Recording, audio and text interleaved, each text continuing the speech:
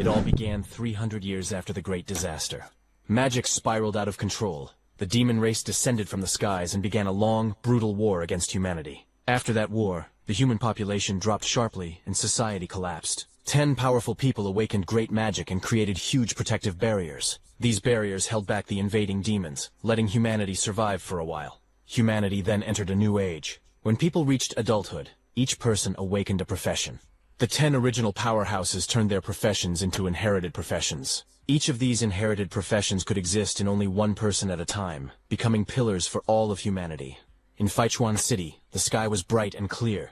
It was the year 335 April 1st on the Cataclysm calendar. The profession awakening ceremony was about to start. A cart stopped in front of tall buildings, and someone called out that they had arrived. A young man named Xiao Feng stepped down from the vehicle and thanked his uncle Jiang.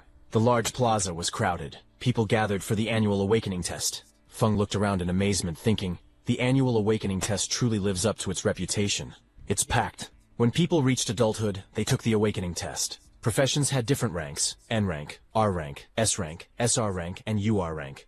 Higher-ranked professions had stronger combat power, and those who awakened rare professions could directly enter elite academies.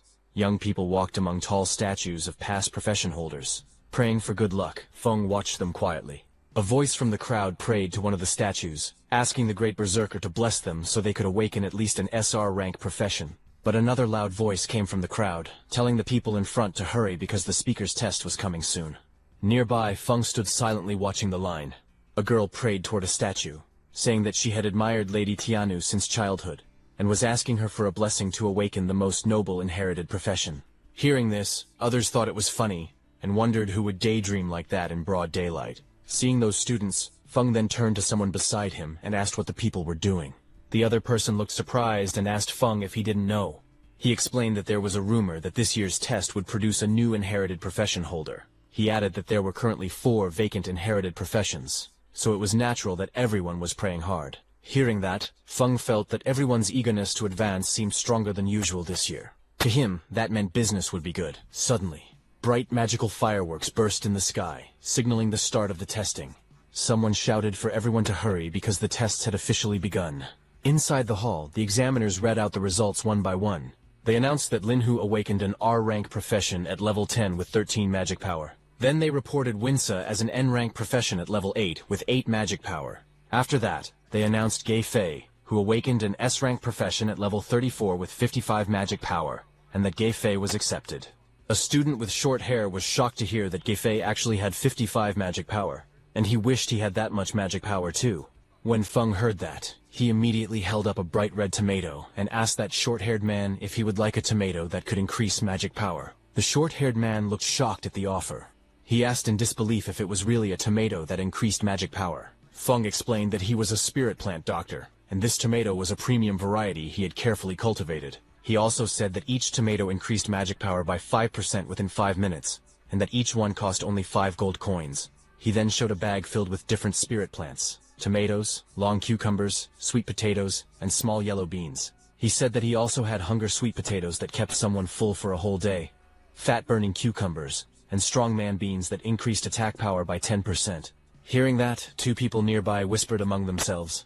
One of them wondered if this was a scam because he had never heard of spirit plants like these. Another person questioned how something could increase magic power and help someone lose weight. The short-haired man holding the tomato told them to just buy one and try it for themselves. He said they could check the buff effect after eating it and complained that he was tired of eating energy bars every day. Feng leaned forward with a confident smile. He announced that it was first come, first served. He said the quantity was limited, and once they were gone, they were gone. Then he added that the first customer could try one for free. Hearing that, the short-haired man stared at the tomato in his hand with a doubtful face. He looked tense and unsure. He then took a bite of the tomato. His face was still hesitant, but he bit into it anyway. Right after eating it, his expression changed completely. He clenched his fists with excitement, as a bright glow of energy appeared behind him. He shouted that his magic power really increased, and that his body felt lighter. A blond young man nearby stared in shock and asked if he was seeing things, because he knew that spirit plant vegetables were developed by the Extraordinary Academy's agricultural department, and he heard they were usually supplied to SR rank professions. Feng told that man that this was a special promotion for the test convention, since everyone here had the potential to become academy students. Hearing that, the blonde man's eyes lit up and he quickly asked Feng to wrap up all of the vegetables for him. Hearing that, a small crowd gathered around to buy those vegetables and grew angry. One person complained loudly, saying he was here first. Another shouted that he wanted 10. Someone else praised the tomatoes, calling them extraordinary produce. Another excited person said that his magic power really did get a boost. Feng watched the scene with a small smile. He thought about his situation. He knew that even though he had only a farmer profession, ever since he maxed his level, all the vegetables and fruits he grew gave beneficial buffs. He admitted to himself that he used some marketing tactics, but the effects of his produce were real. After selling all of his vegetables, Feng sat alone in front of a certain shop. He was packing his bag quietly and was about to leave, but suddenly noticed someone coming toward him. When he looked up, he saw that same blonde man from before approaching. Seeing that blonde man, Feng listed the things he sold. Chestnut pumpkin seeds for 5 gold, flower rhino manure for 7 gold, grape winemaking sugar for 10 gold, and some magic power boosting potions worth 257 gold. After listing everything, he handed over 10 gold to that blonde man and said it was his payment. This blonde man was Feng's friend, who had helped him sell his vegetables by boasting about them as a customer. As the blonde man accepted the coins, Feng complained that he didn't have enough money left to buy premium fertilizer for improving his fields. The blonde man thanked him, calling him Brother Feng. He said the spirit plants were very useful and asked why he didn't grow more. Hearing that, Feng got annoyed and hit the blonde man, asking if he thought growing spirit plants with such effects was easy. Later, the two of them walked together under a clear blue sky. The blonde man said it was a shame because Feng had high talents since childhood, yet he was lonely. But before he could complete his words, Feng interrupted and told him to hurry home, saying Anja was waiting for him. Then Feng walked alone under a bridge, thinking about what that blonde man was saying. Although people called him a genius since childhood, he only awakened an N-rank farmer profession. He recalled that when he went to burn paper offerings for his deceased father, who had been an archdruid, he was scared his father might jump out of the coffin. Thinking positively, he said that maybe this was karmic balance, since he had a herbalist mother and an archdruid father. Yet he became a farmer. But in truth, he was satisfied with his peaceful life. He felt relieved that he did not have to go to the battlefield and die like his father, and that his mother would not have to worry. As he walked forward, he said that even if it was only for his mother's sake, he must take care of their family farm properly. But suddenly a single drop of water fell on his face. He looked up in confusion. He asked himself why it was raining when the sky was clear. But wind suddenly swirled around him and a man came falling toward him from the sky. That man fell toward the street with a terrified face. Feng watched in shock as the man crashed into the ground. He panicked and wondered what was happening. He asked if the wall had broken, or if demons had invaded. But before he could understand anything, that fallen man lying on the ground suddenly woke up. He was surrounded by broken stone pieces. His bag and a lantern lay beside him. The injured man on the ground held a small device tightly. With panic in his eyes, he spoke quickly. The inherited profession holder, necromancer He Xiao, had betrayed them, and was trying to transfer his profession inheritance to the demon race. That injured man thought to himself that he needed to notify someone as soon as possible. But before he could act, a huge dark claw wrapped in purple light appeared above him. The claw's power made the air shake as it moved toward him. The man looked terrified as the purple energy surrounded him. Feng, watching from a distance, was shocked, wondering what was happening. He could not believe that someone could transfer an inherited profession to the demon race. He questioned if that was even possible. Suddenly, a demon-like figure, whose whole body was covered in purple energy, appeared and crushed that injured man. Its dark voice echoed in the purple haze. It called that injured man a fool who saw everything, but instead of running, was rushing to his death. That demon-like figure grabbed his shoulder and thought that if he hadn't been injured by forbidden magic, he would have escaped the city already. Once he transferred his inherited profession to the demon race, he would gain an immortal body. But since he had been delayed for so long, the Academy had probably noticed his actions by now. But suddenly, the demon's eyes narrowed sharply as it sensed something at his side. Feng, while trembling, tried to sneak away from there slowly, because he had stumbled into a murder scene. He thought that since the demon had not noticed him yet, he should quietly slip away. He began tiptoeing backward, trying to leave without making a sound. But before he could, that demon, surrounded by swirling purple energy, extended his hand toward Feng, asking if he had ever said Feng could leave. He grabbed Feng by the collar and lifted him into the air. The demon told Feng that the person who had just died was the famous Dean Yue Ye of the Extraordinary Academy. He said the dean died pitifully and asked if he should use Feng's blood and bones as an offering to honor the dead dean. Feng gritted his teeth as purple energy wrapped around him. He thought that this twisted pervert demon's magic power was terrifying. He could not break free at all. Holding his breath, Feng tried to stay calm. He asked himself if there was anything he could use, anything that could drive the demon away. Suddenly, he noticed a small farming tool floating nearby, glowing with purple light. Feng extended his hand toward it and used his farm tool mastery, max skills derivative skill, farm tool summoning. He reached out and grabbed the summoned tool. As he gripped it tightly, he spoke in a firm tone. He said that making an offering was the kind of thing one should do personally, not rely on someone else to perform. Saying that, he struck the demon's hand with full power, telling the demon that he would descend to the 18th level of hell. Feng's attack injured the demon, who let go of him. The demon looked shocked, saying this was impossible. He could not understand how the kid, who clearly had a simple farmer profession, managed to injure him. As Feng broke free from the demon's hand, he backed away. To fight back, he looked around and saw a fallen tool on the ground near that dead man. He reached forward quickly and grabbed the object, which looked like a lantern-type device glowing with purple light. Feng activated that lantern, and a huge blue beam of energy shot toward the demon. The beam struck the demon with overwhelming force. To defend, the demon gathered purple energy. A dark swirling sphere formed in front of him with many purple tendrils stretching out like roots in the air. The impact caused a massive explosion of purple and blue energy. Dust filled the air. When the smoke began to clear, the demon stood again. His armor was cracked, his expression filled with rage. But before that demon could attack, strange purple spinning shapes appeared in the air above Feng. Purple markings circled around him from every direction. The demon immediately recognized those shapes and, in frustration, said it was the array dancer's marking formation. That demon crouched low as purple energy swirled around him. He glared forward with sharp eyes and said that if he could not escape, he would simply possess Feng's body and leave. Purple energy wrapped around the demon's body as he charged at Feng with full speed, giving Feng no time to even react. Feng let out pained sounds as the demon entered his body. The swirling energy closed around him, pulling him toward the dark figure. Inside Feng's mind, the demon smirked and told Feng that even though he had the lowest profession, his talent was still decent, and he should feel lucky to become his vessel. Hearing that, Feng laughed nervously. Blue energy circles moved around him as he spoke. He said that he had been training since childhood without skipping a single day. So if the demon wanted to take over his body, he would have to work a little harder. But the demon remained confident.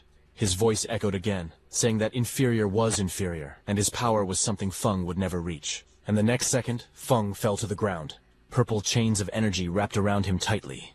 He looked down weakly and said it seemed like luck was not on his side this time. His hand slowly reached out toward a knife lying just within his reach. As his fingers stretched toward it, Feng grabbed it and raised the sharp knife in his hand while dark purple energy surrounded him.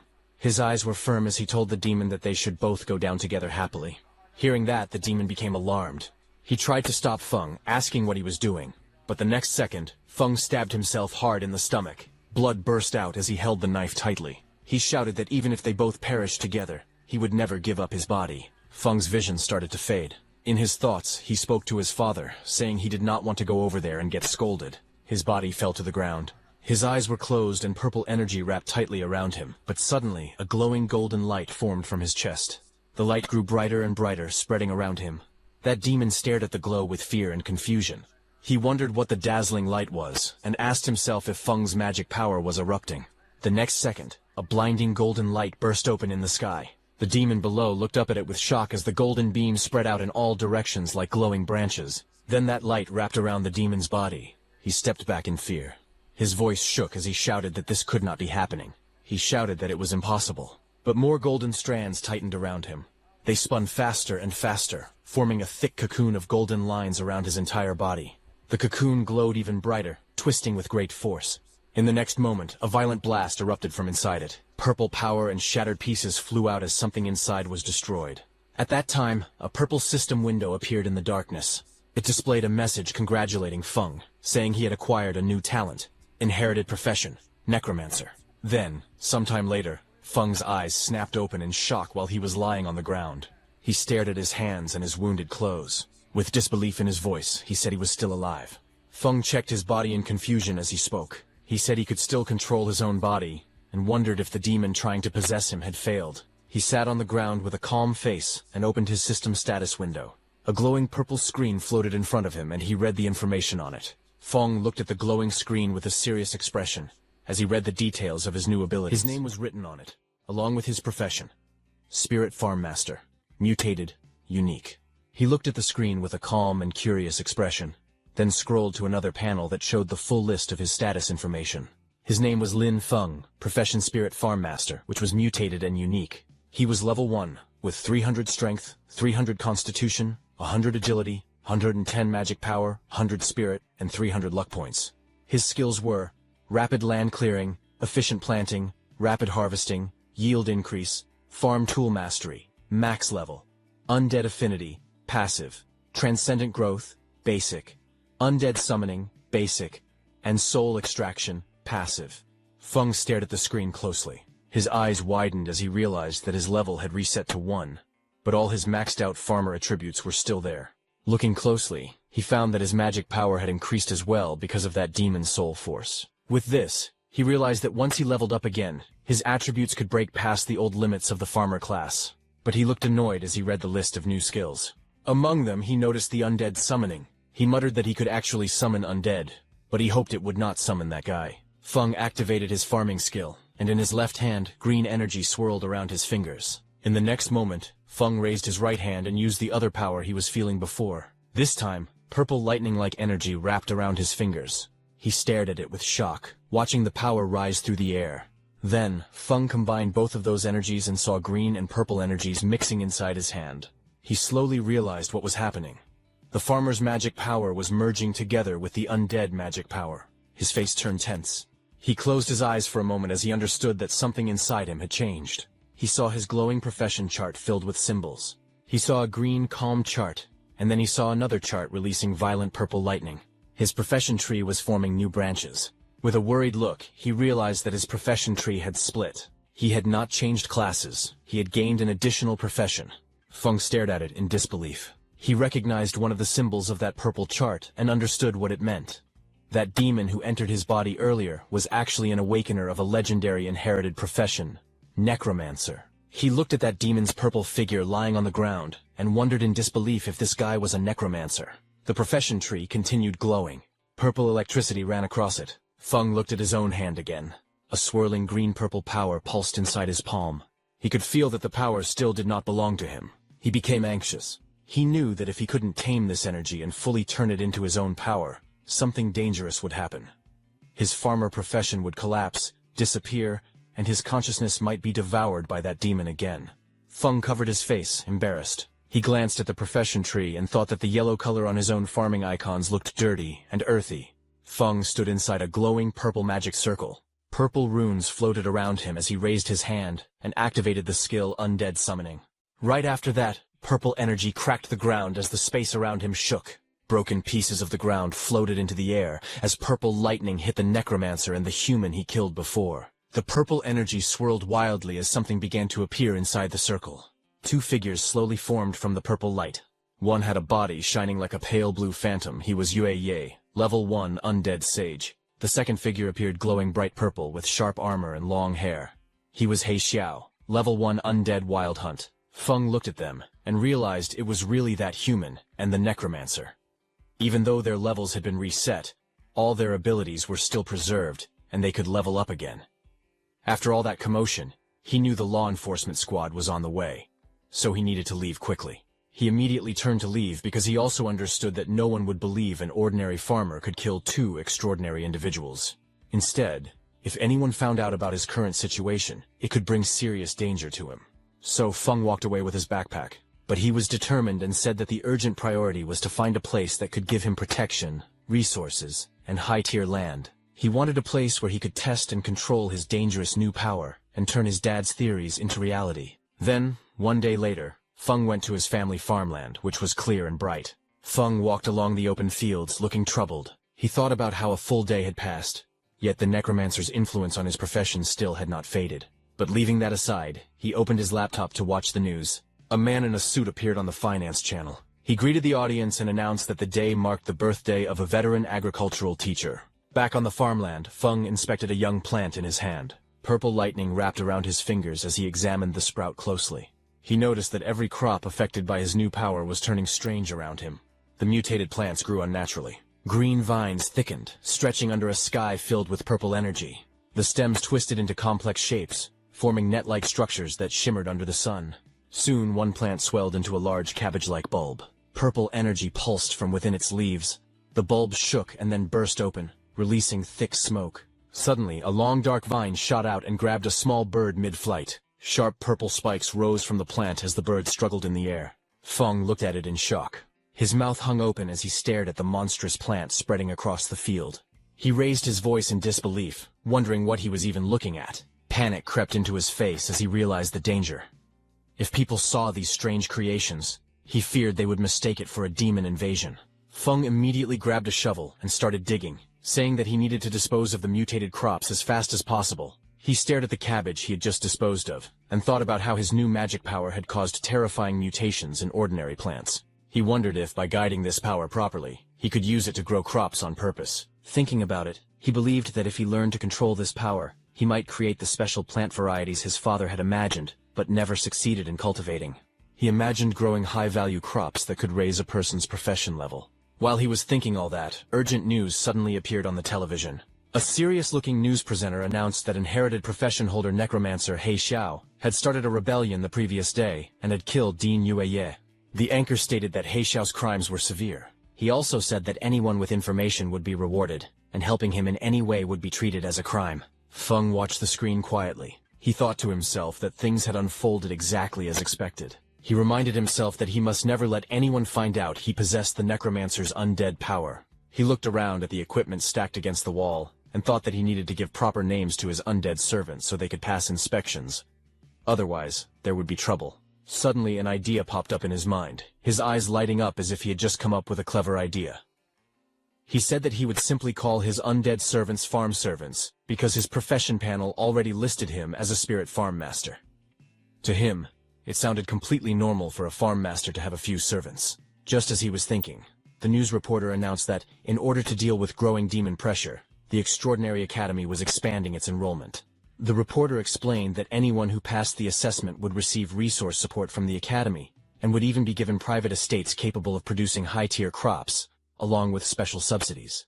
The reporter added that enrolled students would be able to hire farmers to help them grow high-recovery crops. Hearing this, Feng thought that the Academy's land was safe, fertile, and well-supported with resources. He realized that this was exactly what he needed right now. He thought about his own situation. His necromancer identity was a dangerous secret, like a ticking time bomb.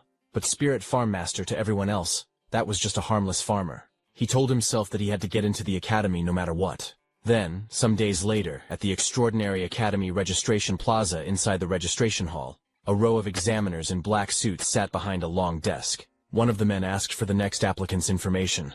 He looked up and said in a flat tone that they needed the applicant's name, age, awakened profession, and level. Feng stepped forward. He carried his backpack and calmly stated that he was 18 years old, and that his profession was Spirit Farm Master, Level 1. Hearing that, one of the examiners repeated the words, Spirit Farm Master, with confusion. He scanned the documents in his hand and frowned. He said he had never heard of that profession, and assumed it was another non-combat job trying to sneak in. He told Feng to release his profession aura. Feng lifted his hand, and a green aura formed around it, swirling like spiritual energy. The examiner stared at it with disdain. He leaned back, unimpressed, and called it the garbage aura of a farmer profession. He waved dismissively and told him not to waste his time, then shouted for the next applicant. Nearby students began laughing loudly. One mocked the name Spirit Farm Master, asking if Feng had made it up himself. Another joked that it was hilarious for a level 1 farmer to even think about applying. They told him to go back to farming. More voices joined in, saying that Instructor Li was right, and that someone like Feng would only drag down the school standards. They said they wouldn't even hire him to work their own fields, but Feng stood facing them without reacting. He looked toward Instructor Li and spoke steadily. He explained that his profession was a mutated profession. He asked the instructor to give him a chance. He added that his fundamentals were solid, and that he would not disappoint. But the instructor grew angry and shouted that solid fundamentals meant nothing for someone who was only level 1. He said a level 1 person couldn't possibly have any real foundation. Then he ordered the security guards to throw Feng out. Hearing that, Feng stepped forward calmly and reminded the instructor of the rules. He said the recruitment notice clearly stated that all professionals were allowed to take the test. He warned the instructor to be careful, saying he might even report him. Feng then held up his phone. With a smug look, he pretended to call the supervision bureau and said there was a teacher refusing to let him take the academy exam. Hearing that, the instructor panicked. He rushed forward and grabbed the phone from Feng's hand, his face twisted in anger as he shouted at Feng. He threatened him, saying that if Feng dared to report him, he would make him regret it. He also said he didn't believe a level 1 farmer could ever pass the exam. Nearby students whispered to each other. Some said that even if Feng was a farmer-type profession, the instructor's attitude was too much. Others said Instructor Li's behavior seemed excessive. One of them mentioned hearing that the instructor failed a promotion exam and could only work at the admissions office. Now, hearing them talking, the instructor shouted loudly at everyone.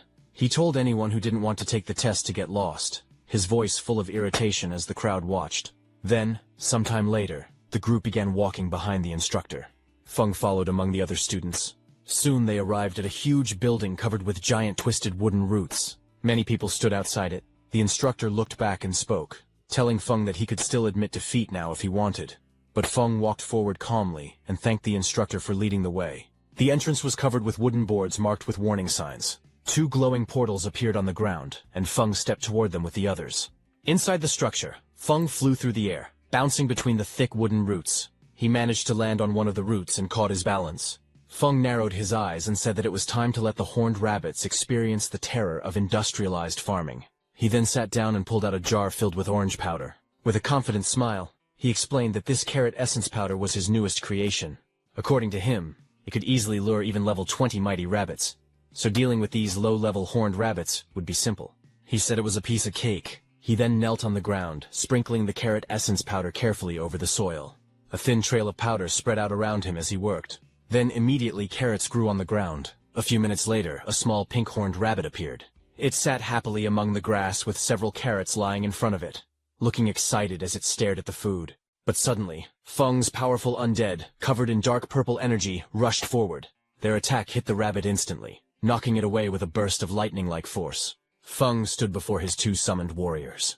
One was dark and sharp with blue and black armor, the other wrapped in glowing purple energy. He told them that waiting for rabbits was too slow and instructed them to listen carefully. He ordered both of them to make sure no one else saw them, and to kill every horned rabbit that had been lured nearby. He looked determined and said they should kill as many as possible. Right after that, the 2 undead warriors burst out with bright blue and purple energy, shooting forward through the giant wooden roots. The purple undead used its massive sword and cut down many horned rabbits in one slice. Meanwhile, many horned rabbits flew into the air, trapped inside glowing blue bubbles. The dark blue armored undead floated among them, controlling the swirling energy around the captured rabbits. And then, with a flick of his finger, he killed all of them. Feng watched them and whispered to himself that the 2 undead following him were still incredibly strong, even though they were only level 1. He felt he had really gotten lucky, but suddenly, a loud bell rang, and a voice announced that time was up. Outside, Examiner Li in a black suit stood before the big tent and ordered all examinees to come out and hand in the rabbit horns they had collected. Students lined up to submit what they gathered. Examiner Li shouted at each person harshly. Someone who brought 2 horns failed. Someone with 3 also failed. Another person with none was told to get as far away as possible. Some students complained that rabbits were usually easy to find, wondering why they were so rare this time. Another student said that getting 4 horns was decent because many people didn't find even 1 and would have to wait for the next recruitment. Then Feng stepped forward. Examiner Li looked at him with annoyance and called him trash, saying he probably didn't have a single horn and should hand over whatever little he had. But instead of answering, Feng raised his hand, and a glowing green magic circle formed around his fingers as he opened his inventory with a confident smile on his face. The next moment, a huge wave of pink-horned rabbits came crashing into the tent like a tidal flood. Dozens upon dozens of fluffy bodies piled up, burying the rude examiner under them until only his arms and legs stuck out. Other students stared in shock as the rabbits kept tumbling forward, filling the entire space. Feng stood calmly in the background, watching the chaos he had created. Examiner Li and the staff member beside him looked at those rabbits in shock. Feng smiled slightly and told them that he had a total of 500 horned rabbit horns. He politely asked if they wanted to count them. The examiner's face twisted in disbelief. He stuttered in panic and accused Feng of cheating. But suddenly, the teaching director appeared. He stepped forward with a stern expression and scolded the examiner, asking how someone his age could still bully a child. The examiner froze and nervously asked why the director was there. The director said that if he hadn't come, all of his pet rabbits would have been wiped out by people with no professional ethics. The director then looked at Feng and told him that he had passed the preliminary test. Hearing that, Feng bowed deeply toward him and thanked him for being fair. But when the director saw Feng's face, he got shocked. He stared closely at Feng and said that Feng gave him a familiar feeling, and asked if Feng knew why. Hearing that, Feng's eyes narrowed slightly. A tiny bead of sweat slid down his cheek. He stayed silent, but his expression showed clear unease. He walked back as his thoughts surfaced. He wondered if he had been exposed. His face hardened with worry as he looked ahead. Unsure of what the director had figured out, the teaching director stood in front of Fang with a calm expression. He looked down at Fang and asked what his relationship was with Professor Lin Xie. Hearing that, Fang's eyes shifted slightly. He sighed, thinking to himself that it seemed the director hadn't discovered his class ability. Fang then relaxed, and calmly said that Lin Xie was his father, and asked if the director knew him. Hearing that, the director's expression softened. He leaned forward with interest and said that Fang was the son of an old friend. Judging from the situation, he assumed Fang was planning to enroll in the school. The director then asked if there were any difficulties, and, as his uncle, offered to pull some strings for him. But before he could continue, a woman with long pink hair stepped forward. She wore glasses and a white dress. She coughed and told the director that everyone was watching. Hearing that, the director turned around and saw a group of students standing behind him, staring and whispering among themselves. The director muttered that he was only expressing his thoughts. He then looked back at Fang and said that he had some business to handle. He promised that once Fang enrolled, he would personally show him around the school. The director walked away, and the next second, his body was surrounded by swirling smoke, and he disappeared. Fang watched him leave, a bead of sweat trailing down his cheek as he wondered why the teaching director gave off such unreliable vibes. Then, that pink-haired teacher stood in front of the gathered students. She raised both arms and announced that the students who passed the prelims should follow her. She then told the ones who didn't pass not to be discouraged, promising that there would be more chances next time. The scene then shifted to a large meeting room inside the Extraordinary Academy Solar Branch. Several people in suits sat around a long table while a man at the front prepared a briefing. A man with long hair stood before a large display board, filled with silhouettes and images. He explained that Dean Yue and He Xiao had gone missing at the same time. He said Dean Yue had likely discovered He Xiao's secret, and had been spotted during the pursuit. He continued, saying the two eventually perished together. But there was still an unknown mastermind who had taken He Xiao's legacy talent.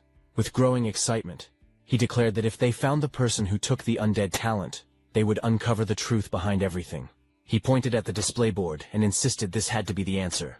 Hearing him, another man grabbed his head in frustration. He told the excited man, named Tuka, that they understood he wanted to earn merit, but asked him to stop making brainless guesses. Hearing him, Tuka slammed the table. His voice shook with anger as he shouted that none of them believed him. He warned them to just wait, because he would definitely find the evidence. Across from him, the two people seated at the table stared back nervously, sweat dropping down their faces. As Tuka left the room in anger, a woman asked her companion if it wasn't bad to let Tuka leave like that since he was connected to the Duke. Hearing that, the man turned to her in surprise. But suddenly, the teaching director stepped forward through swirling white energy. He said it was better that the troublemaker was gone because the Solar Academy existed to train real elites, not to give out empty positions. The director then explained that a mission had been issued from above. Once He Xiao was found, he must be killed on sight. He asked if the two officers understood. The woman hesitated and asked what they should do if He Xiao was already dead. The director looked away and said that maybe He Xiao had changed his appearance. So, anyone who used necromancer skills, he said coldly, would be wiped out completely. Meanwhile, in the mission hall of the Extraordinary Academy, many students gathered under the bright lights. A glowing blue portal floated behind the podium, casting light across the room as students chatted and waited. Then suddenly, that pink-haired teacher came out of the portal and stood at the podium and began announcing the mission. She stated that the re-examination task required all new students to clear a level 5 special dungeon called the Magic Horned Beast Lair, located outside the city. She also announced that the time limit for the mission was only 3 hours. Hearing her, the crowd in front reacted with shock. Some students panicked, saying they were only level 4 or 5, wondering how they could possibly finish such a dungeon in such a short time. One boy asked if anyone could actually do something that difficult. Another said, grinding down the final boss might be possible, but completing everything within 3 hours seemed too hard. The pink-haired instructor smiled calmly. She told them that they were not required to clear it solo. She explained that they were allowed to form parties, but each team could not exceed 5 members. After forming a group, they had to return and register their starting time. Hands immediately shot up throughout the hall. Some shouted that their team of 4 needed one strong frontline warrior. Others called out that they were elemental mages with explosive damage. A girl introduced herself as Zonan Liang and asked if any strong seniors would be willing to carry her. Among the lively crowd, Fang stood off to the side carrying his backpack. He looked down at a glowing system screen in front of him, reading the mission details displayed on it. While Fang was standing quietly, suddenly, a pair of red high-heeled boots stepped toward him. Fang lifted his head slightly, noticing someone approaching. A pink-haired girl with twin buns stood in front of him, smiling warmly. She introduced herself as a level 7 magic class student. She told him she had watched his prelims and saw how he managed to kill so many magic horned rabbits. She said he must be very amazing and politely asked if she could team up with him. Fang listened calmly. In his thoughts, he noted that a level 7 student was definitely strong enough to solo the dungeon. He thought that if he were still just a farmer class, he would happily accept such an invitation. But his necromancer abilities absolutely could not be exposed, so he needed to avoid teaming up. He rubbed the back of his head with a relaxed smile, and told her he preferred acting alone, gently refusing her offer. Hearing that, the girl kept her pleasant expression and wished him a smooth clear. She then turned and walked away in her red heels. Fang also walked off in the opposite direction, ready to face the mission alone. He went to that pink-haired instructor and leaned over the counter. When she heard that he wanted to go alone, she told him that this dungeon's difficulty wasn't low. But Fang said it was fine, and asked her to give him the mission directly. Next, she handed him a scroll. As she did, she guessed that he wanted to solo the dungeon for its special solo reward, the Black Bear Gallbladder. She explained that the reward was a huge boost for low-level students like him, but warned that he still needed to understand his limits. Fang accepted the scroll with a small smile and thanked her for the reminder. The scene then shifted outside the magic horned beast lair dungeon. A massive portal shaped with jagged bone-like structures swirled with bright blue energy. Several academy staff members stood guard in front of it. Fang walked toward them. One staff member stepped forward and asked where his teammates were, but Fang replied that it was just him. Hearing that, both staff members looked at him with concern. One of them told him that a level 5 dungeon was too dangerous for a single person, and advised him to find teammates before entering. But Fang held the rolled mission scroll in his hand and looked straight ahead. He calmly told the examiners that the rules allowed a solo entry. The two staff members standing near the dungeon gate whispered to each other. One of them guessed that Fang probably wanted the solo reward, the Black Bear Gallbladder. The other said that Fang had guts, but he should first think about whether he had the strength for it. Left with no choice, they let him go. As the glowing entrance activated, one examiner looked at him again and softly wished him good luck. Inside the dungeon, there was a huge cavern filled with countless round eggs of different colors, scattered across the rocky ground and piled between jagged walls. A path led deeper into the lair. Fang walked forward as the blue energy light of the dungeon entrance disappeared behind him. He stepped inside with a calm expression. Immediately, two lizard-like monsters with long tongues crawled toward him from the front. He looked at them quietly, and thought to himself that level 3 and level 4 monsters were no threat to him now that he was level 6. Fang summoned his undead, who immediately rushed with flashes of blue and purple energy and killed those two lizard monsters. But suddenly more monsters rushed toward him. He looked around at their growing numbers internally. The manual had warned that the dungeon contained many monsters, but seeing this amount in front of him felt like far too many. Fang stared at a massive cave filled with countless glowing red eyes peeking through the darkness. Lizard monster eggs covered the floor and walls around him. He looked at the sight calmly and said that this was a perfect time to try the new summoning method. A bright surge of purple lightning burst around him as he raised his hand and activated his skill, Undead Summoning. The lightning twisted through the air as monstrous shapes began forming. Moments later, those two lizards who were killed by Fang's undead before turned into lizard undead and appeared before him. Their bodies glowed with blue flames, their forms flickering like shadows as they waited for orders. Standing confidently, Fang pointed forward and commanded them to charge. From afar, the undead rushed out like a storm. Blue and purple energy streaks filled the entire passage, shaking the surroundings. Behind Fang, his two humanoid undead stood on the rocks, watching the advance. Watching those lizard undead, Fang realized that beast-type undead kept some traits from when they were alive. They were aggressive but had low intelligence and could only follow simple commands. Fang observed them quietly. He noted that they consumed less magic power than others, but he wondered if they could do small chores like carrying water as well as fighting. Fang then sent his humanoid undead too. Those humanoid undead rushed forward, leaving trails of blue and purple light behind them. Both moved with sharp, deadly energy. The purple undead took out his long swords and struck first, swinging his long sword through the air. Powerful purple lightning wrapped around him as he slashed at the flying creatures in front of him. His attack scattered feathers and light everywhere. The blue humanoid undead formed hand signs and cast a spell. Blue energy gathered around him as countless glowing projectiles shot forward like energy balls, trapping those flying bird-like monsters. Watching those humanoid undead, Fang realized that they had higher wisdom.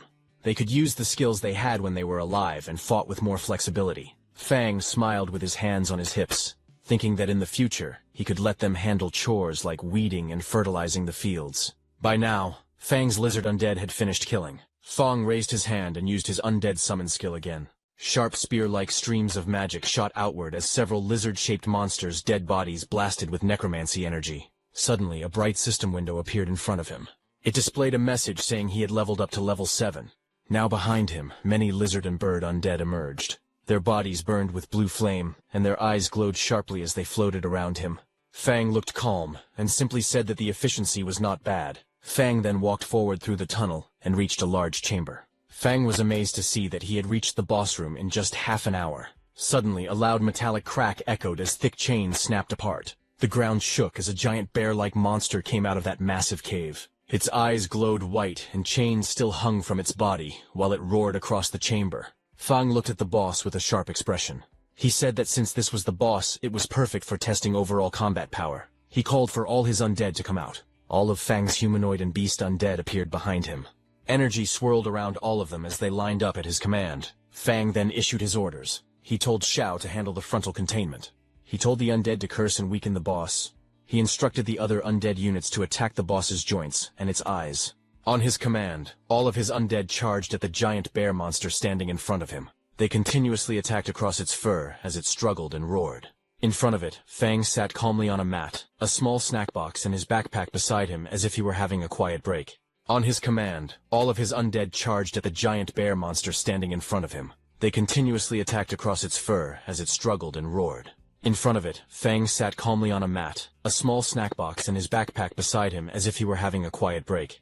While the battle raged, he watched the ongoing fight and noted that the coordination of his undead was getting smoother. He was eating grapes, and system notification points popped up saying his magic power had recovered by 666 points, and it kept increasing as he ate more and more grapes. Then Fang's purple undead lunged at the chained boss. The boss monster swung its claws, but it did no damage to the purple undead, and it got closer to the boss. The purple undead collected huge amounts of lightning energy in his hand and punched the boss monster. His punch was so powerful that the whole ground exploded with a huge explosion. It was a massive burst of energy that swallowed the monster in blinding light. Immediately, a system notification appeared in front of Fang, showing that he had leveled up again and became level 8. Just as the bear monster died, a pile of glowing reward pouches appeared on the ground, shining with warm golden light. Fang immediately crouched down and examined one of the rewards in his hand. It was a strange red organ floating above his palm. Looking at it, he frowned in disappointment. He commented that the reward only increased his constitution by 10 points. To him, that was useless, nowhere near the improvement he could get from the supercrops he grew himself. But suddenly, another system notification popped in front of him. It stated that the system was calculating the dungeon rewards. It confirmed his current classes, Farmer and Necromancer, and would distribute rewards for both. Immediately, 2 golden chests emerged before him, glowing with brilliant light. Fang was shocked to see them, and realized that the dungeon settlement had actually given him 2 sets of rewards. He wondered if it was because he had dual classes. Then a sudden idea flashed through his mind, and a confident smile formed on his face. He said that if dungeon settlements could give double rewards, then there might also be a way to manipulate the crops he planted to receive even more benefits. Then, after clearing the dungeon, Fang left. As he walked out, everyone there, all the hunters, were shocked to see him. One of them muttered in shock, asking if he had really finished the dungeon alone. 2 of the hunters whispered among themselves, their voices filled with doubt. One shouted that it was impossible. Everyone knew how dangerous the inside of that cave was. There was no way he had cleared it alone. He claimed that Fang must have hidden inside just to save face and never gone deeper. Another hunter added that it didn't make sense. His clothes were spotless. There was no way someone that clean had fought through a swarm of magic beasts. But Fang didn't care what they said.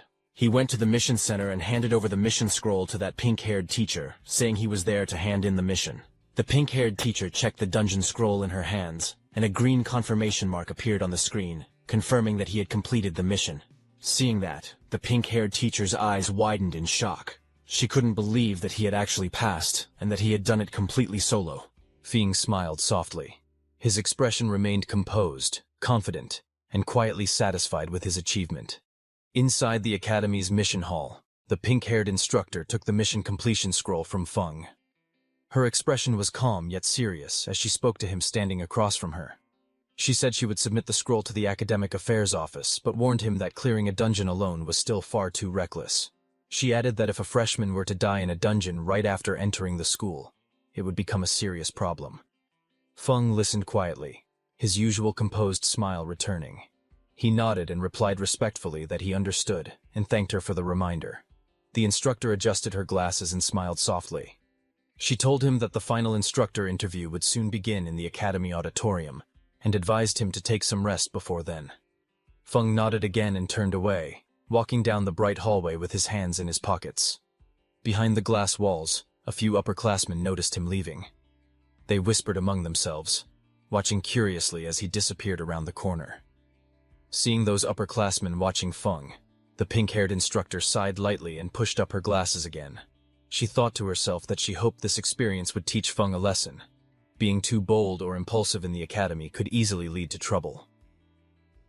Outside, Feng walked through the academy's forest path. Sunlight streamed through the tall trees as a faint light barrier shimmered between the woods. Feng walked quietly along the path when he suddenly sensed something behind him.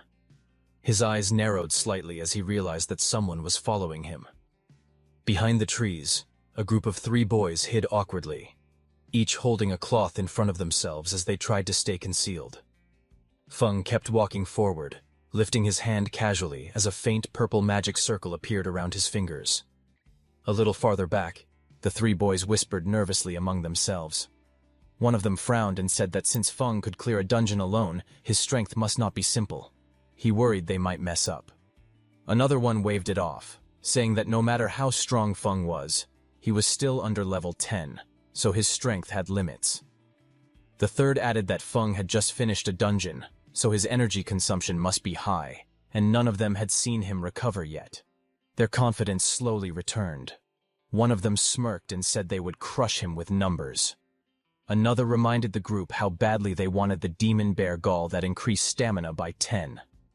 When they saw Feng walking away, one of them urged the others to hurry and catch him. They shouted at him from behind, calling out, "Hey, you farmer, stand still!" Feng stopped and turned his head slightly. With a calm expression, he asked if they were shouting at him. The group stepped forward with aggressive confidence, surrounding him. One of them mocked him, asking if he wasn't afraid of bursting from taking so many rewards by himself. Another insisted he must have gotten lucky inside the dungeon and found something valuable by accident. He demanded that Feng hand over the demon bear gall and the skill scroll. All of them flared their combat energy, their bodies glowing with blue light. One boy pointed at him and warned that if he didn't act sensibly, they would show him the true power of a combat class. Meanwhile, Feng stood still, facing them quietly. He looked at the group surrounding him and asked calmly why, out of so many examinees, they had chosen him. One of the boys stepped forward, pointing at him with an exaggerated expression. He asked if Feng really didn't know the reason or if he was pretending. Another student explained that the exclusive reward for a solo dungeon clear, the demon bear gall, was a valuable item that added 10 stamina. He said that something so good was not something a farmer like him should be holding. Hearing that, Feng did a comparison in his mind of the demon bear gall, which increases stamina by 10, with his stamina watermelon, which also increases stamina by 10. Feng squinted slightly and wondered if something that added 10 stamina was really that amazing. He thought about the watermelons he grew every summer, which also added plus 10 stamina without needing to fight through a dungeon. Then he lifted his hand and took out the demon bear gall from his inventory. Red energy curled around his fingers as he showed the item in his palm. He asked if the thing they were talking about was this. Seeing that, the man with the short hair immediately lunged forward with an angry expression.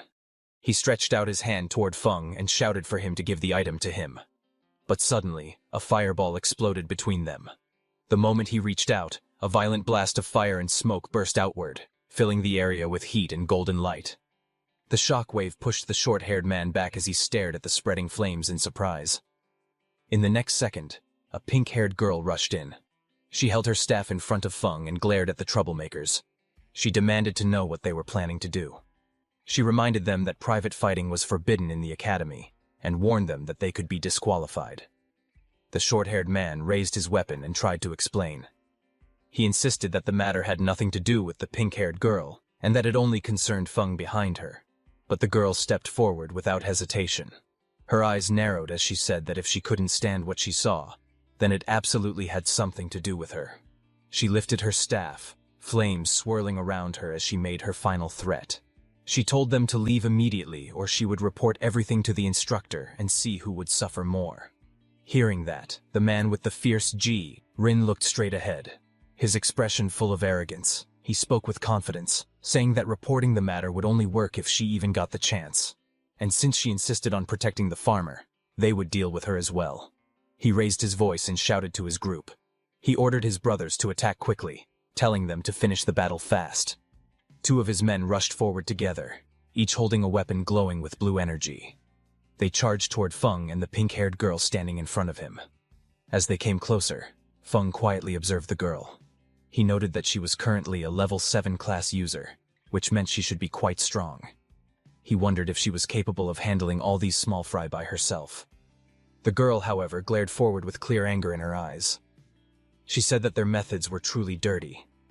Then she turned slightly and asked Feng beside her if he would like to join forces. But before she finished speaking, she spun around in surprise. Feng was already running away at full speed through the forest, leaving her behind without hesitation. As she watched him escape, Feng threw something toward her. It was the red glowing demon bear gall. She reacted instantly and caught the demon bear gall smoothly with one hand. Her eyes widened slightly as she stared at the item she now held, the red energy curling around her fingers. Feng raised his hand with a bright smile on his face. He thanked the pink-haired girl politely and said that the thing he gave her now belonged to her. Before the pink-haired girl could even react to what had just happened, those 3 men rushed toward her with furious expressions. Their bodies glowed with blue energy as they leapt forward. Seeing that, the pink-haired girl shouted loudly, wondering why everything had suddenly turned into her being robbed when she had just come to help Feng. The scene then shifted to a quiet room. It was a temporary independent restroom. Inside, Feng sat on a sofa with a towel around his neck. He took several scrolls out of his backpack and wondered why the skill scroll he got from the dungeon was useless to him. He paused for a moment, his eyes narrowed as an idea struck him, and he wondered if it could be like that. Feng then held the scroll between both hands. Green and purple mana surrounded it as he injected his energy into the scroll. That energy swirled around it like flames, and in the next second, a system window suddenly appeared, stating that he had realized a new skill called Special Cultivation. Another window explained the skill. It was a beginner-level special cultivation skill that allowed him to use mana and certain materials to strengthen undead summons. It said there was a chance to increase their level, their quality, or give them new skills. Seeing the system notification, Feng jumped in happiness, saying it really worked. He explained that the scroll required mana from both of his classes at the same time in order to activate. Feng then summoned all his undead. The tall, shadowy figure of the largest summon stood in front of Feng, its body wrapped in purple and blue lightning. Feng stood shirtless in front of them. He lifted his hand with confidence and told them that it was time to test the new skill. Green energy flickered around Feng's fingers as he focused. His expression stayed calm, as if he already knew the result. The tallest summon, He Xiao, was the first to react. Purple flames burst from its body as its power rose sharply, and a glowing message appeared beside it, showing that it had advanced from level 6 to level 8. Next, the summon with the icy armor, Din Yue Ye, was covered in swirling blue energy. Its strength climbed rapidly, and it rose from level 6 to level 8 as well. The demon-horned bear followed soon after. Blue light wrapped around its heavy frame, and its level jumped from 7 to 9. 2 smaller summons, the horned lizard and the horned eagle, glowed together in bright blue light. Their combined levels increased, rising from level 5 and 6 to level 7. Watching all of this, Feng tilted his head slightly. A small smile appeared on his face as he nodded in satisfaction. He said softly that it was not bad at all. He stood facing his newly empowered summons. Purple and blue energy stormed around their bodies. The huge figures of He Xiao and Yue Ye towered in front of him, both stronger than before as they waited for his next command. Watching them, Feng lowered his eyes, and a quiet thought formed in his mind. He said that the only bad thing was wondering when he would be able to obtain new fields, because he couldn't bring himself to ruin the fields at home just to experiment on new crops. Then, sometime later, he walked out of his room wearing casual clothes and a backpack. He stepped through the doorway with his hands in his pockets. But as he was closing the door, suddenly that pink-haired girl appeared and called out to him. She brought up the demon bear gall. Feng turned slightly and, lightly smiling, told her that the demon bear gall was hers. Hearing that, The pink-haired girl's eyes widened. She held a small package tightly against her chest and shouted that the item was very valuable. Hearing that, Feng stared at her with a tired expression, his eyes half open. He muttered that there was no need to treat such rotten material like a treasure, and after saying that, he left from there. The girl froze. She repeated his words in disbelief and asked if she had heard correctly. Rotten. Feng left the resting area and walked deeper into the forest where tall trees covered the area. He was very deep in the woods. He looked left and right and thought that there shouldn't be anyone around. After confirming that no one was around, Feng activated his skill, and purple energy gathered around his hands. He wondered what effect the new skill had on crops. The purple energy spread toward 2 nearby plants, wrapping around them. The plants reacted as the power hit them, growing in some strange way. Feng looked at the plants with a confused face, and commented that they looked no different from before when he used his skill on his farm. But suddenly, his eyes widened as he realized something was different. In the next instant, the plants exploded into a huge transformation. A monstrous flower burst upward with sharp teeth and vines, rising high above him as purple energy shot around the forest. Feng's expression was filled with surprise as he looked at the plants in front of him, asking if these 2 crops could actually move. His eyes were wide, and he seemed unable to believe that the crops could really move on their own. Elsewhere in the forest, another figure sprinted across the treetops with great speed. The spirit energy detector in his hand glowed, and he shouted that the energy reading was getting closer. That man was Tuka, who landed on another high branch. He checked the readings again and said that his guess was right. There was the aura of a necromancer somewhere in the area. A moment later, Tuka reached the forest path. Just as he walked forward, he noticed Feng with a backpack passing by. Tuka suddenly stopped and turned around quickly, staring at Feng. Then he reached out and grabbed Feng by the shoulder, stopping him. With a suspicious look, he asked if Feng was a farmer because he looked like one judging by his clothes. Feng leaned closer and asked Tuka if a farmer had provoked him. Tuka's face then shifted into a look of mild disgust, his eyebrow rose tightening as he examined Feng in silence. Then Tuka raised his voice, calling Feng farmer, and demanded to know if he had seen a strange person appear nearby. Hearing that, Feng lightly touched his chin and answered that he actually had. Hearing this, Tuka leaned forward in excitement and urgently asked where the person was. Feng lifted his hand and pointed directly at Tuka standing in front, saying, "The strange person was right there." Hearing that, Tuka froze for a moment. Then his expression turned red with anger. Flames rose behind him as he shouted, asking, "How dare Feng humiliate him?" He angrily declared his status: an elite of Sunwheel Academy and the nephew of the Iron Lion Duke. His rage only grew stronger. He yelled that a lowly farmer dared to be rude to the nephew of a duke. Fire wrapped around his arm as he swung his fist forward, shouting that he would kill Feng. Tuka transformed into a wolfman, his body surrounded by violent green energy. He shouted that the lowly farmer would pay for his stupid words and actions. The green aura surged wildly around him as rocks and debris were thrown into the air. Feng was pushed back by the impact. He crossed his arms in front of his chest and planted his feet firmly on the ground. Stones shattered and dust burst upward around him, but he remained standing. His expression was calm and his eyes were cold. He stated that the farmer Tuka looked down on could defeat him with one hand. Tuka laughed and lunged forward, glowing green energy swirling wildly around his body. His claws were raised as he charged straight toward Feng. He shouted for him to taste his attack. However, Feng's expression remained calm. As he noticed something strange, he thought that although he didn't know why the aconite from his field had changed after being corroded by undead magic, it had gained a paralytic effect.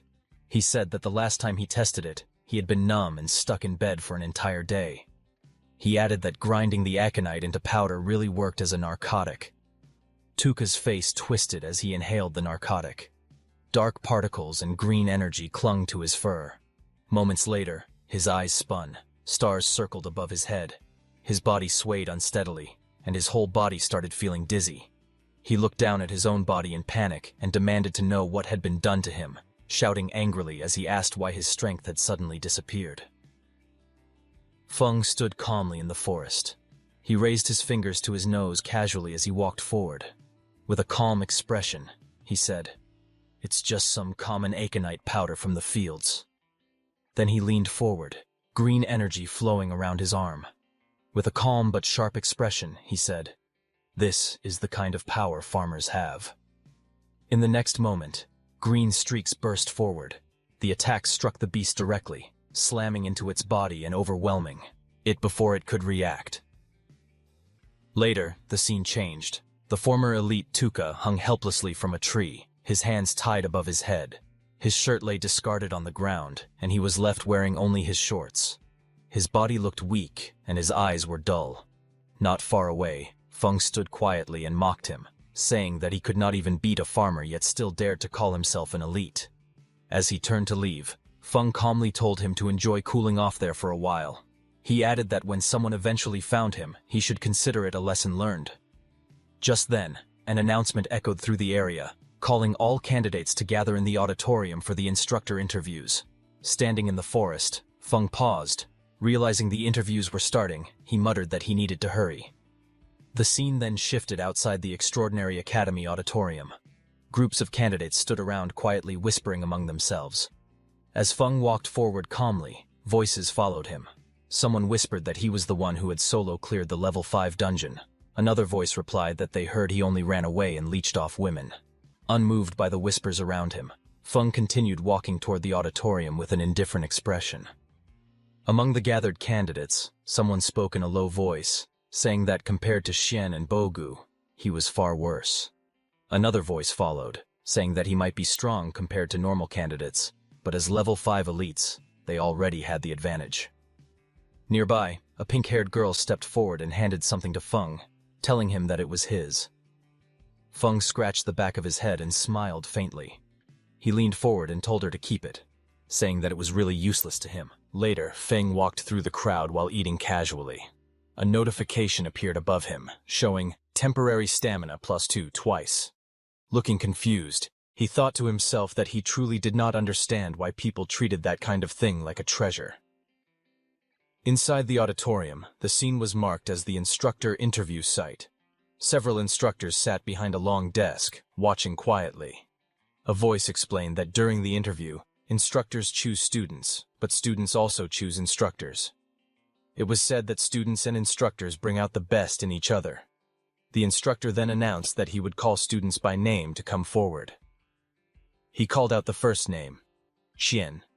Xian stood up among the seats and introduced himself. He said, "My name is Xian, and I am a level 6 Earth-type warrior. This is my current ability." As he finished speaking, a large battle armor appeared, surrounded by glowing energy. One of the instructors leaned forward and spoke. He said, "Not bad," and introduced himself as a level 44 Earth-type berserker. He then asked Xian, "How about becoming my instructor?" Xian reacted immediately and said he would be honored.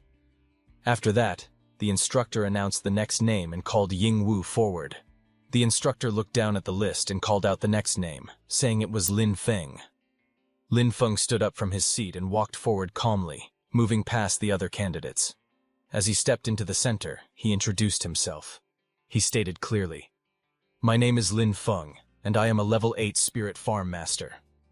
As he spoke, green energy rose around his body, surrounding him as he stood there in silence.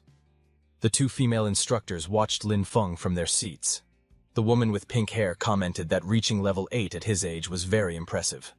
The woman beside her leaned closer and reminded her to look carefully, saying he was still just a farmer. Across the table, another instructor leaned against his colleague and spoke casually. He said that their extraordinary academy trained talent for the front lines, not ordinary people meant to be cannon fodder. But he also admitted that Lin Feng had performed very well in both the preliminary and second tests. The main examiner adjusted his monocle and looked at the others. He cleared his throat and suggested that since everyone had different opinions, they should run a combat ability assessment for Lin Feng. After hearing this, the instructors began giving their responses one by one. The man with long dark hair crossed his arms and said he agreed. The woman with pink hair smiled and said it worked for her. Another instructor leaned back casually and said he didn't mind at all. Lin Feng stepped forward as the examiner called out to him. Green energy swirled around his feet while the examiner asked if he was willing to take the combat test. The examiner added that their goal was to train people who could fight demons on the front lines, and without combat ability. things would be difficult. Lin Feng lowered his head slightly, thinking to himself. He said that his current combat strength wasn't very high, and he wanted to fight without exposing his necromancer abilities. Lin Feng lifted his head with a small smile and agreed. The scene then shifted to a large open space that had been temporarily marked inside the auditorium. Students and instructors stood around the edges, watching as Lin Feng walked to one side of the marked area. On the opposite side, a tall man waited for him. The instructor explained the rules with a wide grin. He said that the evaluation was simple. Lin Feng only needed to last 5 minutes under his attacks. If he managed that, it would prove he had talent for combat. As the match began, bright golden energy burst out from the instructor's body. The force spread across the arena, shaking the air as powerful waves of pressure shot in every direction. Students nearby bent down under the weight of it. Some trembled as they struggled to stay balanced. One of them gasped, saying that this was the pressure of someone above level 40. Another said he could barely breathe. But when they looked toward Lin Feng, they saw him crouched lightly on the ground. His posture was steady, and his expression stayed calm. Someone watching said in surprise that Lin Feng looked completely fine. The instructor smiled proudly as he looked at Lin Feng. He told him that just for enduring the pressure, he had earned his respect. Then he opened his stance and said that Lin Feng should use all his power and attack with everything he had. Lin Feng lowered his body, steadying himself against the golden pressure. He thought to himself that the pressure from a level 44 fighter was intense, but he could still endure it for now. A glowing green orb formed in Lin Feng's hand as vines of nature energy swirled around him.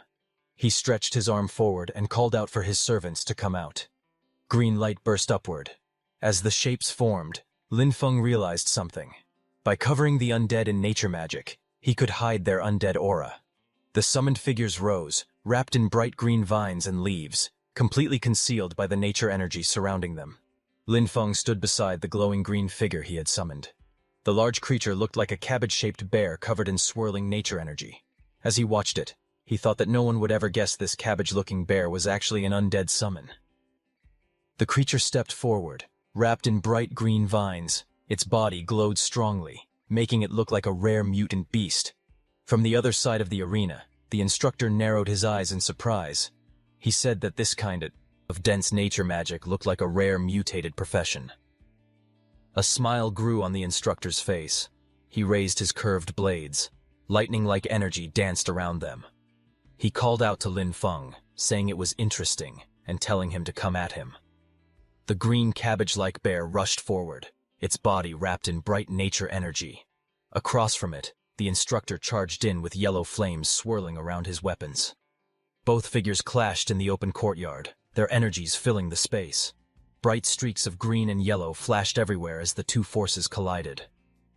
The instructor swung his blades with great force, while the glowing creature pushed back with its nature power. In the next moment, the instructor went flying upward. His face twisted as he let out a loud scream and charged straight at the cabbage-like bear. Bright yellow sparks burst around the green creature as the instructor's attack struck it again and again. Even while taking heavy blows, the glowing cabbage-like bear stayed standing, its body shaking from the impact. One of the instructors watching from a distance looked surprised. He said that any normal summon would have disappeared by now, but this one was still holding on. The green creature then roared and rushed forward, pushing through the attacks. Yellow and green energy clashed wildly as it charged straight at the instructor, refusing to fall no matter how badly it was hit. One of the instructors looked at the battlefield with sweat running down his face. He asked calmly if old Guy was starting to get tired. Lin Feng stood nearby with a relaxed expression. He thought that his summons were undead, so they didn't feel pain or complain. He said that small injuries could be healed easily with a bit of magic. Old Guy watched Lin Feng and wiped away sweat. He admitted to himself that he originally wanted to show off in front of the students, but now he realized Lin Feng had real talent. He thought that he would need to get serious. Old Guy then looked directly at Lin Feng. He told him that he would compensate him for the destroyed summon, and asked him to watch closely. The instructor explained that normal summoner professions had to pay a price to make a contract with their summons. If the summon was destroyed, it disappeared and the contract ended. The instructor activated a powerful skill. Golden energy exploded around him as the words "Berserk Skill, Bloodthirst" appeared. He rushed forward with overwhelming force and struck Lin Feng's green summon. The impact shattered the creature's body. Pieces of green energy scattered everywhere. The instructor stood in the center of the blast, holding his curved weapon. After the attack finished, the instructor stood proudly with his arms crossed. Golden flames wrapped around his entire body. He looked completely confident, satisfied with the result of his strike. The instructor looked at Lin Feng and spoke with a mocking smile. He said that losing a summon must hurt and told Lin Feng to go ahead and cry. He added that he liked straightforward emotional students the most. Lin Feng stood behind him with one hand near his eye, pretending to wipe away a tear. But in the next moment, green energy slowly rose around him. His face turned calm and blank, showing no sadness at all. The instructor stared at Lin Feng in confusion. He wondered why the boy didn't look upset at all. He questioned if Lin Feng was so overwhelmed that he had gone past the point of showing emotion. Just then, green energy suddenly spread out from Lin Feng's body, stretching across the ground like long twisting shadows. The green energy then rose sharply, wrapping around the instructor. The vines and shapes tightened around him, lifting him slightly as he shouted in surprise. He complained loudly, asking how many summons Lin Feng actually had, and accusing him of playing dirty. The atmosphere turned tense. A burst of golden energy exploded around the instructor. He destroyed the green E. Energy wrapped around him, and the force pushed him backward. He shouted in panic as the green power twisted violently through the air. A moment later, the examiner stepped forward and raised his hand. He calmly told them to stop. The instructor relaxed, and Lin Feng stood off to the side, his ghostly blue summon fading beside him. The examiner then faced Lin Feng with a composed expression. He said that Lin Feng had proven himself and was now qualified to become a student of Extraordinary Academy. He continued speaking, explaining that all nature-type instructors were currently on rotation at the front lines, so for now, there was no teacher available to guide him yet. Lin Feng looked calmly at the examiner, a faint glow of green energy still drifting around him. He asked what would happen to his cultivation resources. The examiner faced him and answered without hesitation. He said the academy would never shortchange any student's cultivation resources, and that Lin Feng would receive everything according to the standard. The man then adjusted his monocle and continued speaking. He explained that because Lin Feng was an outstanding student in this exam, he was allowed to make one request to the academy. Feng's expression shifted as he listened. A faint light flashed in his eyes, and he murmured that freedom and cultivation resources together were basically heaven. In the next moment, his tone became cheerful. He stood before the examiner with a bright, almost childlike smile and said, "I want a plot of land." The examiner froze. He stared at Feng with a confused expression. With disbelief on his face, he asked if Feng really didn't want rare resources, high-grade gear, or top-tier items, and only wanted land. Feng scratched the back of his head with a bright, carefree smile. He explained that his profession was Spirit Farm Master and said, "I can't be a master without land." With a cheerful expression, he asked the director if he agreed. The director sighed in defeat. He stood with his hands in his pockets and said there was a training wasteland on the west side of the city that had been unused for a long time. He told Feng he could do whatever he wanted with it. He also added that if Feng had other requests in the future, he could come find him. Feng stood opposite him with his backpack, bowing slightly as he thanked the director. The director told Feng to go rest in the back and called for the next student. The scene shifted to a view of the school courtyard where groups of students were gathered below the tall buildings. Images of the sky flashed by, and then the view moved to a wooden door with a sign that read, "Principal's Office." Inside, a file was open showing Feng's photo and his information.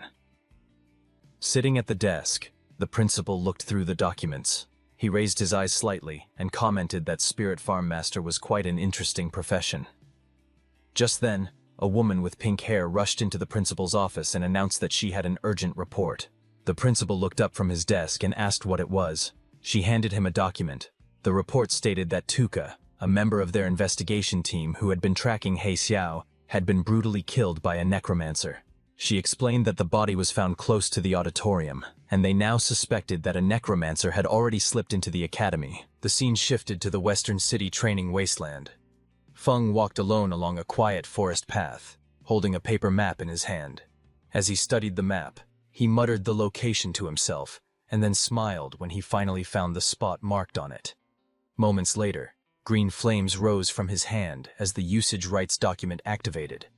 A glowing message appeared, stating that he now had permission to use 100 moosh of training land in the west of Faiquan City, granted by the Extraordinary Academy. Another message followed, explaining that a temporary lease agreement had been activated. The duration was 1 year, and a repulsion barrier had been opened, allowing only the student, Feng, to enter the area. Feng touched his ear with a blank expression and complained that 1 year was really stingy. Then he added that most students would be heading to the front lines after a year anyway, so the limit made sense. Feng raised his arms toward the sky with excitement. Purple energy swirled around him as he shouted that a full 100 moosh of land was his, for at least a year. With joy on his face, he said that this finally felt worthy of the title Spirit Farm Master. A burst of purple light erupted around him. Feng stood at the center of the glowing formation, pointing upward as the energy expanded across the wasteland. One by one, powerful spirit creatures appeared within the purple mist, towering shadow figures, glowing armored beings, and various small floating sprites.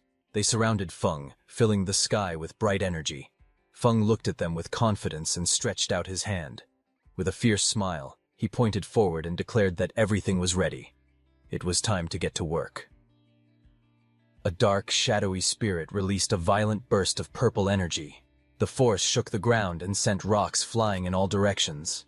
As the creature landed with immense power, not far away, another summoned spirit, one made entirely of blue water, rose into the air. But waves erupted around it as it flew forward, controlling the water beneath it. On the field, a large, fluffy beast with a horn rushed across the soil. Its body glowed with bright energy as it dashed ahead, followed by several small floating spirits carrying tools. The scene then shifted to Feng relaxing under the sun. He lounged on a chair with sunglasses on, eating a slice of watermelon. With a satisfied smile, he commented that magic really did change life, and said the ancients hadn't lied. Feng rested in the shade, calmly drinking from a straw. A small blue spirit tapped his shoulder to get his attention. Without changing his relaxed expression, he spoke softly, and said that the land had been reclaimed. Hearing this, Feng looked surprised. He turned around while holding a slice of watermelon and stared at his summons behind him. He said they were far more proactive than he expected. One of the undead let out a strange laugh, its glowing mouth curling in an eerie smile. Feng looked at the ice-armored undead standing beside him. With a helpless sigh, he said that expecting undead to have their own consciousness might have been asking too much. Feng finished eating and walked toward the doorway. Meanwhile, the ice-armored undead watched him leave. Its glowing eyes followed him quietly, its expression calm and unreadable. A faint smile slowly formed on its face, the cold blue light around its body flickering softly. Feng walked along the narrow path beside the long row of greenhouses. A faint glow surrounded him as he placed his hand on the glass, checking on the crops inside. From above, the greenhouse roof revealed rows of planted soil beds.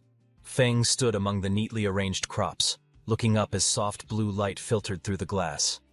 Different plants filled the space, some shaped like budding yellow lotuses, others like purple cabbages. Lines of text floated above them, showing their effects. Permanent stamina +1, temporary speed +1, permanent attack +1. All were labeled, not yet mature. Feng looked at them with satisfaction. He said that other people had to gain strength through bitter and exhausting training, while he improved himself through crops, balanced nutrition, and a solid foundation. Feng stood inside the greenhouse, turning his head to look at the glowing crops behind him. He said it was a shame that only his crops could produce these effects. He added that if his yield were larger and everyone could improve through these plants, then the demons would become nothing more than weak chickens. Feng walked through the narrow glass corridor holding a shovel. Sunlight filtered through the greenhouse walls. As he stopped and thought about his situation, he said he couldn't plant only special crops. He needed enough normal crops outside to hide them. Otherwise, the strange plants inside the greenhouse would be discovered too easily. He tightened his grip on the shovel and said it was time to get back to work. One day later, the scene returned to the greenhouse under a bright blue sky. Inside the soil, a cluster of round potatoes sat packed together as Feng used his tool to dig them up. Feng stood beside the field with a shovel in hand. He faced the shadowy summoned figures beside him and demonstrated the motion, telling them to dig like this and instructing them to watch carefully. The shadowy helpers immediately followed his example, shovels in hand, digging quickly in a neat line. Seeing their work, Feng smiled. He said that ever since he got these helpers, the speed of planting vegetables had increased dramatically. But suddenly, Feng shouted in surprise, asking what his helper was doing. One of the shadowy undead creatures held a potato in its hands, taking a bite out of it. Feng leaned forward with a confused expression. The undead creature froze, startled as it looked up at him, still holding the half-eaten potato. A glowing system window then appeared beside it, showing its status. Undead lizard, level 6, temporary. Bone density temporarily increasing. Defense temporarily increasing. Feng stared silently at the notification, looking down in thought. He realized that all of his undead lizards came from the dungeon, and the only difference was that this particular one had eaten a potato. Feng then raised his hand to his chin, thinking seriously.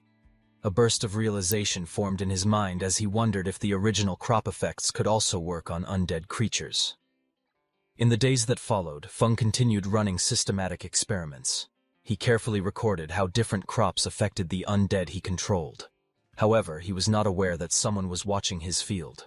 A shadowy figure with glowing red eyes stood in the darkness outside the farm, staring toward the sheds. Under the moonlight, he muttered to himself that the place looked bizarre. He noted that several structures weren't there the last time he had been spying on the area. He crouched forward and looked again, repeating that those things definitely hadn't existed before. Then his expression hardened. With a smirk, he drew a sharp blade and scoffed that a paper-thin wall like that would fall apart with a single slash. He paused after seeing something else inside. Only one person seemed to be there. That made him wonder if it was some sort of trap. He called the situation interesting. Meanwhile, inside, Feng lay relaxed in a hammock, unaware of the intruder, who was now watching him from the shadows. As the intruder crept across the rooftop in the dark, moving closer to the greenhouse, suddenly the ground beneath him cracked. A sharp impact struck the edge of the roof, forcing him to jump back in surprise. He landed and sprinted forward, but more blows slammed into the concrete, sending chunks of rubble flying everywhere. The man dropped low, bracing himself as the ground shattered around him. A moment later, something burst upward from beneath the debris. A round creature with a glowing red stalk rose into view, its body swelling with energy as it pushed through the broken stone. The intruder glanced toward it, only to face a sudden explosion. Rubble and flames erupted outward as the creature launched an attack, forcing him to dash aside while the blast tore through the rooftop. The blue-haired intruder narrowed his eyes with a smug smile. He looked completely confident as he mocked the defenses around him, saying that this level of protection could never stop him. He charged forward and kicked through the round creatures blocking his path. As his foot struck them, red liquid splattered out, and more of the creatures burst open under the impact. Suddenly, his expression changed. Sweat formed on his face as he realized something was wrong. He gritted his teeth in panic and shouted in frustration. A moment later, a massive chain of explosions erupted beneath him. Bright yellow flames burst outward, scattering debris, and red burst through the air as the detonations consumed the entire area around him. As the blast faded, a strange green light rose from the darkness below. A glowing tree-like figure slowly appeared, its branches twisting like veins of light. The green glow spread across the space, and long streams of energy gathered around it. In the next moment, the figure began to change shape. The branches wrapped together, forming the outline of a woman made entirely of green light. Her hair flowed like living vines, moving with the energy surrounding her. The man burst through the smoke, cursing under his breath. He shouted in frustration, saying he wouldn't have come back a second time if it wasn't to gain the Grand Duke's trust. He lowered his body and charged forward through the thick dust. His face twisted in anger as he raised his blade. Blood marked his cheek, but his grip tightened. He growled that once he chopped the creature into pieces, he wanted to see if it could still explode. He swung down with full force, his body glowing with power. Blue energy trailed behind his movement as vines and explosions burst up from the ground beneath him. Then his expression changed. He stared ahead in shock as he noticed something strange. He realized the monsters carried traces of an undead aura. Confusion and alarm filled his face while purple light flickered beside him. He remembered that the Elder had told him that on this scouting trip to Faiquan City, his main mission was to find the necromancer He Xiao. He explained that He Xiao had disappeared right after their last contact, even though he had made a deal with their clan. But now, seeing traces of undead energy from here, he realized this location was actually He Xiao's hiding place. Confusion crossed his face as he wondered why he was hiding here and whether he had betrayed their clan. He continued walking forward with a knife in hand. Purple mist drifted around him as he muttered that He Xiao had no shame when it came to his immortality techniques. Finally, he looked up toward the moonlit sky and decided he shouldn't stay in this place any longer. Finding He Xiao was what mattered most, so he jumped away from the area. The next day, Feng stepped out of the building with a hoe over his shoulder. He wiped his face and said that he had already catalyzed and fertilized most of the plots yesterday. He added that he only needed to take care of the remaining areas. But when he saw his field, his expression suddenly changed. Sweat ran down his face as he looked toward the distance in shock. He rushed forward and saw a collapsed greenhouse surrounded by broken rocks and shattered ground. Standing at the edge of the destruction, he stared at the ruins and shouted in disbelief that his greenhouse was gone. Just as he was worrying about his greenhouse, suddenly a huge shadow crossed the bright sky as a black dragon flew overhead, its wings cutting through the sunlight. Feng looked up from the ruined greenhouse, his expression tightening as he turned toward the sky. He let out a quiet sound of confusion as he stared upward. Moments later, the dragon descended, and two figures stood firmly on its back. One was tall with long black hair, and the other stood beside him with a calm posture. The dragon's red eyes glowed as it hovered above the ground. Feng stepped forward, staring at them in disbelief. He wondered aloud why law enforcement officers had appeared here. The two law enforcement officers stood side by side, red energy swirling around their bodies. The man holding a folder looked at his device and reported that the magic detector showed the source of the magic aura was right here. The tall man beside him listened with a serious expression as the other wondered how a place that used to be a training wasteland had turned into something like this, questioning whether a demon might be hiding there. A small device floated in the air, displaying a message that the land had been leased. The officer with glasses read from his notes and said that although someone had already rented the land, they still couldn't rule out demon activity. He reminded his partner to stay cautious. The two law enforcement officers stood outside the barrier. One of them raised his hand and greeted Feng inside, saying they were from the law enforcement team. Inside the barrier, Feng looked confused and wondered why the law enforcement team had come here. The officer with glasses stepped forward, holding his device. He explained that their instruments had detected a magic aura in the area, and asked Feng to open the barrier so they could inspect it. The two officers waited as the barrier glowed between them.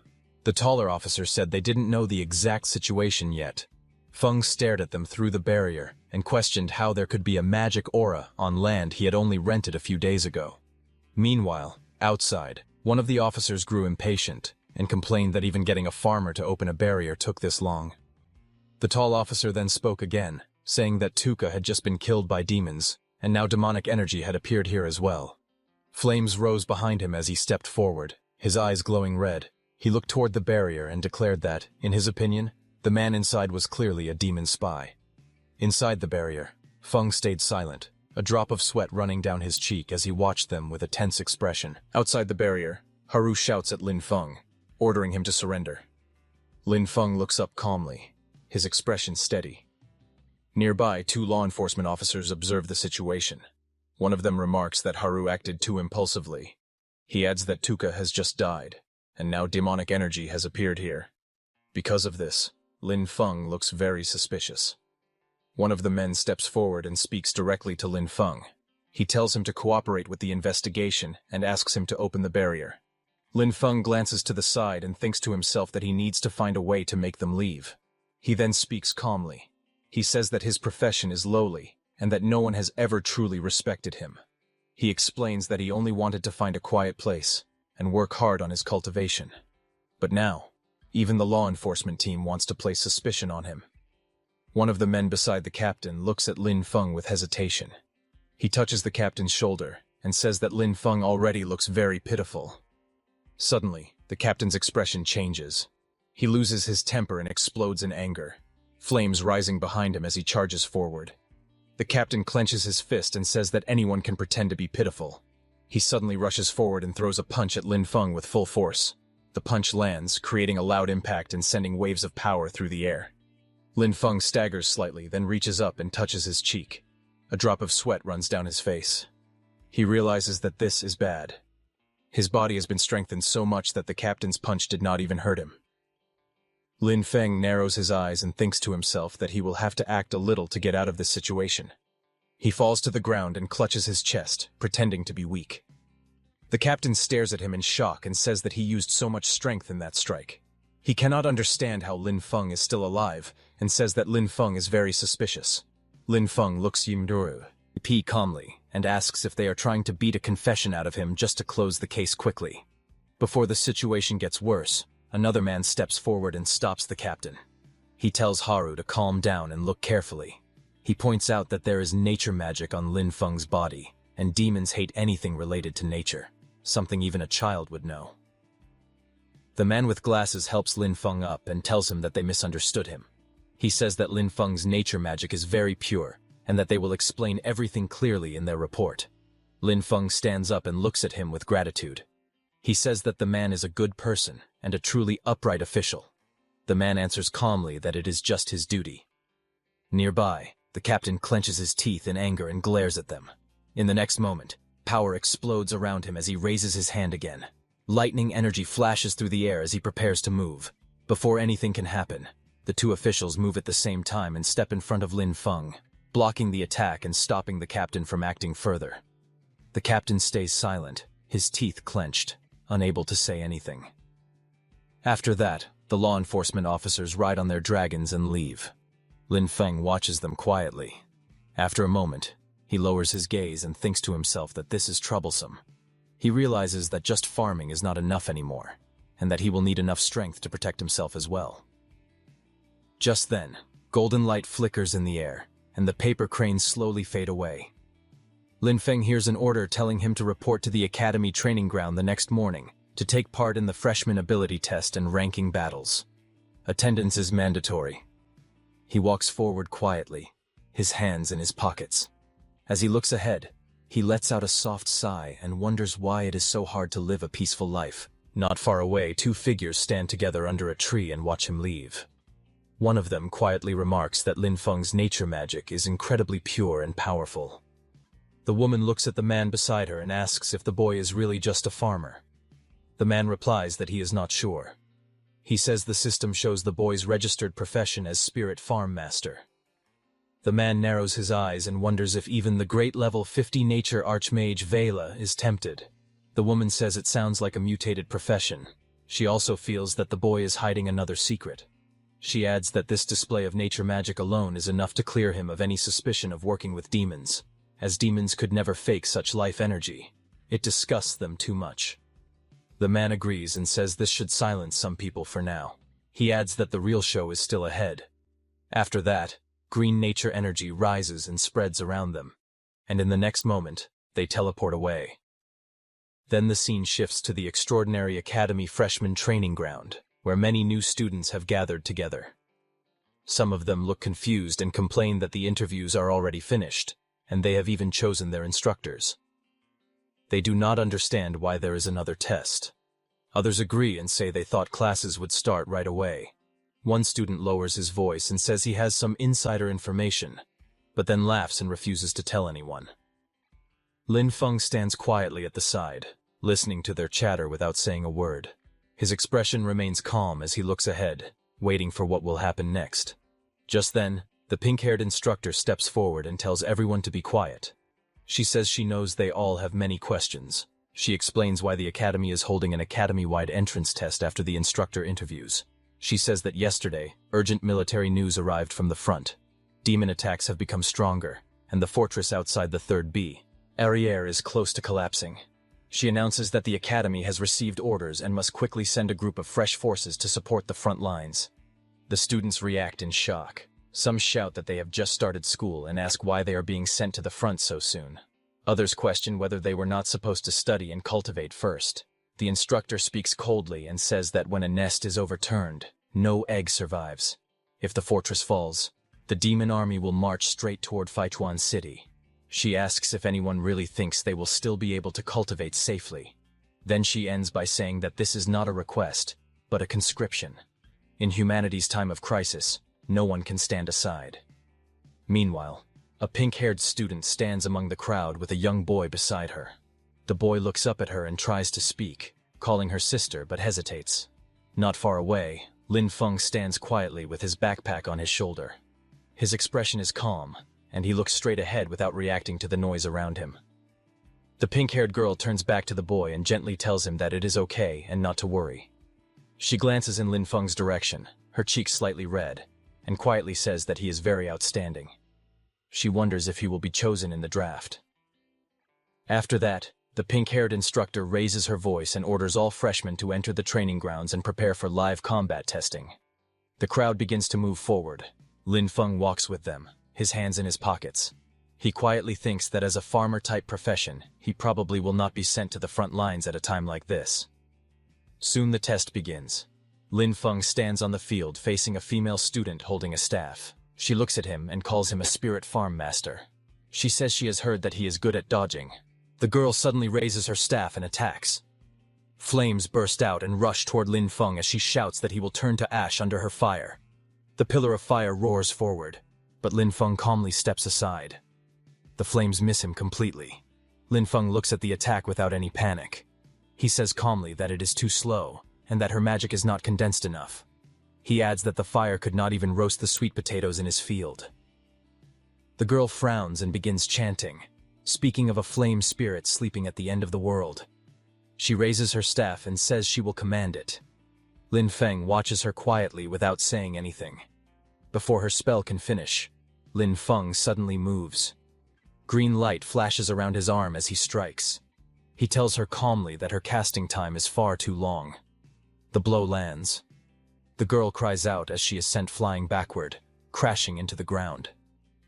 Green energy spreads across the arena. As the dust settles, a voice announces the result of the match.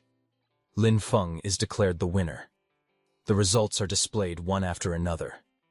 Lin Feng defeats opponent after opponent, and every match ends with his victory.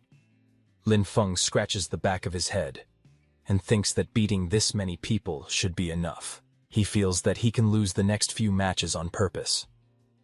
Just then, the black-haired woman steps forward and hands him something.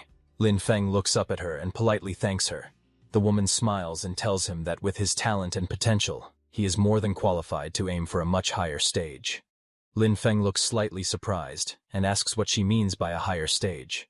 She explains that if he earns enough credits and passes the assessments, he can be promoted into the more advanced Sun Valley Academy. The woman explains that the advanced academy has better cultivation techniques, stronger instructors, and even chances to obtain legendary weapons or powerful mounts.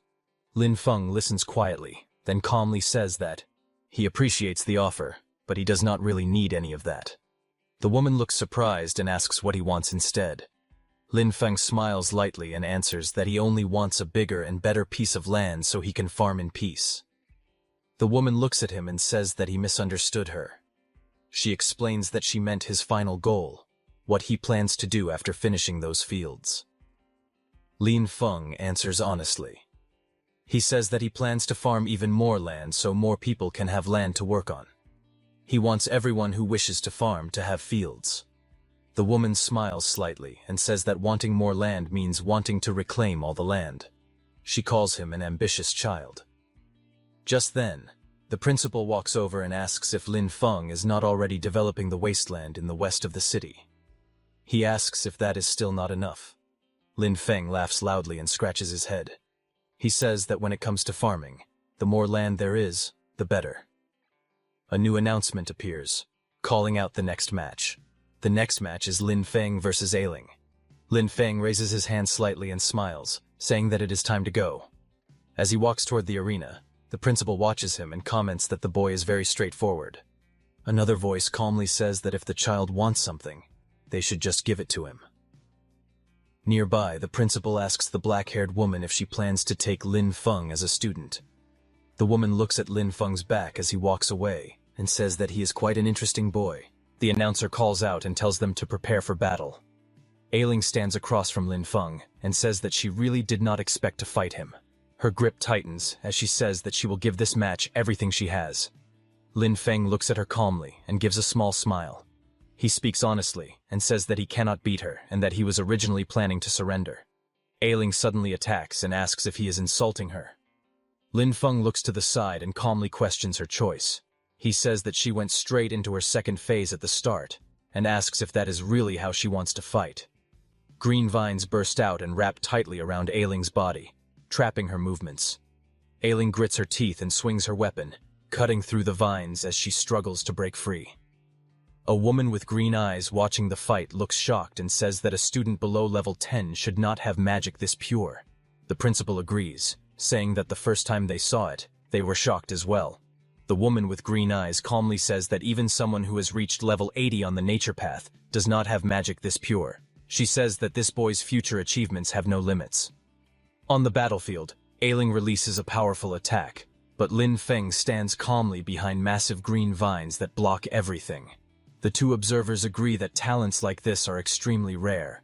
With the right teacher guiding him, his growth will be terrifying. After watching for a moment, the woman makes a firm decision. She says that she has decided to take him as her teacher.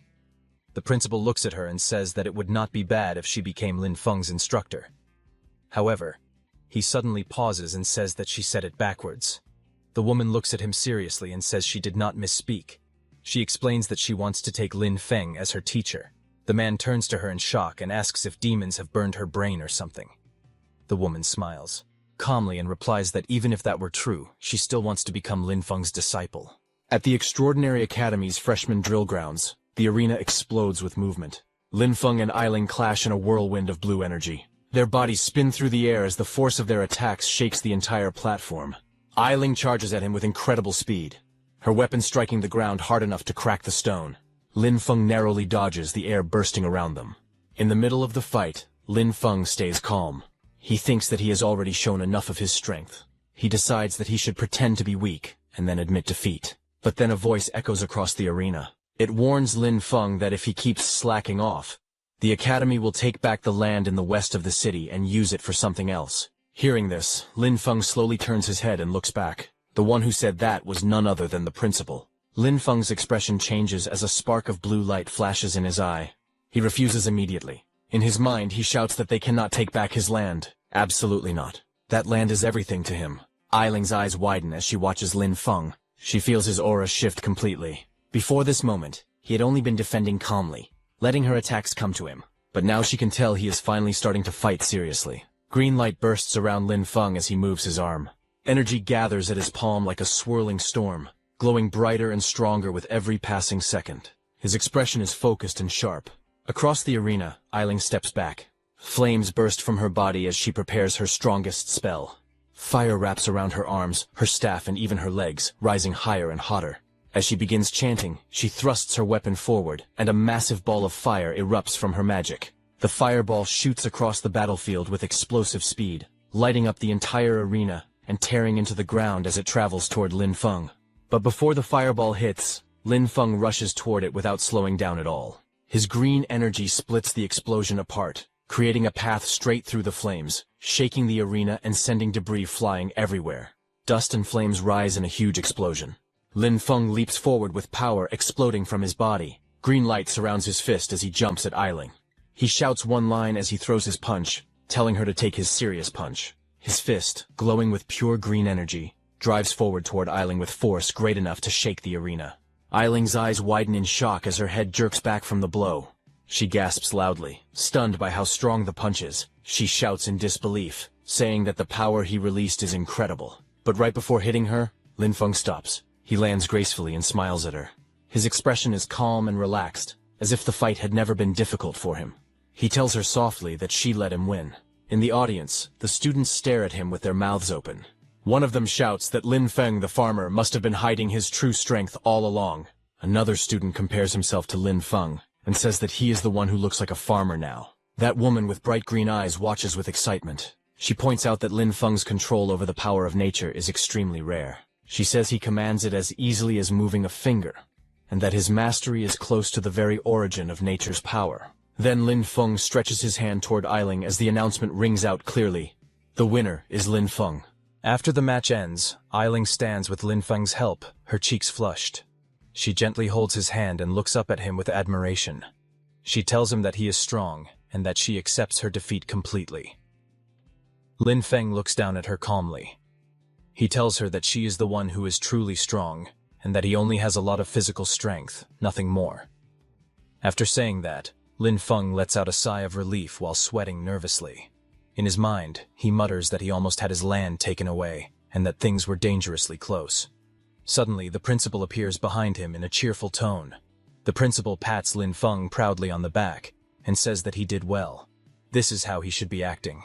Lin Feng bows his head slightly and thanks the principal for showing mercy during the evaluation.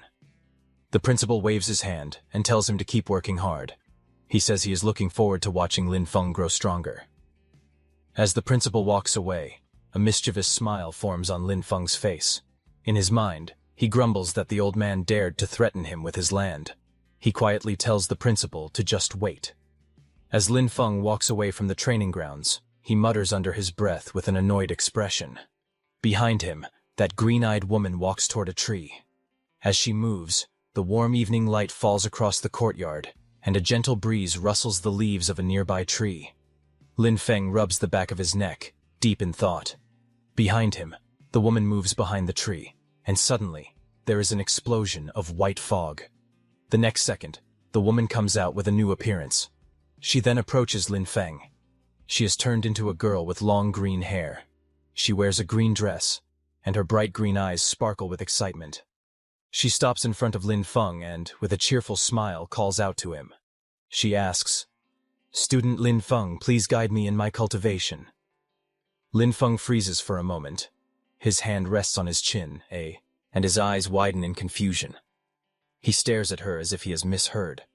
He asks her if she is okay, and wonders out loud why a combat class student would ask a farmer like him for guidance. The girl quickly introduces herself. She says her name is Vera, and that they have never met before. She explains that she just watched his entire match. She speaks passionately, saying his use of natural mana was unbelievable. Simple, perfect, and filled with life and strength. She admits she has never seen anyone command the power of nature the way he did. Her bright eyes soften as she confesses something more personal. Vera says she has been stuck at her current cultivation realm for a long time. She believes that observing Lin Feng's path might give her the inspiration she needs. Hearing that, Lin Feng scratches the back of his head awkwardly. His eyes are wide and confused as he looks at the green-haired girl. He asks her if she is also a nature-type student. He explains that the nature-type instructors are still away on the battlefield and suggests she wait a little longer. He adds honestly that he only knows how to farm. Vera holds her hands together and speaks with seriousness. She says that the skilled are the true teachers. She does not expect him to formally accept her as a disciple. She only hopes to occasionally visit his fields to observe and learn. She bows deeply toward him, almost pleading. She says even if she could only help with random small tasks, just being near his natural aura would be enough for her. She begs him to allow it. Lin Feng flinches and panics internally, but in his mind, he repeats that he cannot let people know what he is growing in his fields. It is too dangerous, and it would be too easy for his secret to be exposed. He turns his head slightly and speaks with calm politeness. He apologizes and says that as a farmer, he has nothing he can teach her. He insists that he only has a lot of physical strength and is not good at fighting. But before he can say more, the principal suddenly appears beside him, placing an arm around his shoulder. The principal leans in and whispers that since Vera is begging like this, Lin Feng should just agree, for his sake. Lin Feng stares at the principal in shock. The principal brings his mouth close to Lin Feng's ear and whispers a long string of censored words, clearly explaining something privately. Lin Feng slowly responds that whatever the principal has just said sounds not very good. His expression shows immediate hesitation and worry. After hearing the principal's whispered advice, Lin Feng's expression softens. He lets out a small sigh and then agrees. He says that if things are like this, then it is settled. Hearing him, Vera's face lights up instantly. Her eyes sparkle with joy as she thanks him excitedly. She promises she will never disturb him and speaks his name with sincere gratitude. Unable to hold back her excitement, she suddenly rushes toward him and hugs his arm tightly. She asks in a stuttering voice if she can visit tomorrow, or no, even right now. Lin Feng looks to the side, embarrassed, but answers calmly. He says it depends on her and explains that his land is on the west side of the city. Soon after, they arrive at the West City training wasteland just outside his greenhouse. Vera, now in work-style clothes, moves around energetically. She asks if there is anything she can help with. Lin Feng watches her quietly and thinks to himself that at least her attitude is very serious. But he also reminds himself that he can never let her see the crops growing inside his greenhouse. Trying to keep her busy, he points outward and tells her to look around outside for now and get familiar with the place. He explains that he is currently giving some special attention to the newly bred seedlings. Vera turns her gaze toward the greenhouse. Her eyes widen slightly, as if sensing something unusual. A thought rises in her mind. These crops seem extraordinary. She observes the fields in front of her and realizes something shocking. She thinks that the crops here have been nourished entirely by pure natural mana. These are high-grade plants capable of giving temporary attribute boosts. As she stands there in awe, Lin Feng walks further into the greenhouse area, his back facing her, completely unaware of the amazement spreading across her face. Vera leans forward slightly. A soft smile forms on her face as she looks at Lin Feng's plants and says that Lin Feng is making her more and more curious. Then, 1 hour later, Lin Feng returns, but Vera is still on the ground outside the greenhouse, carefully examining the soil and plants. Suddenly, her eyes widen. She lifts a small piece of soil to her face, staring at it in shock. Her expression tightens with disbelief, and she whispers that it is unbelievable. Lin Feng walks toward her from behind. He looks down at her calmly and asks if there is a problem. Vera stands up halfway and looks up at him, still stunned. She asks him whether the crops here were really grown using only this very ordinary soil. Lin Feng nods and confirms it. He says that yes, it is just normal soil. Vera looks even more confused. She asks again, making sure there is no mana crystal powder, no elemental loam. Lin Feng scratches the back of his head and gives her an easy smile. He explains that he had thought about using those fertilizers, but anything infused with mana is far too expensive. With the little money he has, there is no way he could afford them. Lin Feng points at a small wilted plant beside him. Its leaves are curled and dry under the sunlight. He calmly explains that these plants are probably malnourished. Vera looks at the weak crop, her green eyes narrowing in thought. A quiet inner voice rises in her mind. She notes that Lin Feng's natural mana is extremely powerful, far stronger than normal. If that is the case, she wonders if she could help him somehow. A moment later, she straightens her posture and speaks with a polite smile. She tells Lin Feng that the school actually has a special rule. Students can exchange materials dropped in dungeons for certain items at the academy warehouse. Lin Feng immediately steps closer, grabbing her shoulders in excitement. His face lights up with hope as he asks her if what she said is really true. Vera nods and continues explaining. She gives an example. In Storm Academy's level 10 dungeon, Gloom Forest, the final boss, the Shadowfall Cobalt Chieftain, sometimes drops an item called the Chieftain's Fang. She says that this fang can be exchanged for a bottle of Earth Pulse, a rare nurturing resource. She lowers her voice slightly and adds that level 10 dungeons are very difficult.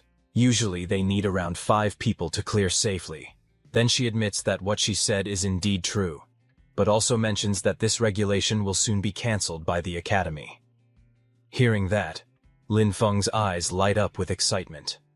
A bold smile spreads across his face as he clenches his hand into a fist.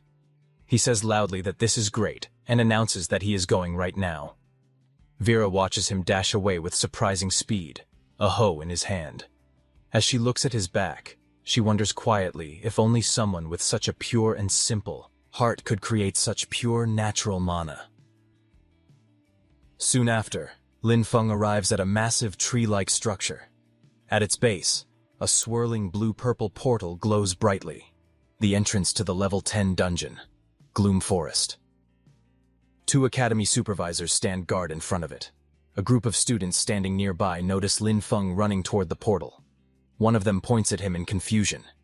He asks why a farmer is coming here and guesses that Lin Feng must have gone to the wrong place. Another student laughs loudly, mocking the hoe in Lin Feng's hand and joking that he must want to dig up wild vegetables inside the dungeon. Someone recognizes him. He says it is Lin Feng, the freshman, and remembers that he is only level 8. Shock spreads among them as they wonder if Lin Feng is crazy for coming to a level 10 dungeon alone. Ignoring the comments, Lin Feng approaches the supervisors respectfully. He hands them a form and says he wants to apply for a solo entry into Gloom Forest. One supervisor takes the paper and reads it. His face tightens with concern. He explains that Lin Feng's level is too low, and that entering the dungeon alone carries extremely high risk. Lin Feng holds up the form with a bright smile on his face. He says that according to the Academy regulations, any student of the Academy has the right to apply for dungeon entry. He politely asks the supervisor to allow it. As he says that, Vera appears behind him. The supervisor stares at her in shock. His eyes widen as he immediately recognizes her. Before he can say more, Vera quickly steps forward. She puts her finger to her lips and tells him to stay quiet, signaling him not to reveal anything.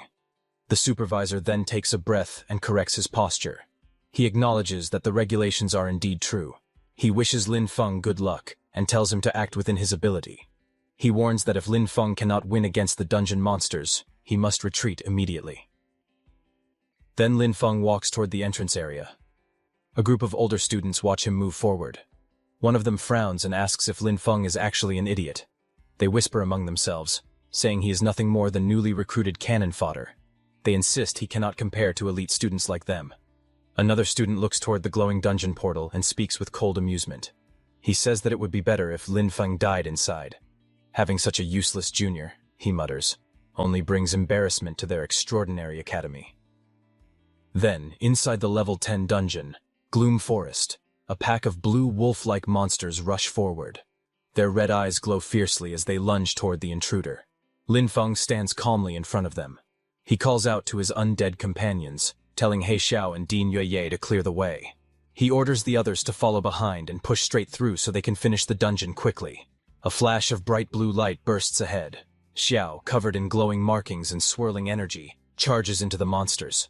His figure moves like lightning as he captures all the wolves in water bubbles. Behind him, Yueye appears in dark armor, his body surrounded by a black aura. He swings his weapon fiercely as the wolves throw themselves at him, but none of them can slow him down. Soon, their bodies fall to the ground. Lin Feng walks up to the corpses. Purple energy begins to swirl around his hand as he uses his necromancer undead summoning power. With a cold, steady voice, he commands the fallen beasts to rise and become his warriors. A small glowing creature appears beside him, its body shaped like a cute dog. A blue panel identifies it as a cobalt undead. Deeper inside the dungeon, the largest chamber opens before Lin Feng. A towering monster stands there, the Shadowfall Cobalt Chieftain, level 12. The creature is massive, with long claws, sharp fangs, and red streaks of energy running across its body. Lin Feng looks up at the boss monster without fear. He places one hand in his pocket and speaks casually. He says this is the final boss, but it doesn't seem like much. It looks like this dungeon isn't anything special either. Lin Feng yawns lazily and tells his undead team to go straight for the target, as if the final boss isn't worth his effort. Ahead of him, the massive Shadowfall Cobalt Chieftain raises its glowing weapon high into the air. The boss monster lets out a furious roar as it swings the blade downward with full force. But before the attack can land, Xiao, covered in black and purple flames, charges in. His body glows with dark patterns as he strikes the monster head-on. Purple lightning-like energy bursts from his attack. Xiao slams into the Cobalt Chieftain with overwhelming strength. The impact creates a huge purple explosion. The force blasts through the dungeon chamber, sending shockwaves in every direction. The ground cracks, stones fly, and the air shakes as the explosion blows the chieftain backward. A bright blue shockwave follows, sweeping across the entire battlefield and kicking up debris. A system panel appears above the scene. It states that the Shadowfall Cobalt Chieftain has been defeated. Lin Feng gains experience, and his level increases to 9. The panel also shows that he has obtained one item, Chieftain's Fang. Below the notification, the chieftain's body lies motionless on the ground, surrounded by glowing drops of loot. Then another system window appears. It states that a summonable undead unit has been detected, but the level requirement is too low. It also says that Lin Feng cannot convert the Shadowfall Cobalt Chieftain into an undead summon. Another blue system panel appears. It displays the progress of Death F2A glitch. showing that the progress bar has reached 10%. Lin Feng looks at the notification with a calm expression. He quietly concludes that he still cannot summon monsters stronger than his own level.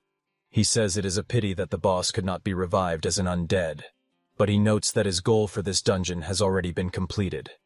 The chieftain's fang begins to glow with a strange blue and black energy, as if reacting to his system. Lin Feng says that since he has obtained the fang, he will go back to exchange it for fertilizer. After that, he turns around and walks toward the swirling blue portal behind him. His figure steps into the spinning light. As he leaves the dungeon, outside the entrance of the level 10 dungeon, Gloom Forest, a group of people wait near the glowing portal, standing on the sandy ground as Lin Feng returns from inside. At the Academy's exchange station, an officer calls Vera Lord and asks her if they really have to follow the rules and exchange the item for Lin Feng. He explains that the front lines are in an emergency and that their combat class resources have already been distributed. But Vera calmly reassures him. She says it isn't a combat resource at all. It is just soil fertilizer for nature-type classes. Hearing that, the officer in the suit confirms that they have plenty of that in stock. As he speaks, a system window appears. It shows the updated dungeon record for Gloom Forest. It states that the solo first clear has been achieved by Lin Feng, and his evaluation is SSS. He receives the special reward, 1 heroic spirit fragment. Just as the message appears, Lin Feng steps through the glowing portal with a relaxed expression, as if he had just taken a walk instead of clearing a dungeon alone. Nearby students stare in shock. One girl shouts that the heroic spirit fragment is a rare treasure that can strengthen someone's soul origin and increase their class potential. She cannot believe he has obtained such a legendary reward. Several boys erupt in anger. One accuses Lin Feng of cheating. Another insists that he must have used illegal items or abused a dungeon bug. More voices join the crowd. They demand a strict investigation and want all his rewards taken back, especially the heroic spirit fragment. Others shout, saying he doesn't deserve it.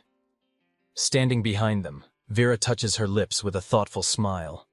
She softly admits that she had expected Lin Feng to fight through the dungeon at least a few times. She hadn't imagined he would clear it in a single attempt. All the students and instructors surround Lin Feng, deciding to confront him directly. Lin Feng looks at the angry crowd surrounding him. With a tired expression, he asks who he has managed to offend this time. At the entrance of the level 10 dungeon, Gloom Forest, Lin Feng stood surrounded by several students who watched him with dark, hostile expressions. Their faces were tense, clearly still upset about his earlier dungeon clear. Lin Feng approached the instructor calmly. He held the chieftain's fang in his hand and explained that, according to school rules, he was there to exchange it for resources. Before the instructor could answer, one of the angry students stepped forward.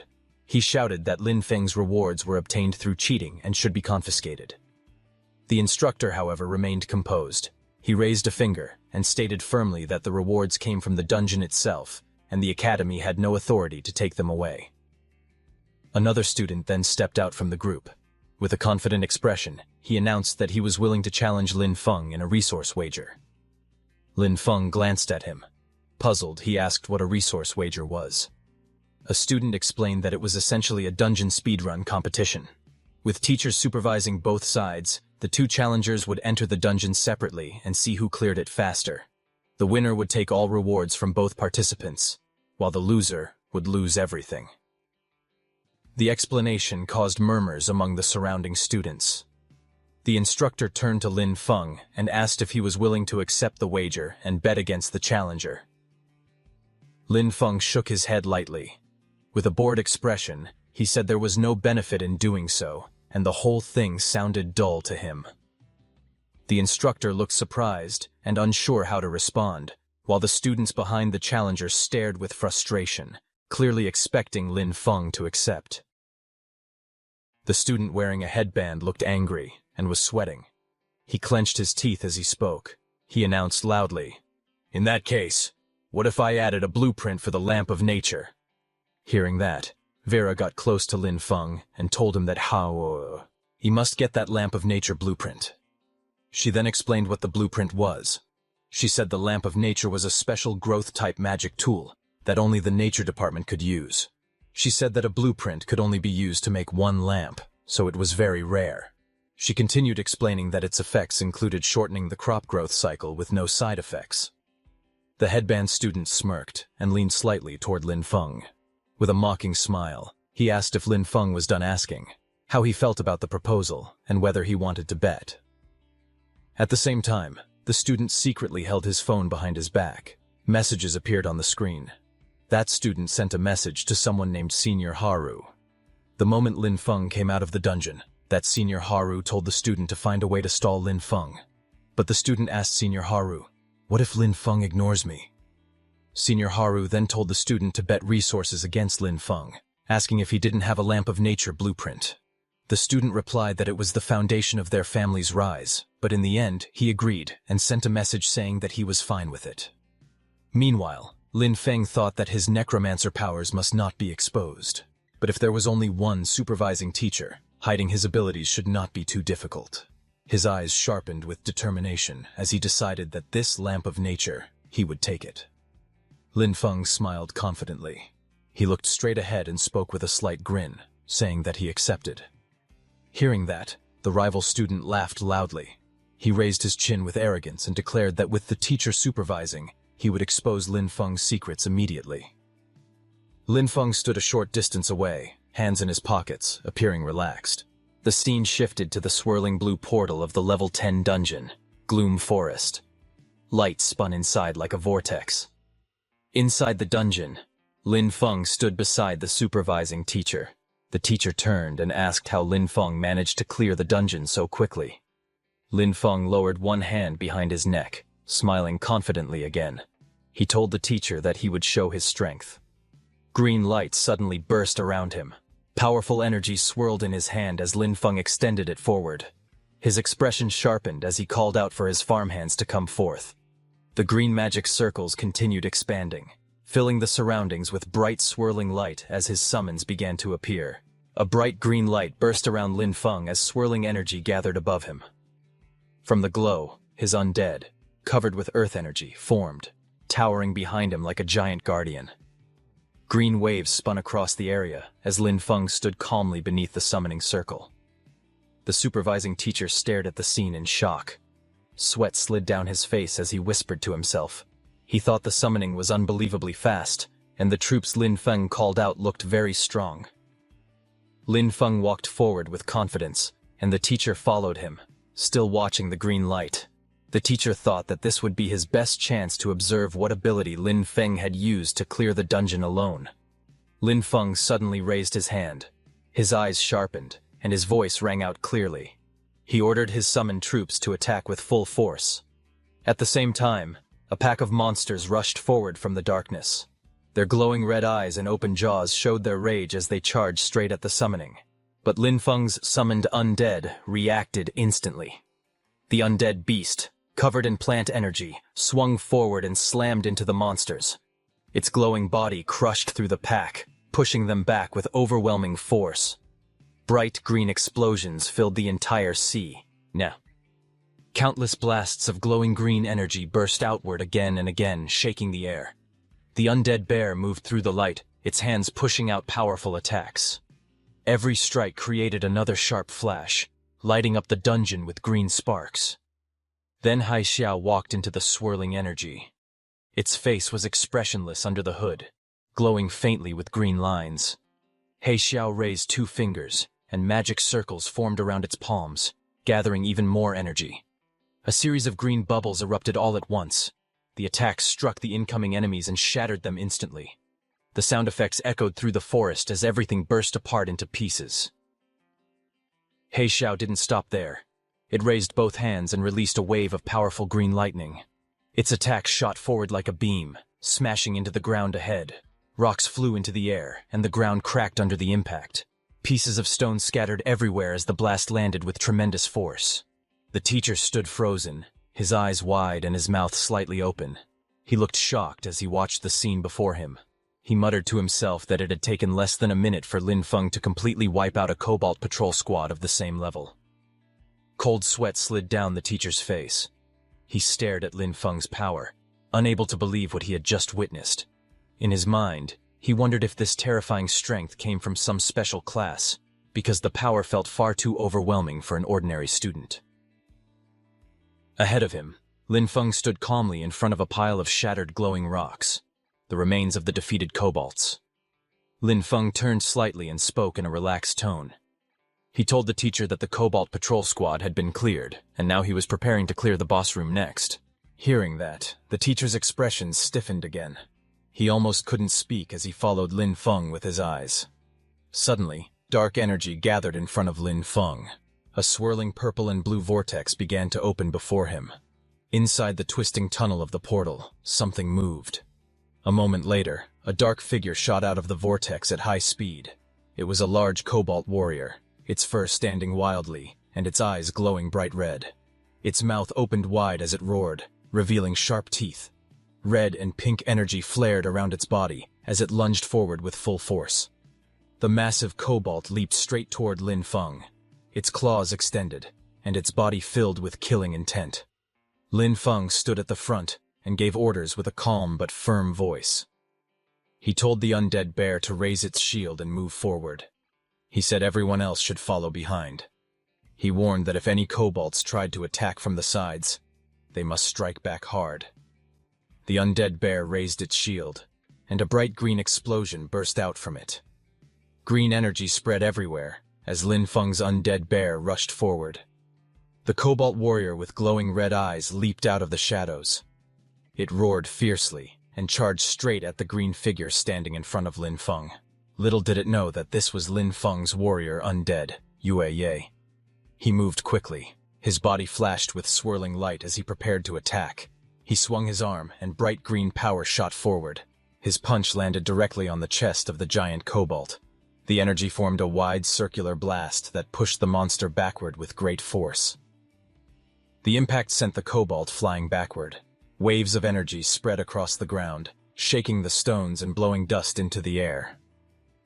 The teacher stared wide-eyed, his face filled with shock as sweat rolled down his cheek. He shouted that someone with such amazing war potential had to be reported to the principal immediately. Then green light spiraled across the battlefield as Lin Feng stood at the center of the glowing vortex and called back all his summons. The teacher slowly walked forward, stunned by the sight in front of him. The monster's huge body lay lifeless on the ground, completely immobilized. Lin Feng stood calmly beneath it, surrounded by swirling green light. From behind, the teacher stood on a large rock, looking up at Lin Feng, who towered above him in the middle of the shattered battlefield. Lin Feng turned his head with a confident smile. He asked the teacher if he had finally proven himself. The teacher replied without hesitation, telling him that without a doubt, student Lin Feng had proven himself. Later, the two of them walked side by side across the battlefield's broken ground.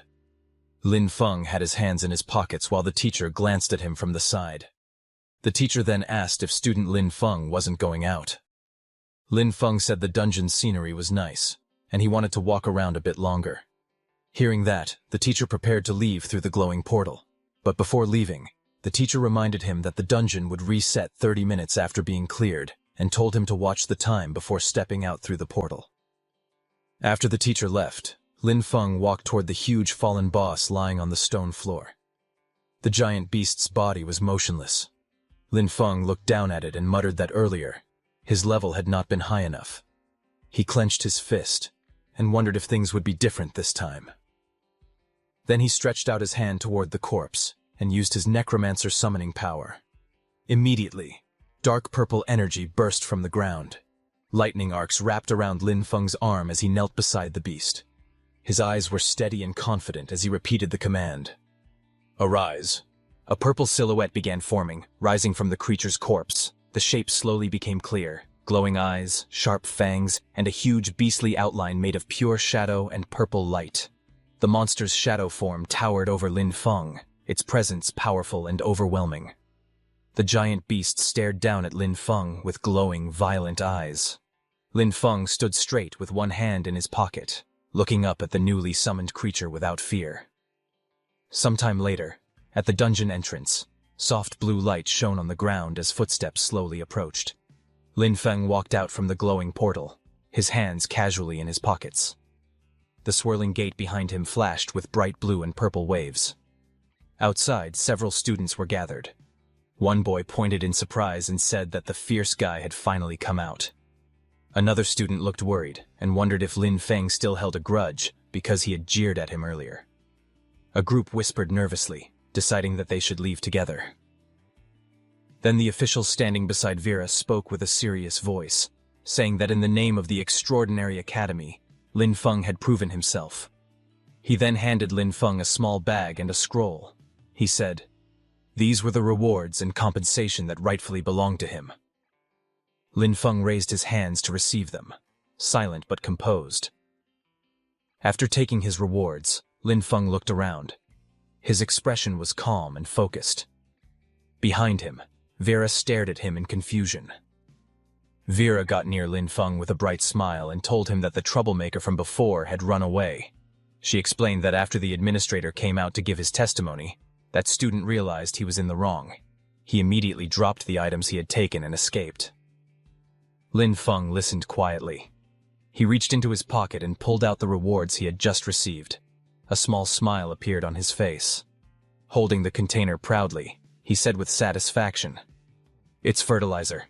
Today's trip has given me a full harvest." Lin Feng happily accepted the reward, grinning widely with delight.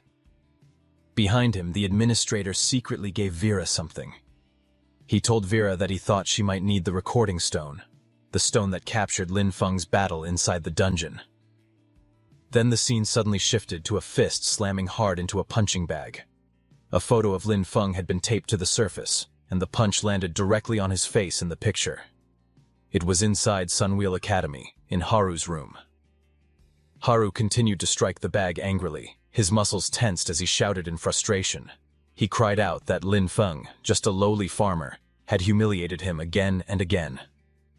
Breathing heavily, Haru finally stopped and sat down. He rubbed his forehead with a troubled expression. He admitted that using force wouldn't work, and even the Academy's own rules couldn't punish Lin Feng.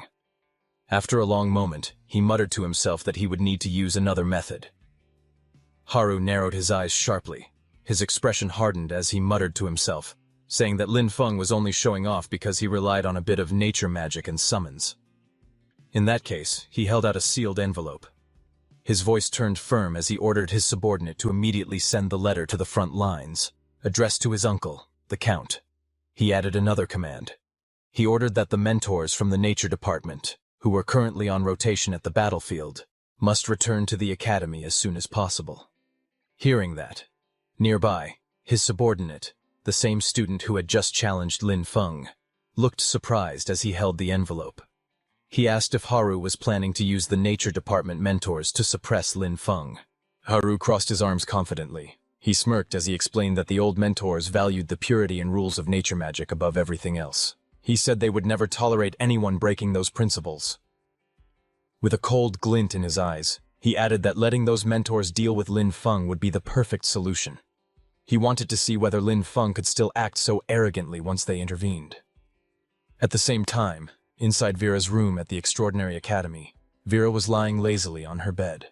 She wore a loose white shirt, her long hair falling around her shoulders as she watched the recording crystal floating in the air. Vera suddenly sat up a little. Her eyes widened with surprise. She muttered to herself that the Lin Feng in the recording was simply a monster. His understanding of nature's power was so deep that it now looked completely instinctive to him. Even she, a top instructor, felt shocked. Vera pushed herself upright, her expression turning serious. She said that tomorrow she would write a letter, then quickly changed her mind. No, she needed to write it right now. Those old mentors out on the battlefield had to be notified immediately. They had to return at once. She reached for a pen and paper, quickly preparing a message. A small owl-like messenger creature appeared beside her, holding the sealed letter in its beak. She sent it flying out of the window with a soft command, watching it take off into the bright sky. Vera looked outside with a firm expression. She muttered that if those old geezers didn't return soon, their lifetime achievement awards would simply fly away. On the other hand, Lin Feng stayed inside the dungeon for several days in a row without leaving. Deep within the cave, he repeatedly defeated the giant wolf monster with glowing red eyes. The wolf monster lowered its head in frustration, but there was nothing it could do against Lin Feng.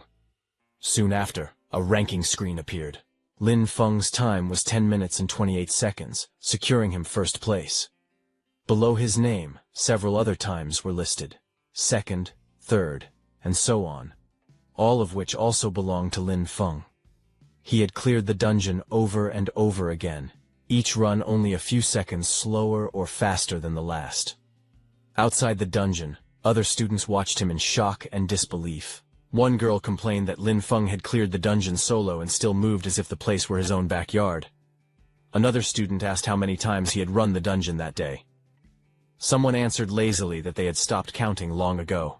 Another student sighed, saying it was boring to watch Lin Feng endlessly grind dungeons. Watching others farm was far more entertaining. A moment later, Lin Feng walked up to Instructor Chen, holding a box full of sharp wolf fangs. He smiled and said he wanted to exchange them for fertilizer. Instructor Chen looked at him seriously and told Lin Feng that he had already earned enough credits to apply for a promotion. He explained that staying in the lower academy no longer made sense for someone like him, and suggested that Lin Feng apply to move up to the upper academy. Lin Feng was surprised to hear that. His eyes widened slightly as he repeated the words he had just heard. He asked what it meant to be promoted to the upper academy. The instructor explained that the extraordinary academy was divided into two parts, the upper academy and the lower academy. He said the lower academy was meant to train basic talents, much like the Storm Academy where Lin Feng was currently studying. He continued, explaining that Sunwheel Academy was where elites from all the lower academies gathered. That place was recognized as the upper academy. Once someone entered Sunwheel Academy, the rewards they could earn were far greater, both in quality and variety, than anything offered in the lower academy. He added that a place like that was exactly where a genius like Lin Feng should go. Lin Feng listened silently, his eyes narrowing thoughtfully. He quietly repeated the name Sunwheel Academy, the upper academy. Then he smiled slightly and thanked his teacher for the explanation. The scene then shifted to the academy mission hall, where Lin Feng arrived. He walked up to the counter and spoke politely, saying that he wanted to apply for promotion to Sunwheel Academy. The woman sitting behind the desk looked up at him with a relaxed smile. She asked for his name, department, and credit voucher. He handed over his credit slip, and she took it to check. A screen appeared in front of her displaying his information. Name, Lin Feng Department, Nature Department Affiliation, Storm Academy Current Credits, 30,135. A few students nearby noticed and began whispering. One of them said in surprise that Lin Feng actually had 30,000 credits. Another recognized him, calling him the guy who had crazily farmed Gloom Forest over and over again. They wondered aloud how many times he must have cleared it to reach that number. The woman behind the desk finished checking his information. She told Lin Feng that his credits were verified and handed him a promotion mission scroll. She explained that once he completed the mission and passed the final review, he would officially become a member of Sunwheel Academy. Lin Feng accepted the scroll. Then he asked calmly if, after his promotion, he would be able to exchange for gold-grade supplies. The red-haired woman explained that since Lin Feng was still part of Storm Academy, he could only exchange his credits for supplies ranging from bronze to silver grade. The blue-haired woman sitting at the table added that after Lin Feng completed his promotion, he would be able to exchange his credits for gold-grade and even platinum-grade rare supplies. Hearing this, he nodded politely and thanked them. Lin Feng then walked through the academy mission area. He was surprised to see that his mission only required going to the defensive line area outside the city to look for something. Lin Feng thought that the location was close to the manor, so the task shouldn't be too difficult. However, before heading there, he said he needed to pick something up first. Lin Feng then walked alone through the academy's bright corridors and open walkways. Light reflected off the white buildings as he entered a nearby room. Inside, an older man with a blunt, straightforward tone handed Lin Feng a glowing, star-shaped object. The man told him that although the Lamp of Nature was only a silver-grade item, its effects were not weaker than many gold-grade items.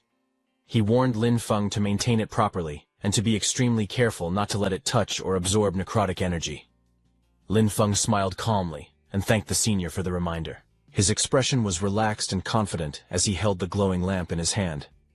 After that, Lin Feng went outside and checked left and right to see if anyone was following him as he walked across the grass near the academy. He walked deeper into the forest. As he moved between tree trunks and bushes, a thought crossed his mind. The blacksmith had said that the lamp of nature could not be corrupted by necrotic energy. Even though the blacksmith had said that, Lin Feng still felt something strange in his heart. He didn't know why, but he had a strong urge to test it. Soon, he sat on the ground and took out the lamp of nature, which floated in front of him. Soft green energy swirled around the crystal lamp, as Lin Feng watched quietly. He then extended his hand toward it. A purple energy moved toward the lamp, and the green nature energy of the lamp mixed with the sudden surge of purple necrotic energy. In the next second, a huge undead skull appeared behind the lamp, glowing bright purple with fierce eyes. Bone-like structures formed around the lamp, turning it into something terrifying. Lin Feng was shocked as purple flames surged around him. He stared at the lamp closely. Then he understood what had happened. The lamp of nature had completely changed. It had transformed from a nature-type item into an undead-type item. Lin Feng then infused natural energy into the lamp. The forest lit up with a bright flash of green light bursting through the trees. As the green energy calmed down, Lin Feng appeared sitting on the ground with the lamp returned to its green crystal form. He quickly hid the transformed item before anyone could notice. After hiding it, he immediately stood up beside the giant trees, brushing leaves from his hair. He acknowledged that he was lucky. The item seemed to be sentient. By channeling nature-type mana into it, he could restore it to its original state as the lamp of nature. Otherwise, explaining its sudden transformation would have been impossible. The scene shifted to the outskirts of the city, showing the broad exterior of Lin Feng's farm. Inside the large greenhouse-like structure, Lin Feng stretched his arms upward as he hung the restored lamp of nature from a wooden beam overhead. Sunlight filled the place, casting warm reflections across his back. He stepped back afterward. His expression was calm as he examined the lamp now suspended high above him. As he did that, he looked out at the vegetable field outside. Rows of giant, healthy cabbages started growing very fast, illuminated by the lamp's soft, bright light. Lin Feng stood quietly, watching this. He said that the power of the lamp of nature was truly terrifying. Even on the first try, it could make crops grow extremely fast. As he got dressed, Lin Feng mentioned that the Extraordinary Academy would surely have even more things like this.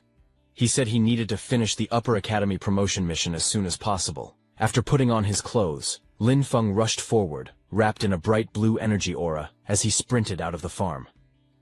Just as he left, inside the farm, Lin Feng's blue undead emerged near the wooden doorway of the greenhouse. It looked at the place where the lamp of nature was hung with confusion. Slowly, the blue undead raised its hand and took hold of the lamp of nature. Meanwhile, far away at the edge of the abandoned watchtower, the cracked pink tower stood under the light, surrounded by drifting smoke.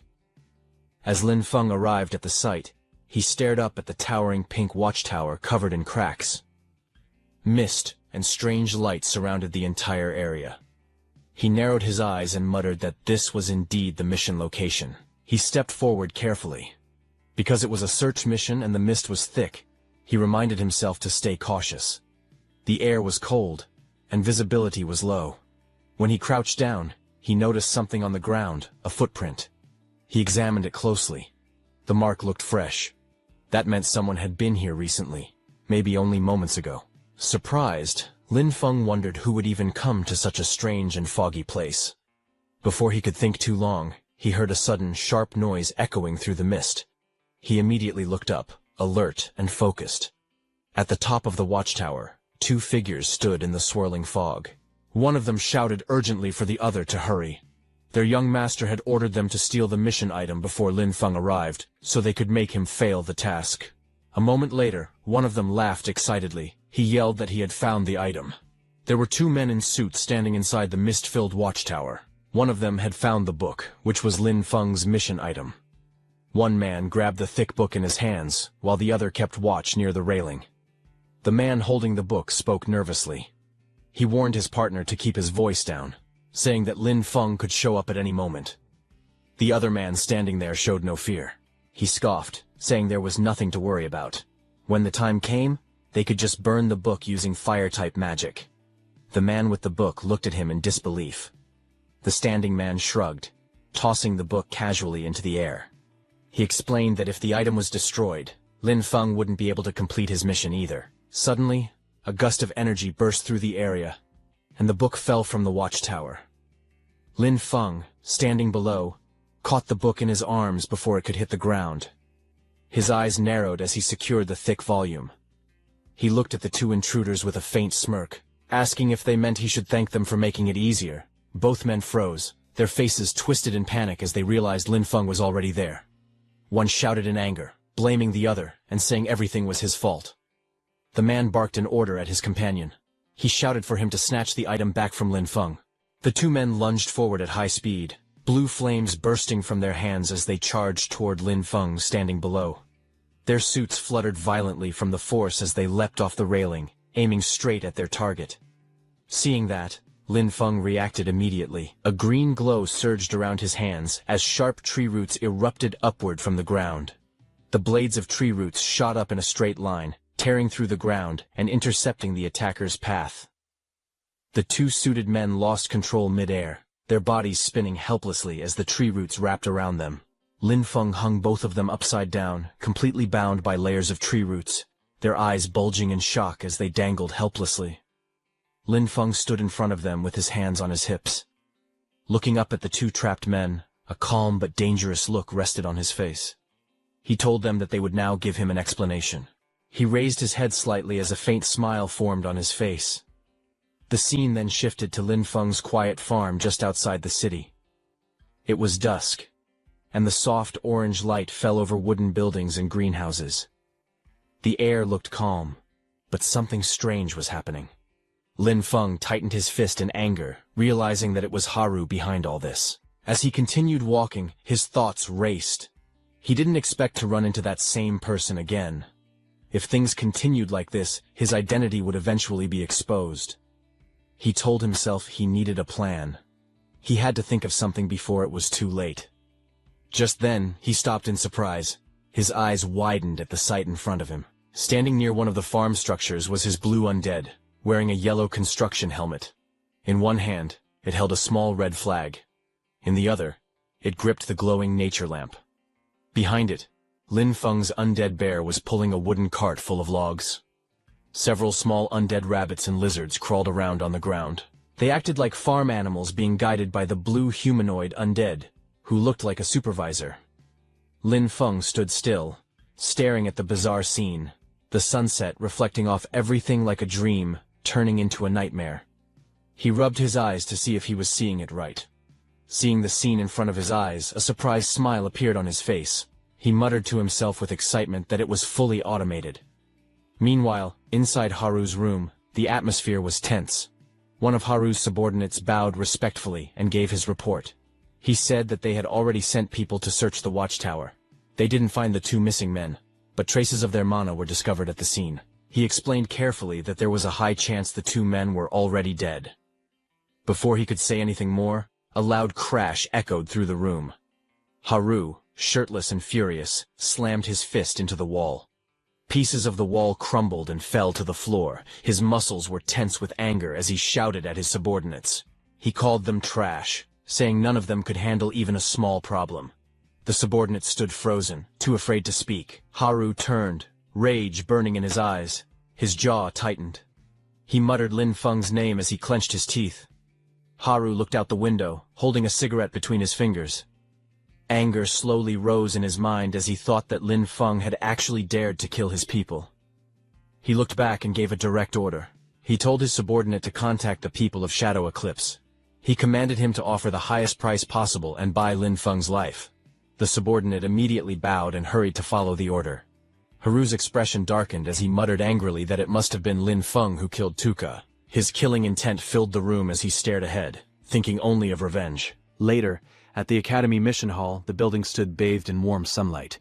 Inside, a staff member handed Lin Feng a set of folded clothes. The man congratulated him on officially becoming a member of Sunhee Academy, and expressed his hope that Lin Feng would always walk the path of seeking truth. Lin Feng smiled as he accepted the uniform. The staff member explained that these were his new uniform and his new student nameplate. Holding the clothes, Lin Feng looked pleased. He thought to himself that after this promotion, he would be able to earn more credits and acquire more planting supplies. Later, at the entrance of the level 10 dungeon known as Gloom Forest, several people had gathered near the glowing portal. Sunlight filtered through the surrounding trees. Lin Feng took out his new nameplate and presented it for verification. He then walked up to the dungeon entrance and addressed the staff member on duty, stating that he wished to apply for a solo entry into the dungeon. The staff member looked at him and replied that this was no longer permitted. Confused, Lin Feng asked why, noting that it had been allowed before. The staff member explained the academy's rules, stating that according to regulations, in order to preserve sufficient promotion resources and opportunities for lower house students, upper house students were no longer allowed to challenge level 10 or other low-level dungeons. Hearing this, Lin stood frozen in shock. Sweat ran down his face as he asked why he could no longer grind dungeons. He explained that he had planned to grind a bit more before returning. As he walked away in frustration, the staff member watched him leave and sighed in relief, thinking to himself that if Lin Feng hadn't left soon, the warehouse at this location would have been emptied by him. Lin Feng walked down the path with a troubled expression, seriously contemplating his situation. Without access to the dungeon, his best method of collecting supplies was now gone. He wondered what he should do next. Just then someone approached him and asked if he was the newly promoted junior disciple, Lin Feng. It was a tall man with short hair and a cigarette in his mouth, standing directly in front of him. He introduced himself as Ron and mentioned that he had seen Lin Feng wandering around the area. He asked if Lin Feng was having trouble finding a suitable mission. Ron continued speaking, explaining that his squad had accepted a dungeon collection mission, but was short one person. Lin Feng looked at him, quietly wondering if this man's appearance was a little too coincidental.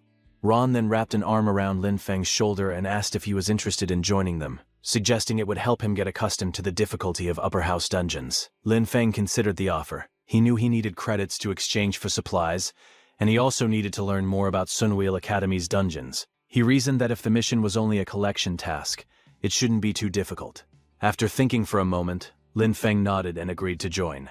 Hearing this, Ron smiled and said they should get going, as the others were already waiting at the dungeon entrance. A few minutes later, they arrived at the large tree gate, which was covered in crystals and featured a glowing portal at its center.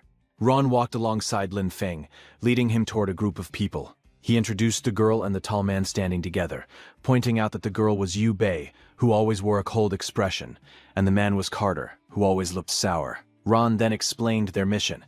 They needed to collect a plant called moonlight grass, which grew deep inside the forest, and the task required 10 stalks. He also mentioned that according to the Academy's information, night elves were patrolling the area, so they should avoid fighting and focus on gathering.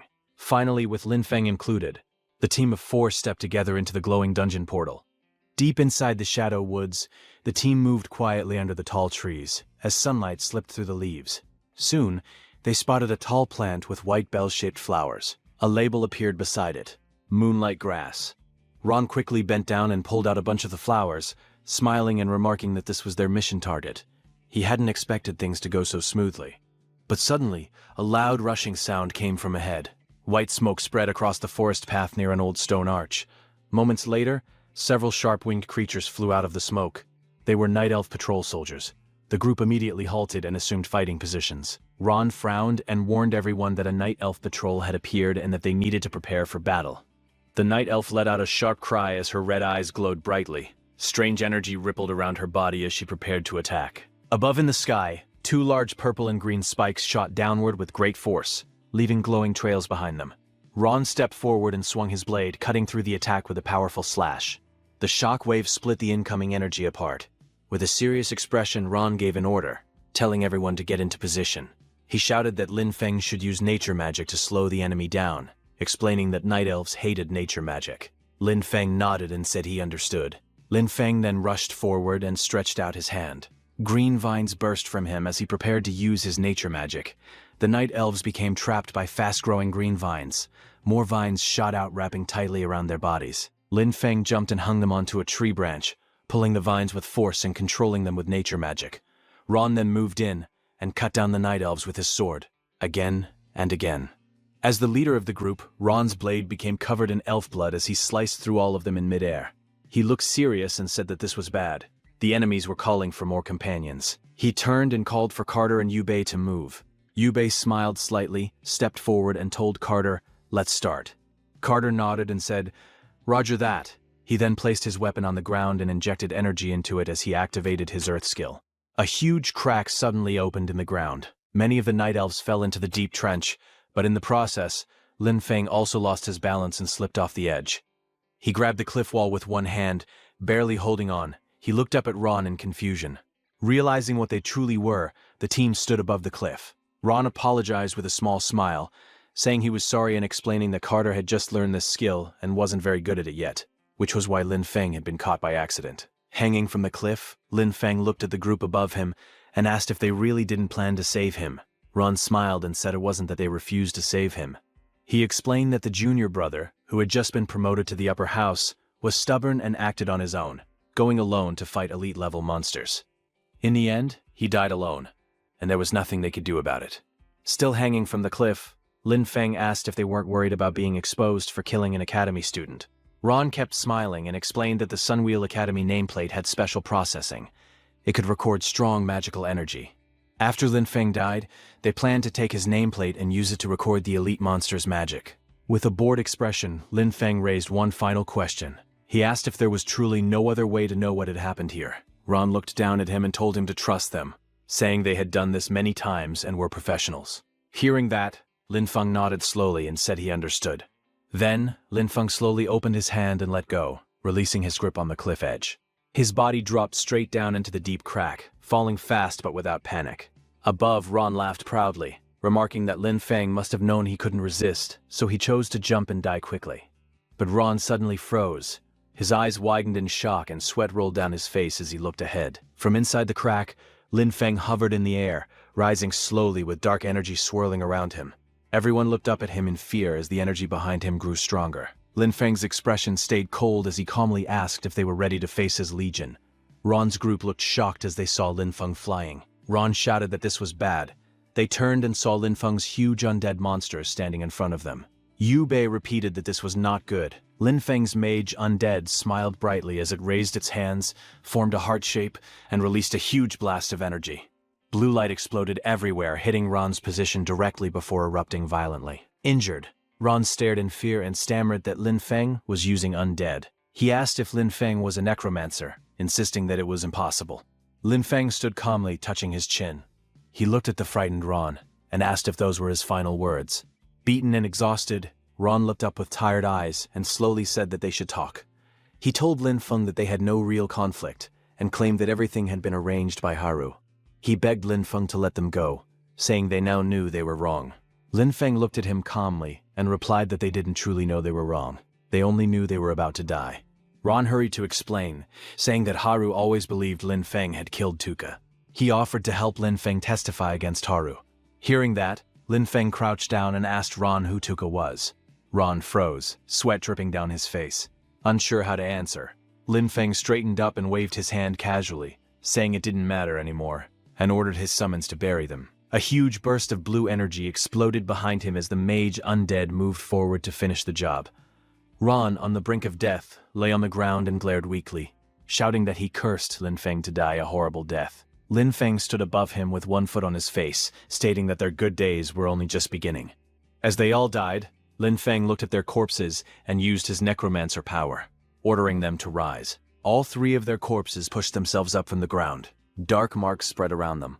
Ron and the other two stood up in purple and blue undead forms. All three looked at Lin Feng and knelt down. Lin Feng watched them and spoke calmly, wondering if undead created from humans naturally had higher intelligence than undead from other creatures. Lin Feng then held Ron's and the other two's nameplates in his hand and suddenly sensed the magic of night elves coming from afar. Seeing that, he thought he didn't need to handle the aftermath. But then he reasoned that since people had died, it was best to go back and report it. Lin Feng in his white shirt then walked toward the glowing blue portal, planning to leave. He reached out his hand, but the portal did not let him exit. He paused and wondered what was happening and why he couldn't go out. He stood in front of the portal, touching his chin and thinking quietly. Just then, a system window suddenly appeared before him. It stated that a special item called Regret of the Past had activated. The message explained that the exit would stay closed until the dungeon was fully cleared. It also mentioned that inside this dungeon, all of his attributes would become 200% stronger. Before Lin Feng could fully understand what was happening, suddenly, the ground behind him cracked open, spreading dark shapes across the trees. A heavy thud followed as something massive landed on the ground. Lin Feng turned around in surprise, and when he saw the thing behind him, his face turned pale. A massive black horse charged forward, pieces of earth flying under its hooves. On the horse's back sat a muscular knight covered in armor, with purple lightning flickering around him. Lin Feng looked up, staring at the knight as the powerful creature stopped right in front of him. The armored knight charged forward on his horse, his spear glowing with purple lightning as he attacked with full force. Lin Feng watched him calmly. He narrowed his eyes and quietly sensed the man's movements. He could feel the enemy's power clearly. Behind Lin Feng, his 3 undead stood, glowing with purple flames. Lin Feng thought to himself that the enemy wasn't very hard to handle. He then gave a simple order, telling his undead to attack. The undead instantly rushed forward. One of them shot out like a shadow, speeding straight toward the horse and knight. With full power, it attacked the knight from the side. The impact was huge. The undead's purple energy slashed through the air, knocking the rider and the horse violently off balance. Then the second mage undead raised his arms, gathering strong purple energy around his body. A curved wave of power shot forward, cutting through the air. The attack rushed straight toward the knight riding his horse. The horse reared up as the purple energy wrapped around them, trying to trap them. The knight was thrown off balance. He fell from the horse, hitting the ground hard. Just then, the third undead's purple slash came flying from the side. She stood on a tree branch, swinging her sharp purple arrows with ease as she aimed her next attack. The knight's body was pierced by dark energy arrows, sending blood flying as he fell back. Nearby, Lin Feng calmly ate a banana and observed the fight. He noted that the undead this time moved with sharper instincts, and even worked together, but he still felt something was missing. Just then, a blast of purple energy crashed into the ground, throwing debris everywhere. The wounded knight struggled up, demanding to know why Lin Feng could use the power of death. Lin Feng only looked at him for a moment, thinking quietly. Then he smiled brightly, telling the knight that he wouldn't understand. Saying that, he ordered his undead to finish the job and bury the knight. The knight, who was standing, suddenly froze as a black claw-shaped hand shot through his body. His eyes widened in shock. It was Lin Feng's bear undead. The knight dropped to his knees as several dark arrows were lodged in his back and chest, and a big hole was in the middle of his chest. Just then, Lin Feng's undead bear roared, jumped high into the sky, landed on the knight, and killed him instantly. A blue screen appeared in the air, showing that the dungeon clear progress was at 50%. Lin Feng looked at the system notification in surprise and muttered that this dungeon used a dual boss system. He realized he had to continue deeper. He walked forward into the forest's core, where giant purple mushrooms covered the massive trees, and the path grew darker as he went inside. As he moved deeper into the forest, Lin Feng leapt swiftly across the giant purple mushrooms growing along the massive trees. Suddenly, his eyes widened as he saw something in front of him. Ahead of him, strange purple flames surged upward, wrapping around a giant tree whose roots curled over an ancient stone altar. A glowing mechanism sat at its center, radiating ominous energy. A pair of sharp green eyes opened within the flames. A woman with long purple hair slowly appeared, her expression cold and unreadable. She stepped forward, purple wings of energy flaring behind her. Her distorted voice echoed through the chamber, asking why a human had trespassed into this sacred land. Lin Feng remained calm. He told her plainly that if she couldn't speak normally, he would begin the fight. Just then, a floating system screen identified her as an elf guardian, level 18. She stood tall in her dark dress, surrounded by swirling corrupted magic, preparing to face him. The elf guardian lifted her hand, purple flames gathering around her fingers.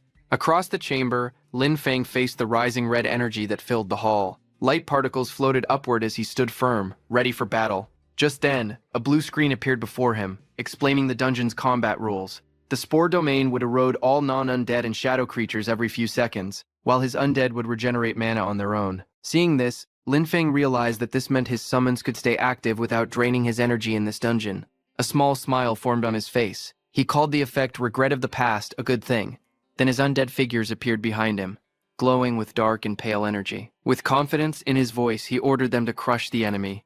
On the other hand, outside under the clear blue sky, Haru stood before the massive tree and the glowing dungeon gate which Lin Feng had entered. He spoke calmly, saying that even if Ron and the others failed, the dungeon still had a final boss waiting inside. He explained that Regret of the Past might boost attributes, but its true purpose was to trap anyone who entered. A smile formed on his face, and he muttered that even a 200% or 400% increase in attributes wouldn't be enough to defeat such a boss. The thought made him laugh with excitement, thrilled by the chaos that would follow. Meanwhile, deep inside the dungeon, a violent burst of blue energy exploded from the arena floor. From within the smoke, Lin Feng's mage undead slowly stepped out, radiating power while dragging the elf guardian. Lin Feng, inside the dungeon, watched with a blank expression, chewing on a banana as if nothing surprised him. A blue-white mist filled the dungeon floor as the mage undead knelt, grabbing the purple-haired elf guardian by her hair. She collapsed to her knees, trembling. Lin Feng walked toward them calmly. Seeing him, the elf guardian suddenly fell back in shock, staring at him. In anger, she stared at the warrior knight, who was originally He Xiao the necromancer. Her distorted voice broke through the haze as she asked him why he had betrayed them. Hearing that, Lin Feng looked at the knight undead He Xiao, who was confused, wondering if she was talking to him. The elf guardian glared fiercely, her green eyes shaking with anger. She shouted that he had destroyed her queen's hatchery and warned that the queen would come for him. But suddenly her strength faded. She collapsed onto the glowing red floor, whispering her final words, that the queen would find him. Suddenly, the whole ancient stone altar split apart as massive stone fragments fell to the ground. Then, something shot upward, exploding in a burst of blinding light. A white pillar of energy spiraled out from the shattered earth, its swirling force filling the dungeon chamber. Lin Feng stood before it, watching calmly as the raging light climbed higher. A system screen appeared behind him, telling him that the Gloom Forest dungeon had been cleared. The clear time was 2 hours and 17 minutes, which was a new record. The dungeon clear evaluation was A. The system started calculating rewards. Purple energy flickered around him as he read the message. He took a bite of his banana and nodded satisfied. He felt stronger than before. When the light faded, something new appeared at the center of the chamber. A large, dark purple egg wrapped in flowing, sinister energy. Lin Feng stepped closer, narrowing his eyes. He stared at the strange object pulsing before him, wondering what it was. He stepped closer and touched the massive purple egg inside the cavern. Immediately, a floating screen appeared above it. It showed the item's name, Embryo of the Chthonic Demon, a mythical-grade object that was currently inactive. The description said it was a life seed left behind after an ancient chthonic demon had fallen, and it needed special conditions to hatch. Its current status was dormant, but it reacted to a strong death aura, increasing its affinity. Lin Feng stepped closer and placed his gloved hand on the egg's surface. His eyes narrowed with curiosity as he whispered to himself, wondering what this black egg really was and why the hatchery had such a strange item. He then lifted his hand, revealing a small silver ring resting on his palm. The ring was a simple storage tool. Purple energy surged out from the ring. The energy stretched toward the egg, surrounding it as he used the ring to store the giant egg away. Right after that, a blue portal opened beside him. Seeing the exit portal open, he wondered if he should return immediately. He stood still for a moment, thinking. Then he turned around and went back into the dungeon, leaving the dungeon exit portal behind. Lin Feng moved toward the fallen boss, a level 18 monster whose body lay cracked on the ground. He estimated that turning such a strong creature into an undead would consume a lot of energy, but once converted, it should reach the same level as He Xiao. With a faint smile, he raised his hand and spoke a single command. Arise. Dark energy wrapped around the corpse. The monster's form shifted and reshaped, turning into a sleek black and purple armored undead with glowing lines pulsing across its body. The undead slowly lifted itself from the rubble, landing lightly before him and looking down. Suddenly, its eyes opened, sharp, bright, and intelligent. It declared in a cold, echoing voice that she was the Death Executioner. Hearing that, Lin Feng's eyes widened slightly. He hadn't expected that it could actually speak.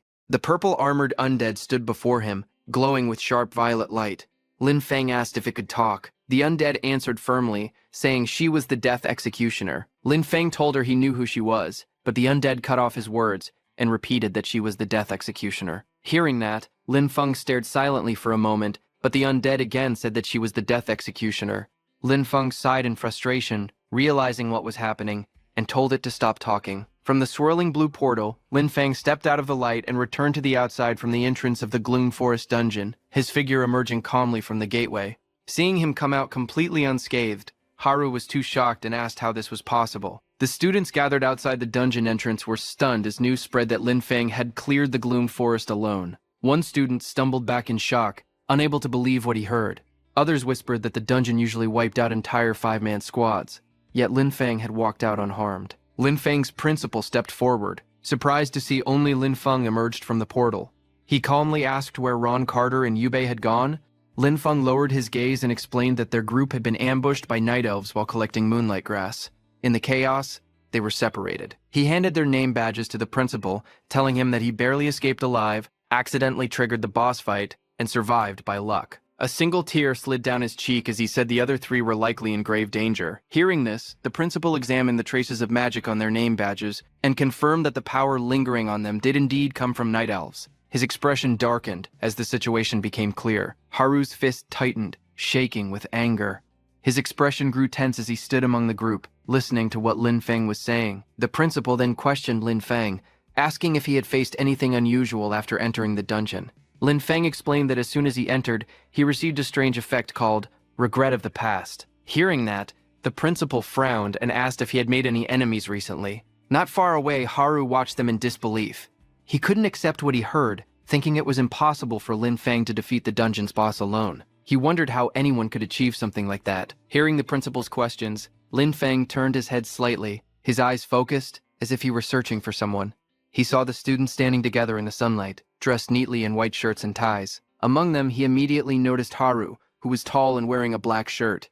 Seeing Lin Feng looking at him, Haru's expression became tense, and sweat rolled down his face. Lin Feng lowered his head slightly and acted as if he were thinking about any enemies he had made.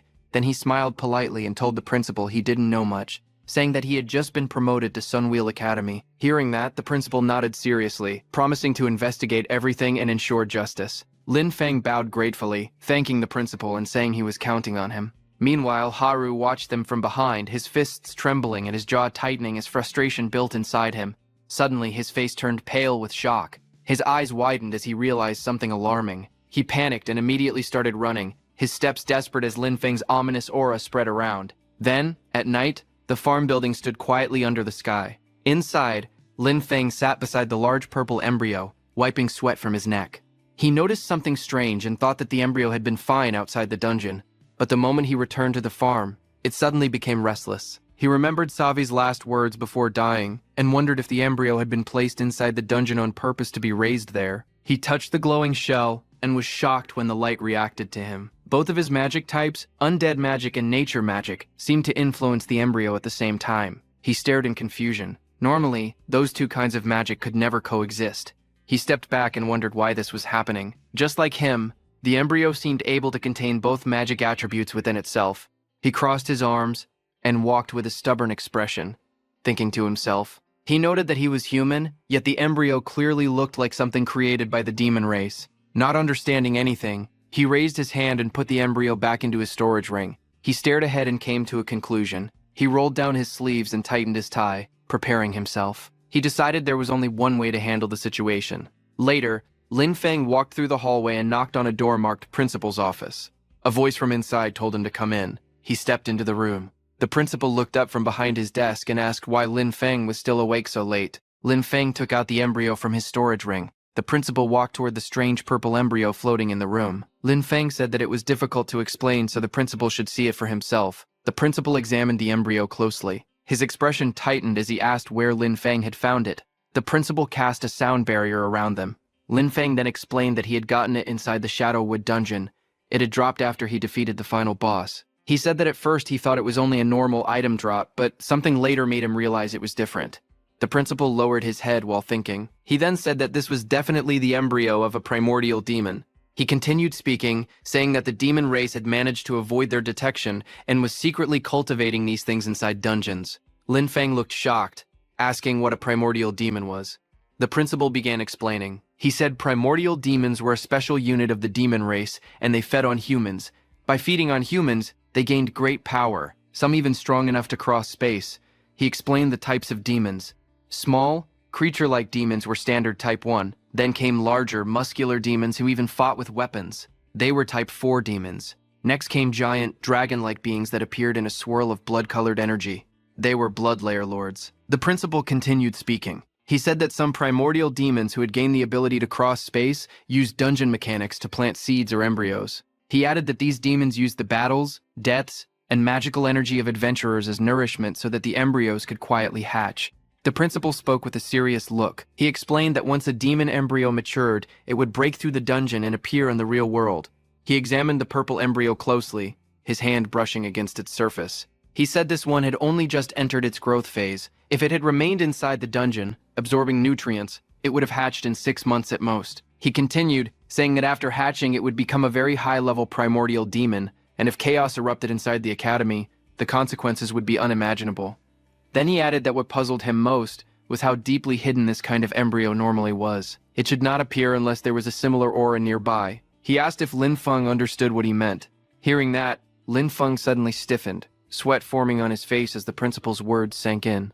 His eyes widened in shock. But then the principal smiled and told Lin Feng he was only teasing him. He said Lin Feng had done a good thing by handing over the embryo. For personal and professional reasons, he wouldn't punish him. He explained that everyone had secrets, and the academy respected that. As long as Lin Feng didn't harm the academy or break moral rules, geniuses like him would always be given room to grow. Then the principal became serious. He said he needed Lin Feng's promise. No matter what power Lin Feng gained, he must remember that he was a student of Sunwheel Academy and a member of the human faction. Lin Feng nodded and said he would remember. The principal was satisfied. He patted Lin Feng happily on the head. Next, a glowing item appeared in his hand.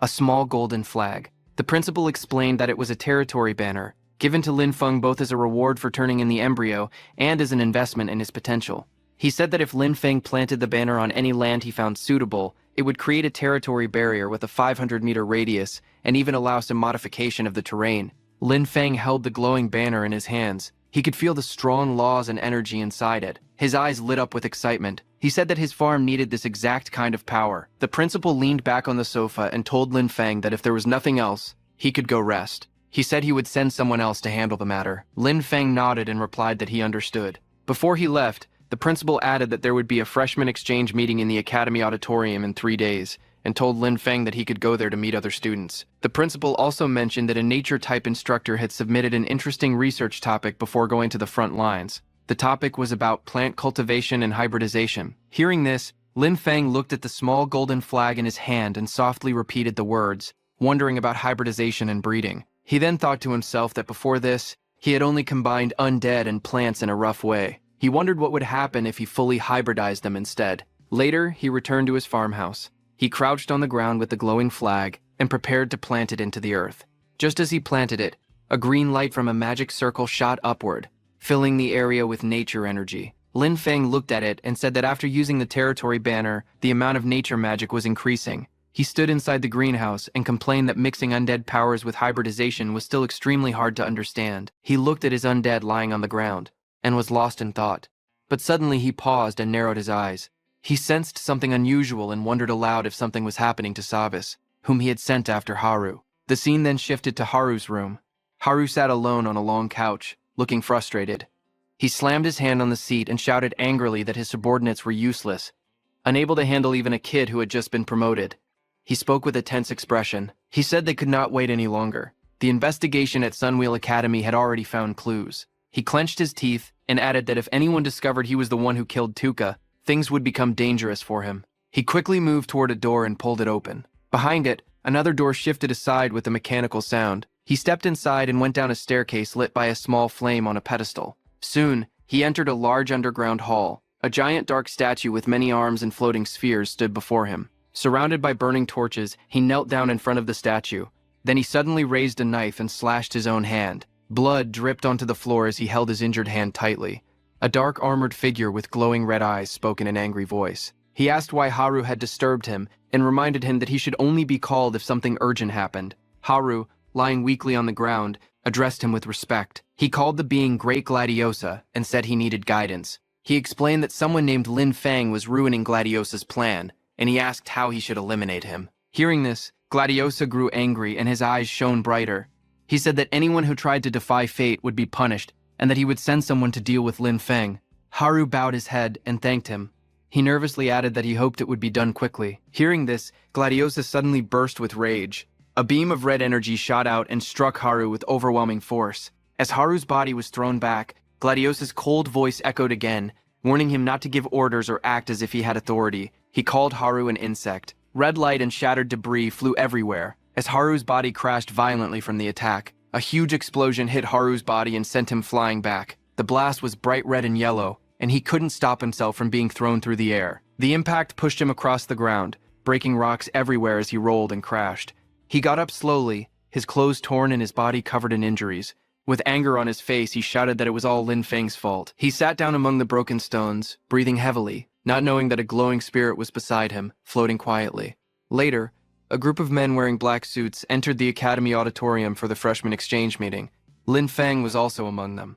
Some distance away, Lin Feng sat alone on a bench wearing a black suit. He looked calm but bored. He thought to himself that this was too dull and that he should not have listened to the principal's long talk. He complained that he could have used this time to research hybridization on his farm instead, which would have been better. He slowly chewed his food and said that the taste wasn't bad. Just then, a blonde student walked toward him and called out, asking if he was student Lin Feng. Lin Feng paused while eating and looked toward the blonde student.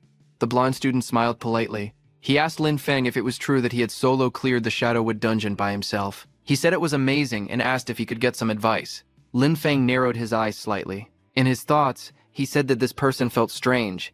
Everyone else had been avoiding him, yet this student approached him on purpose. Lin Feng lowered his head and covered his face with one hand. He told the blonde student that he didn't want to talk about the dungeon, saying that 3 seniors had died there. He squeezed out fake sobs while holding a piece of bread in his other hand.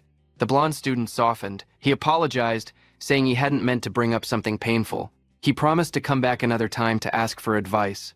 As he turned away, the blonde student's expression changed.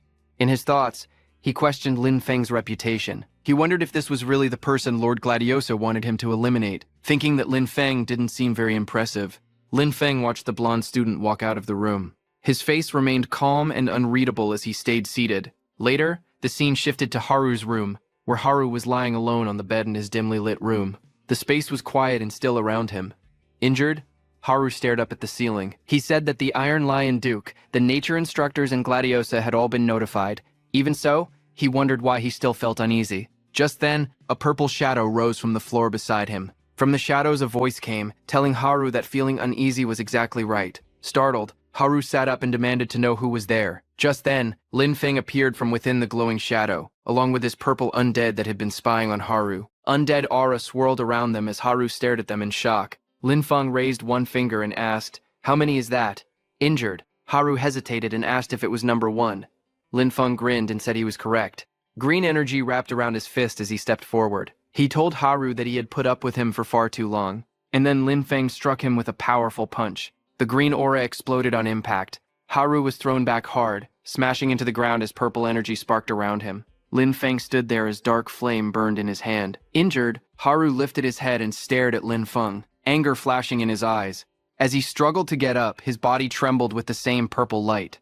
Lin Feng watched him without moving. Haru pushed himself up on one arm and asked Lin Feng how he got in. Lin Feng stepped forward with his undead floating behind him. He asked Haru if the events in the Gloom Forest dungeon were done by him. Hearing that, Haru clenched his teeth and shook with anger. Purple sparks flickered across his body as he shouted, asking how Lin Feng dared to hit him. Haru's body trembled as dark purple energy wrapped around him. His muscles bulged, veins lit with demonic light, and his fingers curled like claws. In front of him, Lin Feng stood calmly. His summoned undead glowed with the same kind of energy. Haru then bent forward, his back cracking as more energy surged out. Flames of purple rose around him, twisting like living shadows, while markings spread across his skin. He raised his head and, with red glowing eyes, used his demon clan's forbidden technique, flesh sacrifice. His body transformed further. His ears sharpened, energy spread, and power overflowed from every limb. He stood tall in his new demonic form, surrounded by swirling flames of purple and black. Seeing that, Lin Feng narrowed his eyes. He recognized the technique immediately and asked sharply if Haru was a spy of the demon clan. Hearing Lin Feng call him demonized, Haru only laughed. He declared that he was a devout believer of Gladiosa. Hearing this, Lin Feng grew serious, realizing that Haru was connected to the 7th demon, King Gladiosa. Demonized Haru glared fiercely, purple flames twisting around his body. He shouted with rage, demanding how Lin Feng dared to speak his lord's name so casually. Without warning, he lunged forward. Darkness wrapped around his arms as he roared, telling Lin Feng to die. But Lin Feng stood his ground. His undead floated beside him and came forward, surrounded by swirling violet energy. As Haru charged at full speed to attack, Lin Feng's undead responded instantly. She swung her glowing scythe upward, releasing a crescent slash of bright purple light that blocked Haru's attack. But Haru didn't back down and released more demonic energy, causing the female undead's scythe to start cracking. The next second, purple fire came out of Haru's hand and fell on the female undead's scythe, shattering it instantly. The female undead looked at her weapon, which was completely destroyed. Haru's corrosive power was extremely strong. Lin Feng watched her with a serious face. In his mind, he admitted that he had only wanted to test Haru a little, but now, things had gotten bad. The female undead created and raised her huge scythe again, releasing huge amounts of necro energy to attack Haru. As that energy hit Haru, he let out a loud roar. Now blue and purple flames burst from his body as he spread his arms wide. He shouted that he had been thinking about how to deal with Lin Feng, but he never expected Lin Feng to walk right into his hands. Seeing Haru unleash more and more energy, Lin Feng also got ready to release his energy as he made up his mind. In his thoughts, he decided that the only way now was to use Haru's distraction and finish the fight as quickly as possible. Haru, covered in blue flames, stood in front of Lin Feng. Seeing that, Lin Feng hid his hand behind him and used his summoning skill. The next second, several shadowy undead appeared behind Lin Feng. They all had sharp ears, dark bodies, and strange glowing flames. They stood like an army at his side, making his presence even more dangerous. Seeing that, Haru was shocked. He immediately recognized that Lin Feng was using undead magic. His face twisted with anger as he shouted that Lin Feng really was problematic. Tears streamed down Haru's face as he said that Tuka's sacrifice was not wasted because they had discovered a human genius. While he was lost in thought, one of Lin Feng's undead stepped forward and attacked Haru with its huge spear. It moved fast and struck, sending its glowing spear straight toward Haru. That sharp purple spear of energy pierced Haru's chest. Haru fell to the ground before he could understand anything. His body was bruised, but his eyes still burned fiercely. From the shadows ahead, Lin Feng's cold voice questioned him, "Are you the one who killed Tuka?" Haru clenched his teeth. Dark energy wrapped around his limbs as he placed a hand on his chest. His voice trembled with ritualistic intensity as he began chanting, "With blood as the guide and the soul as the bridge, I welcome the Master's will to descend upon my body." Immediately, black veins pulsed across Haru's skin, and his eyes glowed red. A violent surge of purple fire burst outward, and a magic circle lit up beneath him, filling the room with swirling patterns. Haru told Lin Feng to tremble and welcome the descent of the Demon King. He announced her name, Gladiosa. As he said that, a towering figure of shadow and horns appeared above him, surrounded by floating spheres and blazing violet flames. Haru knelt before her, lowering his head. He addressed the being reverently as Lord Gladiosa. But before Haru could continue, Gladiosa punched him, asking how a mere ant dared to call her true name. Injured, Haru sat on the floor, purple flames drifting around him. He looked up with confusion and called her Lord. In front of him, Lin Feng stood calmly, and behind him, all of his powerful undead appeared, their glowing forms filling the room. Haru pointed at him and asked his lord to kill him. Lin Feng's mage undead came forward and raised his hand, gathering bright purple energy. He attacked the Demon King with an energy beam. Demon King Gladiosa was surprised to see that Lin Feng was a necromancer. She immediately realized that He Xiao had already been defeated. She then raised her shield, which came out of the ground, to block Lin Feng's mage undead's energy beam. But this made Demon King Gladiosa realize that her summoner was simply too weak, too frail, and because of that, her mana couldn't maintain the defensive formation. Thinking that, she raised her hand toward Haru, holding it in front of him and sucking energy from his body. Before he could understand anything, Demon King Gladiosa's massive claw descended from above. He screamed in panic, shouting as demon energy ripped through his body. His form twisted, cracking apart under the pressure of the demonic energy. Demon King Gladiosa absorbed all of his demonic energy. Her single red eye glowed fiercely as tendrils of power wrapped around her frame. After Gladiosa absorbed everything from Haru's body and threw the weakened Haru aside, she declared with a deep, resonant voice that now she could fight Lin Feng, the successor of the necromancer, properly. Lin Feng stood quietly. He looked at Demon King Gladiosa and thought that even if all of his undead fought together, they still wouldn't be strong enough to defeat the Demon King head-on. Charging straight in would only get them all killed. It was not a smart plan. Then he noticed Haru on the ground, who had been drained earlier and lay weak. Then he looked at the glowing magic circle in the aura, shining with summoning energy. Seeing this, Lin Feng's expression changed. A small smile formed, and he thought of a way. Then he raised his voice and called Demon King Gladiosa a foolish demon clan member, saying that since the demon already knew he was a necromancer, he was surprised that the demon didn't run away.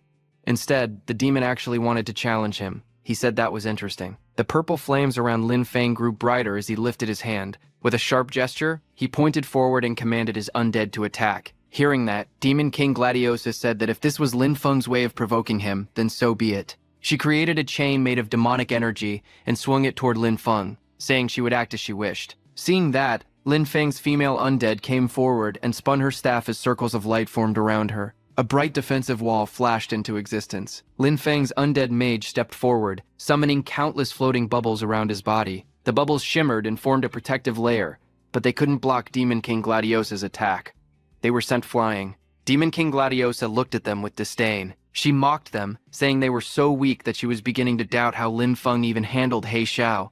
With the second attack, Demon King Gladiosa completely destroyed Lin Feng's undead, shattering them instantly. After destroying Lin Feng's undead, Demon King Gladiosa grabbed Lin Feng and lifted him into the air, saying that before Lin Feng died, she would allow him to say his last words. Demon King Gladiosa called Lin Feng a pitiful successor and said he did not understand the power of the undead at all. But suddenly, Lin Feng smiled. He said that it was actually Demon King Gladiosa who didn't understand the power of the undead. He pointed at his undead, who was behind Demon King Gladiosa holding dead Haru's head, and explained that he had just noticed that when Demon King Gladiosa appeared, she drained Haru's mana but did not kill him. He also noticed that the mana used for the summoning formation had decreased a lot. Hearing that, the undead creature's eye widened in shock. Lin Feng freed himself from the Demon King, telling her that her summonings still have limitations. As he said that, Demon King Gladiosa's body started to weaken. Lin Feng, standing below, smirked slightly and told her that his guess had been right all along. Demon King Gladiosa roared in rage, shouting that she wouldn't let Lin Feng go. As she said that, her massive body erupted with energy as pieces of her form began to scatter apart. Light burst around as Demon King Gladiosa's body cracked and dissolved into fragments, leaving only fading traces in the air. Once the chaos settled, Lin Feng was left alone, standing on the shattered ground. He lifted a hand to the back of his head and gave a relaxed smile, telling Demon King Gladiosa that he would be waiting. Not far away, some officers noticed the explosion and rushed toward the scene. One of them shouted in alarm, telling the others to go check what happened. Lin Feng turned his head slightly as he heard their voices. His eyes widened as he looked toward the approaching figures. The faint purple sparks around him flickered in the dark. Without a second thought, Lin Feng ran away from there, saying, "This is not good." Then at dawn, he arrived at his farm outside the city. He walked forward slowly, the sunlight falling on him. He thought to himself that his mana was almost gone, and that he had barely escaped in time. He raised his fist slightly and reflected that if he hadn't won his final gamble, he would have been finished. Thinking all that, he walked toward his room. But suddenly, a crack appeared in the barrier around his farm. Lin Feng stopped and turned his head sharply, asking who it was. Just then, a blond man broke the barrier and landed in front of him.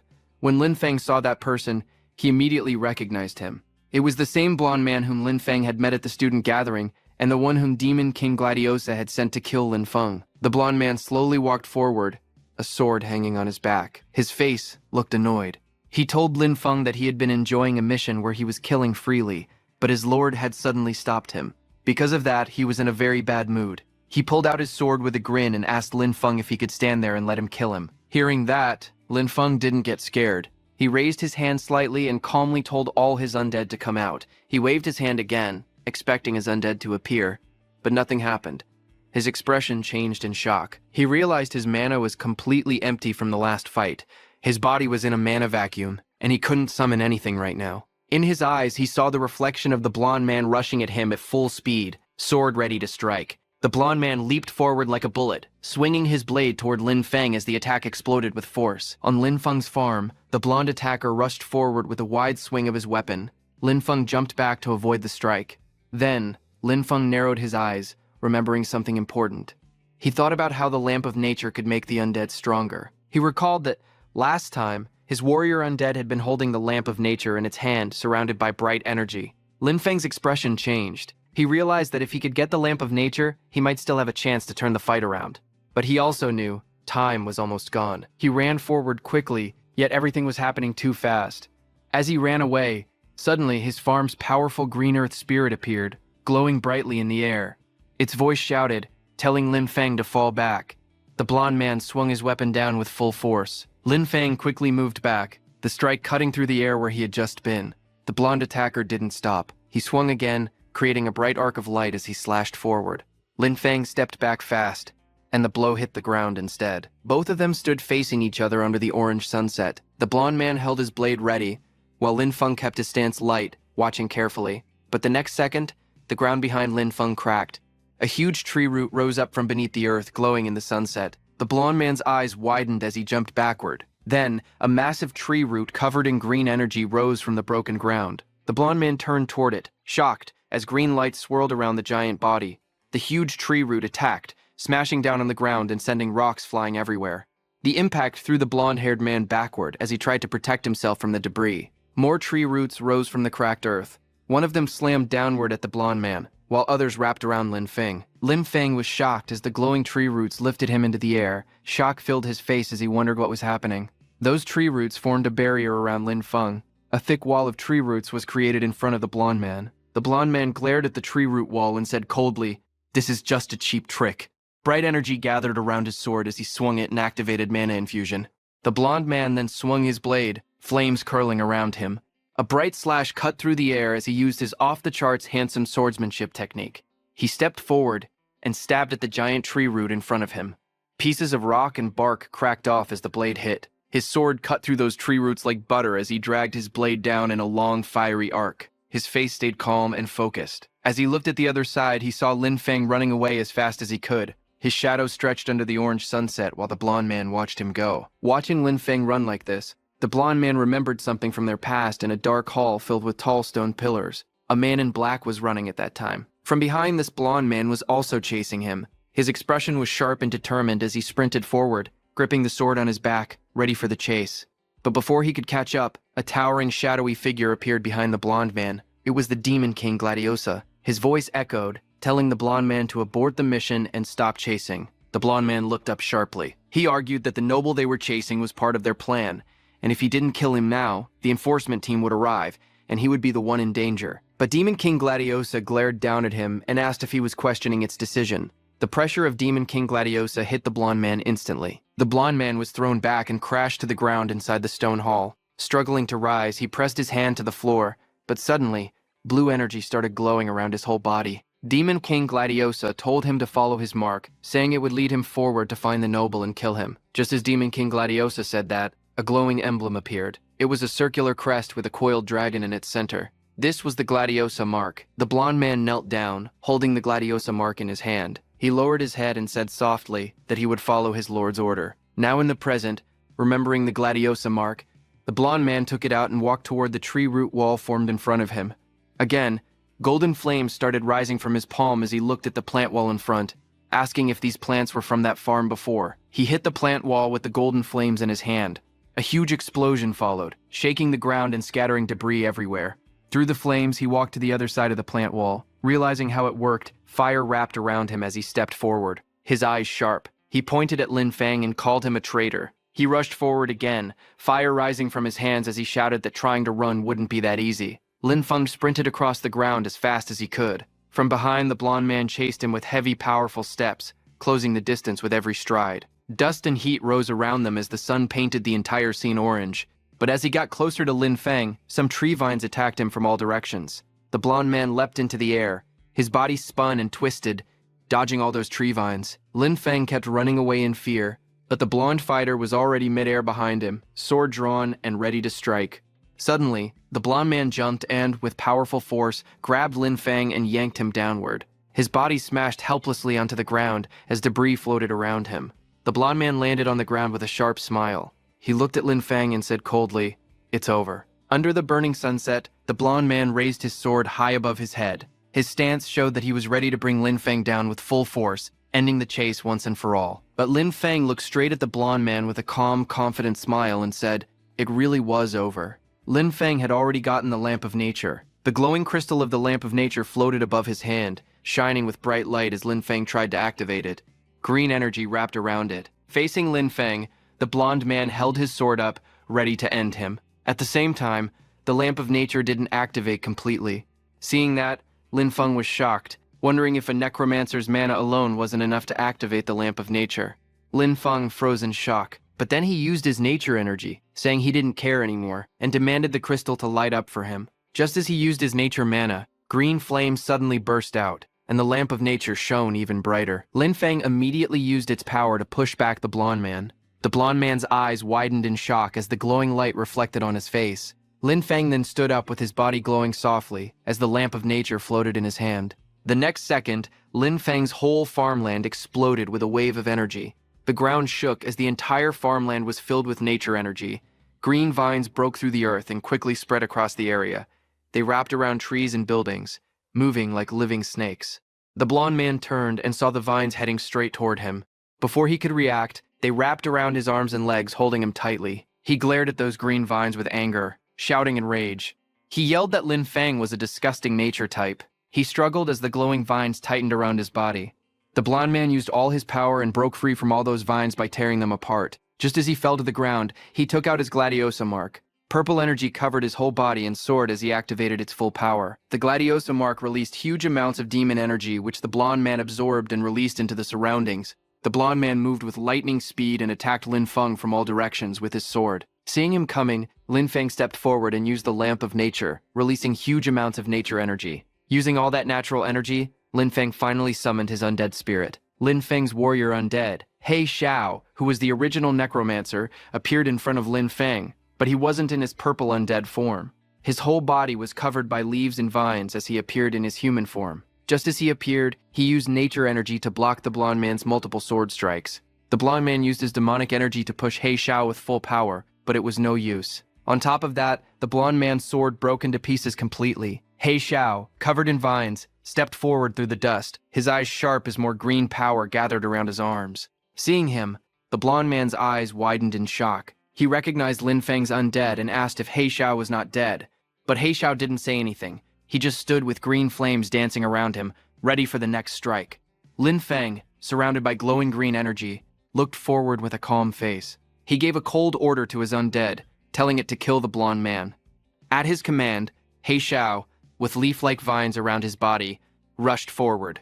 His arms swung out, green fire trailing behind him as he grabbed the blonde man and dragged him along. The blonde man's eyes widened in shock. He shouted, telling He Xiao that they were allies, but before he could finish, a violent impact followed. A huge splash of blood burst across the scene. The man He Xiao had grabbed was smashed brutally. His broken body fell to the ground, blood leaking from it as green flames burned around him. After killing the blonde man, Lin Feng fell to his knees and coughed weakly. He was completely exhausted. The next second, Lin Feng lay on the ground as the glowing green flames started to fade from his body. He looked helpless and told He Xiao that he was done for. In the next moment, he collapsed completely, falling over with no strength left. His body hit the ground hard. The Lamp of Nature crystal floated nearby, completely drained of its power. He Xiao stood beside Lin Feng, watching him with a calm expression. He let out a slow breath, seeing that Lin Feng was just unconscious. Then, He Xiao's body started to change. Purple flames wrapped around him, climbing across his skin. His green vine-like armor shifted and disappeared under the rising dark energy. His entire form transformed. Black, flame-shaped markings spread across his chest and arms. Purple fire swirled around him as his muscles tightened and his eyes sharpened. He completely transformed into his undead form. After the complete transformation of He Xiao, his body suddenly shone brightly. Then, pieces of his body began to break away. In the next moment, the purple shell covering him shattered into small fragments, and the undead aura around him faded completely, leaving nothing behind. The scene then shifted to a peaceful landscape. A bright valley stretched between distant mountains, covered in green fields and forests. In that green field, someone waved flags in the distance. The flags carried the symbol of a lion's head. It was a group of armored knights riding in formation, their white horses marching proudly. Behind them, a decorated royal carriage traveled along the road. Inside the carriage, 3 people sat together, one in blue clothing, one with long red hair, and another dressed in dark attire. The carriage moved steadily as sunlight shone over the land. Inside the moving carriage, the red-haired warrior sat with a serious face. His armor reflected the sunlight coming through the window. Across from him, the older man with long brown hair and a beard looked at him calmly, waiting for him to speak, but a quiet moment passed between them. The red-haired warrior lowered his eyes, as if thinking about something difficult. The older man watched him closely, also not saying a word. Then the older man turned his head toward the window. The bright sky and green mountains outside caught his attention as the carriage continued forward. But suddenly, a glowing green energy appeared outside, swirling around the trees that surrounded a wooden building hidden within the forest. As it appeared, the whole carriage shook violently, shocking the people sitting inside. All 3 looked ahead with tense expressions. The carriage suddenly shook again as something dark hit its roof. The impact made the whole vehicle jolt. Then, from the carriage, bright streaks of energy shot across the sky, rushing past the moving carriage. The horses kept running, but the disturbance was impossible to ignore. Inside, the red-haired man noticed it first. His eyes widened in surprise, and he leaned forward sharply. A knight stopped the carriage and bowed beside the window. The red-haired man and a blue-haired girl looked out from inside, watching him closely. After hearing what that knight said, the red-haired man sat back on the seat. His expression was calm but thoughtful as he stared ahead, thinking about what had just happened. At dawn, Lin Feng's farmland was bathed in golden sunlight. Thick green vines rose from the ground, but the entire farm was completely destroyed, with dust and debris scattered all around. Suddenly, a group of people arrived at high speed, covered in white light. They were the same group who had been on that carriage. They came to a stop at the edge of the farmland. The man with long brown hair stepped forward first, a glowing light shining behind him. His expression was serious as he looked around. Observing the scene, he spoke with amazement, saying it was pure nature magic. Behind him, the others examined the vines, crouching near the thicker ones. One of his men commented that it was hard to believe such a strong expert was hiding in a remote place like this. Another man said he would gladly accept being made the dean of the nature department if he could possess magic this pure. One of the younger men studied the surroundings. He pointed at the damaged ground and the floating stones, saying it looked like there had been a battle with the demon clan. Just then, the brown-haired man noticed Lin Feng collapsed on the ground, unconscious, with the lamp of nature lying beside him. The brown-haired man stepped closer and looked down at Lin Feng. He recognized the lamp of nature. Raising his head, he understood what had happened. His eyes widened as he said that Lin Feng must have suffered backlash from forcefully activating the lamp of nature. Green energy rose around his hands as he knelt beside the unconscious Lin Feng. He pressed both hands on Lin Feng's chest, sending soft, glowing nature magic into his body to stabilize him. Meanwhile, inside Lin Feng's consciousness, everything shifted. His body appeared floating in a bright blue space filled with purple and blue energy. Chains of swirling power wrapped around him. He looked around in shock and asked himself if this place was inside his own body. The energy moved gently around him. He sensed warmth in it and realized it felt kind and calm. He understood that this power belonged to him. He then looked in different directions. Purple flames floated around his arms as he stared forward and quietly said that this must be his own power. He reached out his hand. Purple energy swirled around his fingers as he touched the drifting aura in front of him, wrapped completely by the same purple and pink flames. His eyes sharpened as he looked at the power surrounding him. He wondered aloud if this was necromancer power. Suddenly, the swirling force around him exploded outward and sent his body tumbling through the space of light and colors. The flames twisted violently as he spun. He steadied himself again, his eyes focused. Confusion filled his face as he asked what was going on. More purple flames wrapped tightly around his torso and arms. His expression grew tense when he realized something unsettling. The necromancer power was actually not under his control. Just then, in the distance, a purple heart-shaped core appeared, floating high above the clouds, pulsing with energy. Lin Feng stared toward it from below. As energy continued to swirl around him, and purple flames swirled through the clouds, a small shadowy creature formed within the glowing mist. A moment later, the clouds split apart, and He Xiao, the original necromancer in his human form, stepped out, surrounded by pink and black energy. He floated above Lin Feng, who stared up at him in shock. Lin Feng shouted He Xiao's name, asking why he was alive. Hadn't he died? He Xiao's expression stayed calm. He answered that he really did die. Then his face shifted into a smile as the purple flames wrapped around his body. He said that thanks to Lin Feng, he was able to understand the true meaning of death. He Xiao then stretched out his hand. Dark energy curled around his arm and fingers. His body moved forward as though preparing to strike. Lin Feng was surprised when a massive claw-like hand formed out of swirling purple and black energy rushed toward him. Lin Feng looked alarmed as the purple energy tightened around him. He shouted that this was not good. Sweat rolled down his face as he struggled. He yelled that he couldn't break free at all. He Xiao rushed toward him with a crazed smile, purple and black flames swirling around his arms. He laughed sharply and said that if he killed Lin Feng, his body would become his. He Xiao leaned in close, speaking directly into Lin Feng's face. He said that when that time came, he would be reborn. At that moment, from outside, the brown-haired man infused nature energy into Lin Feng.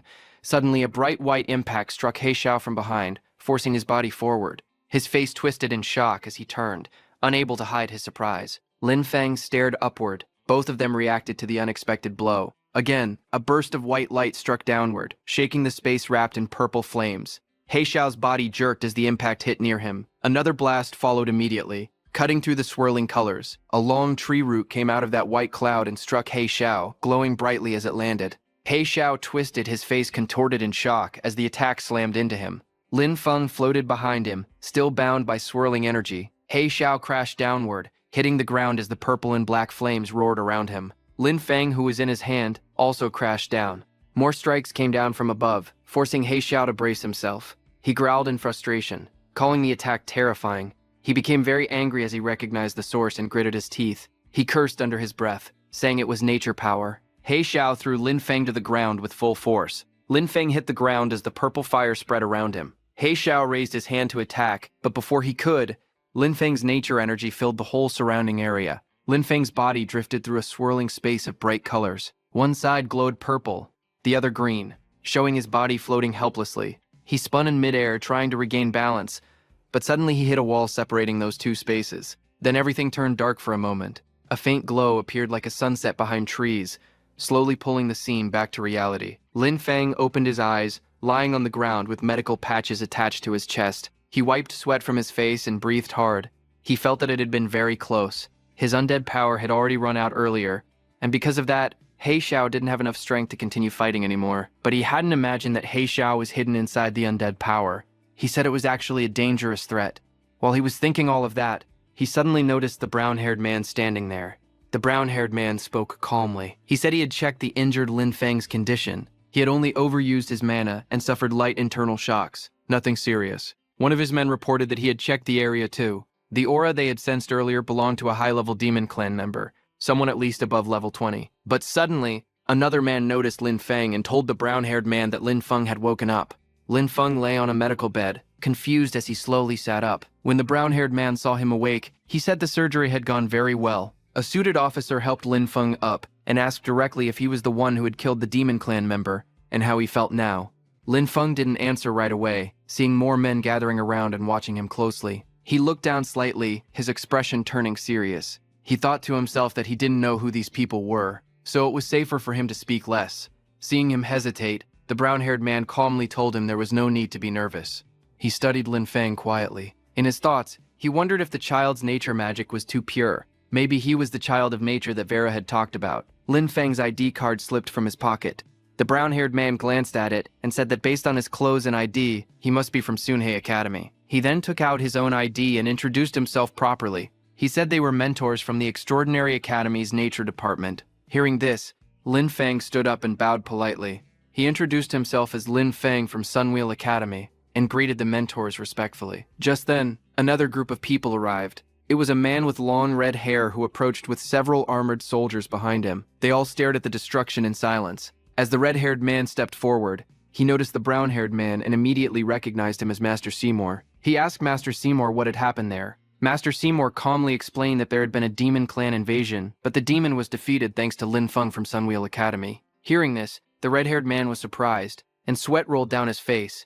He walked closer to Lin Feng and placed a hand on his shoulder. With a proud smile, he said that heroes truly arise from the young. But as he looked to his side, his expression suddenly shifted. His eyes widened in shock. The red-haired man stared at the scattered rocks and the blonde man's sword on the ground. His eyes widened as he recognized who the killer was. Master Seymour gently placed a hand on his shoulder and asked what was wrong. The red-haired man lowered his head slightly. Seymour called him Lord Count and asked again if he had discovered something. After a moment of silence, the red-haired man finally spoke. He said he was thinking about how hard they fought on the front lines to resist the demon clan. Yet, even with all their effort, a demon clan member still managed to sneak into the rear. He said it was truly shameful. Master Seymour looked at him calmly and said the matter had already been resolved and they should return to the academy. But before leaving, Seymour looked back and told one of his men, Yalan, to bring Lin Feng along as well. They needed the principal to give an explanation. Inside the principal's office, the room glowed with warm sunset light as Lin Feng, Master Seymour, and the principal faced each other. The principal sat behind his desk and said he already knew about the incident. He explained that the school would strengthen its management and that 3 more patrol teams would be added. Before he could finish speaking, Master Seymour suddenly grabbed him by the collar. Master Seymour pulled him close and shouted angrily, "People only panic when death is already at their door. Just like looking for a toilet only after making a mess." His anger turned into an outburst as he shook the principal, yelling about what use a principal like him even had. Lin Feng quietly placed a hand over his face, looking embarrassed while watching the scene. Master Seymour pulled the principal closer and glared at him. The principal, feeling embarrassed, whispered that a student was still in the room and begged him to give him some face. Master Seymour threw the principal onto the chair behind him and continued speaking. He said that while the principal admired wolf culture and didn't mind students acting wild, a student killing a member of the demon clan was actually a good thing. He insisted that this matter couldn't be brushed aside with just one sentence. The principal then turned to Lin Feng. He said Lin Feng had single-handedly killed a demon clan member and stopped their possible sabotage plans, calling Lin Feng's achievement significant. Heroic spirit fragment. He held the glowing shard in his hand before passing it to Lin Feng. Lin Feng took the fragment and looked at it quietly. He asked what the use of the item was. The principal explained that the heroic spirit fragment was the leftover will of an ancient hero. He said it looked like Lin Feng had already found one fragment in a dungeon before. The principal continued, saying that when 2 fragments came from the same hero, they would be drawn to each other and merge. When that happened, a heroic spirit projection could awaken and fight as the user's partner. He added one more important detail. This heroic spirit projection had no restrictions. Hearing that, Lin Feng said that in that case, if he ever ran out of mana again, he would still have the strength to fight. He then pulled out the fragment he already had. Holding both pieces together, the two fragments began merging in his hands. A bright glow formed as the fragments fused. In the next moment, a green aura burst out, and a long spear appeared, held by a heroic spirit projection standing before him. The green energy continued to swirl as the heroic spirit slowly took shape. Half of his face appeared first, calm and sharp, decorated with tribal markings and a glowing red gem on his forehead. Moments later, the full figure materialized, tall, muscular, and carrying a long decorated spear. He wore ancient warrior clothing with a green robe draped across his body, and a red pendant hung around his neck. His presence felt powerful and dignified. A burst of light flashed under his foot as he knelt. The warrior lowered himself onto one knee before Lin Feng placed a hand on his chest and introduced himself respectfully, saying he was General Guan Yu, and greeted his summoner. The principal stared in shock. Unable to hide his surprise, he quickly grabbed a book and flipped through the pages, trying to figure out who this powerful spirit was. The principal stared at the open book in his hand, confusion written across his face. He wondered aloud why this heroic spirit didn't appear in any historical records. The summoned warrior stood with a hand on his chest, his posture calm and respectful. Across from him, Lin Feng watched quietly, saying nothing. He then raised his hand, and the spirit turned into dark shadowy energy and began to retreat at his command. After that, Lin Feng turned to the principal and Master Seymour. He bowed politely as both of them observed him with serious expressions. He then stepped through the doorway, leaving the principal's office and returning to his room. Just as he left, Master Seymour leaned toward the principal and spoke urgently. He said they had to take Lin Feng with them. He continued, explaining that the purity of Lin Feng's natural mana was something he had witnessed only once before in his life. He believed that with even a little cultivation, Lin Feng would surely achieve greatness in the future. But the principal calmly told Master Seymour to let Lin Feng decide for himself. Outside, Lin Feng closed his eyes and slowly shook his head. Remembering his fight with that demon worshipper, he quietly thought to himself that he was still too weak. He admitted that when facing truly strong enemies, his methods were too few, and his endurance was still lacking. His gaze hardened. He knew he had to increase his strength as soon as possible, otherwise even farming in peace would be impossible. He walked through the academy grounds, thinking back to the mission hall. If he remembered correctly, many of the rewards there included skill scrolls. Soon, he arrived at the academy mission hall. Rows of blue mission screens floated in the air before him. He read through the rules. Mission rewards were divided into 4 tiers: A, B, C, and D. He decided that at his current level, the rewards from C rank and D rank missions were far too low. His attention shifted to the higher tier missions. The first mission involved clearing a demonized wolf pack in Eagle Rise Canyon, labeled as a B+ threat. The reward was a choice of 1 B-grade nature or elemental skill scroll, but it required a 5-person team with an average level of at least 15. Another mission listed the exploration of the ancient Mage Tower ruins below the 3rd floor with an A-level threat. The reward was 3 synthesizable fragments of an A-grade skill scroll. This mission required a high-level rune master and a team of at least 4. The third mission stated that supplies needed to be escorted to the eastern border, Iron Rock Town. The mission was rated at threat level B, and the reward was a B-grade general skill scroll and 100 military merit points. It also required a team of at least 2 people who had survival skills and fire-type combat abilities. After reading that, Lin Feng reached out and tapped the mission screen with his fingers. He muttered the name softly, Iron Rock Town. He remembered that it was an important military town. He recalled hearing that because soldiers stayed there for long periods, they had developed a special military farming method. This method could grow food and medicinal plants even in harsh, barren places. A small smile appeared on his face. If he could learn this method, it would be very useful. Then he looked at the requirement again. The mission needed a 2-person team. Seeing that, he sighed to himself. Finding someone with fire-type abilities would be troublesome. Just then, nearby 2 girls were arguing loudly. One of them shouted that it was all because of the other. Hearing that, Lin Feng immediately turned around, watching the scene in front of him. A group of students had gathered nearby. In the middle of the crowd, a pink-haired girl was arguing with a blonde girl. Behind the blonde girl, her 2 bodyguards were standing. When Lin Feng saw the pink-haired girl, he immediately recognized her as Ailing. Ailing glared angrily. She shouted that the blonde girl had made fake potions for them, and because of that, she ended up hitting them. The blonde girl crossed her arms and argued back. She said that Ailing did hit her, and she demanded compensation. 1 or 2 gold-tier items, before she would let the matter go.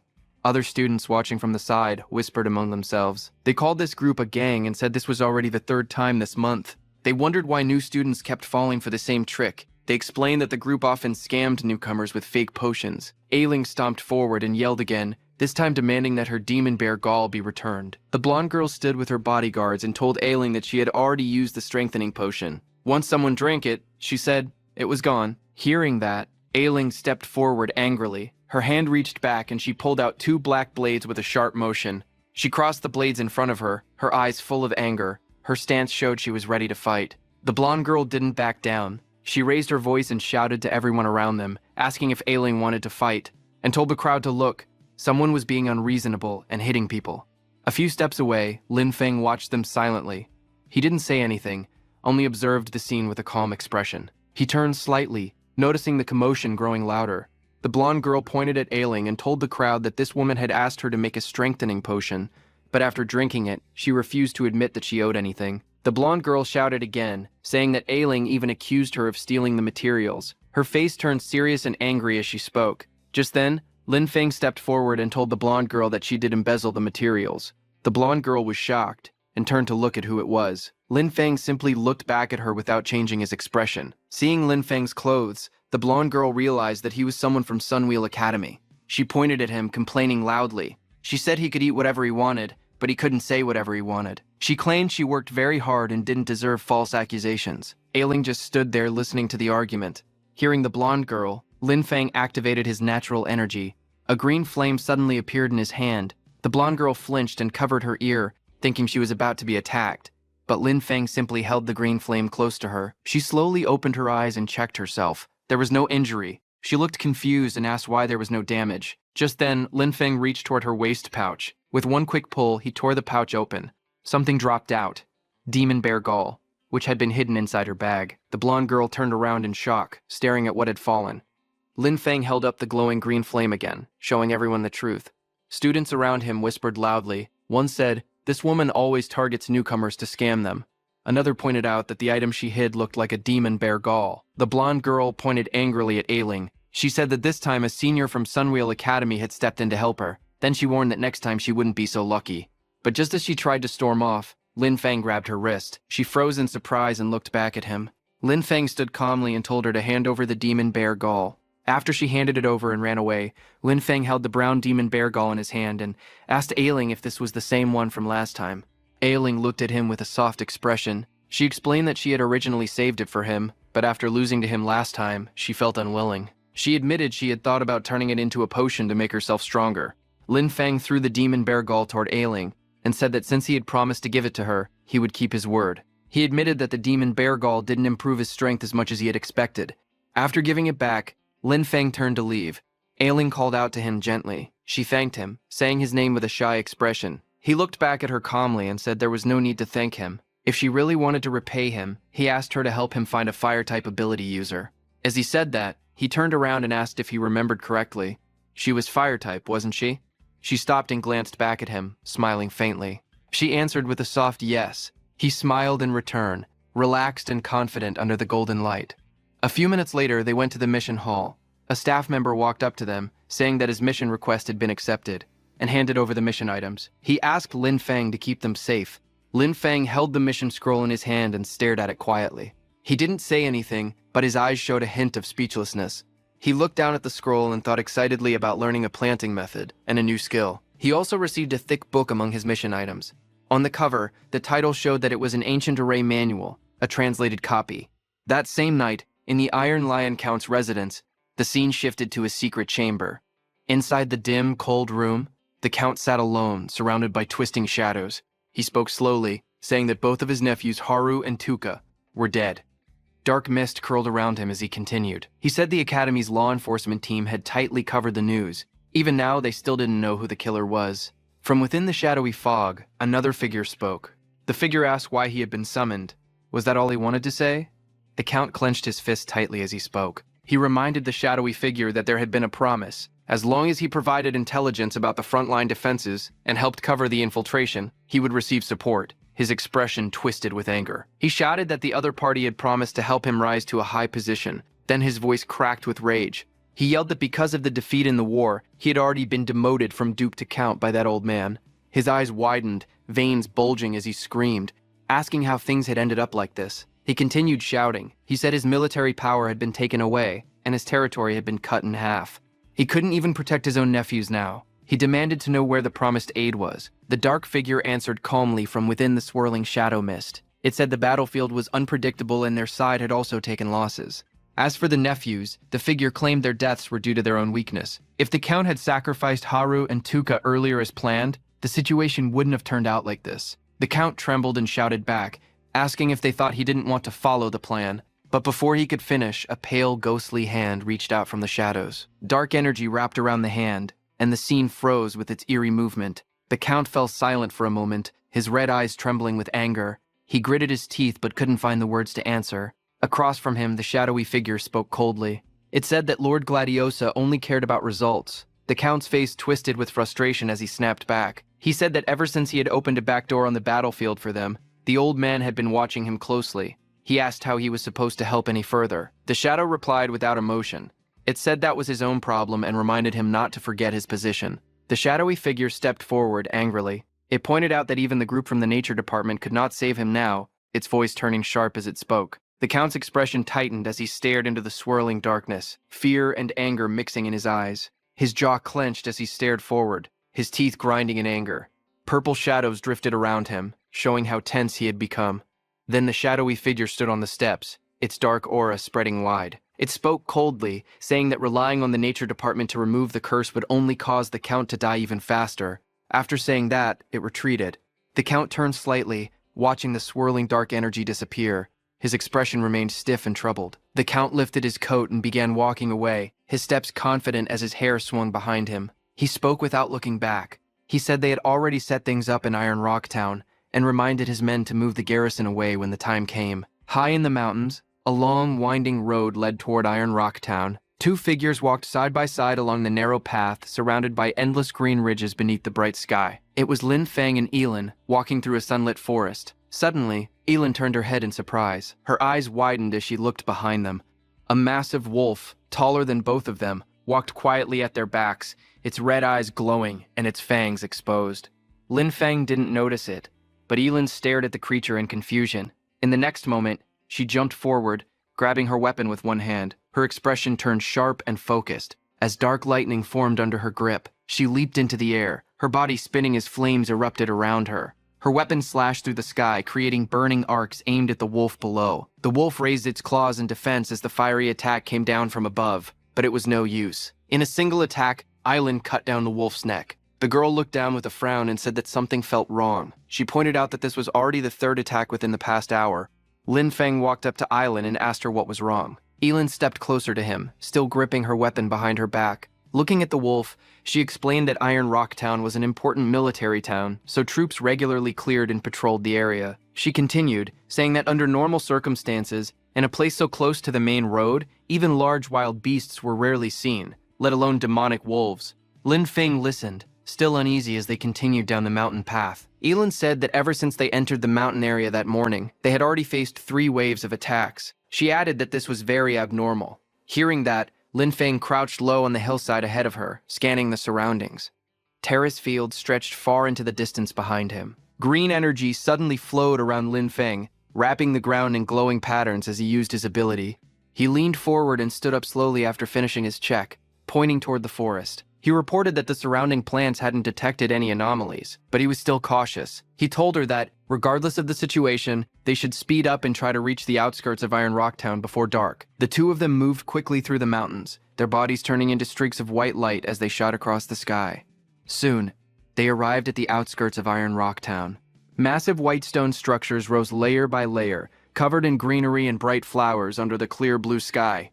Lin Feng stared at the city in surprise. He asked if the sight before them was the suspended terrace fields. He immediately ran toward the city excitedly, saying that the view was spectacular and that he was ready to learn the planting method. Before he could go any further, Eileen grabbed the back of his jacket and told him to wait. She stood close to him, staring around with a tense expression. She pointed out that the place was too quiet, even though Iron Rock Town was an important military town. The two walked through the empty streets. Eileen told him to prepare for battle and said they should move forward carefully. They ran between the buildings, checking the silent town. As they turned a corner, they suddenly spotted a soldier sitting against a stone pillar with a rifle in his hands. Lin Feng called out to Elin that someone was there. He stepped closer and placed a hand on the soldier's shoulder, but the soldier didn't react. Lin Feng looked at him and told Elin that the soldier was already dead. They continued around the next corner and saw more bodies lying across the ground.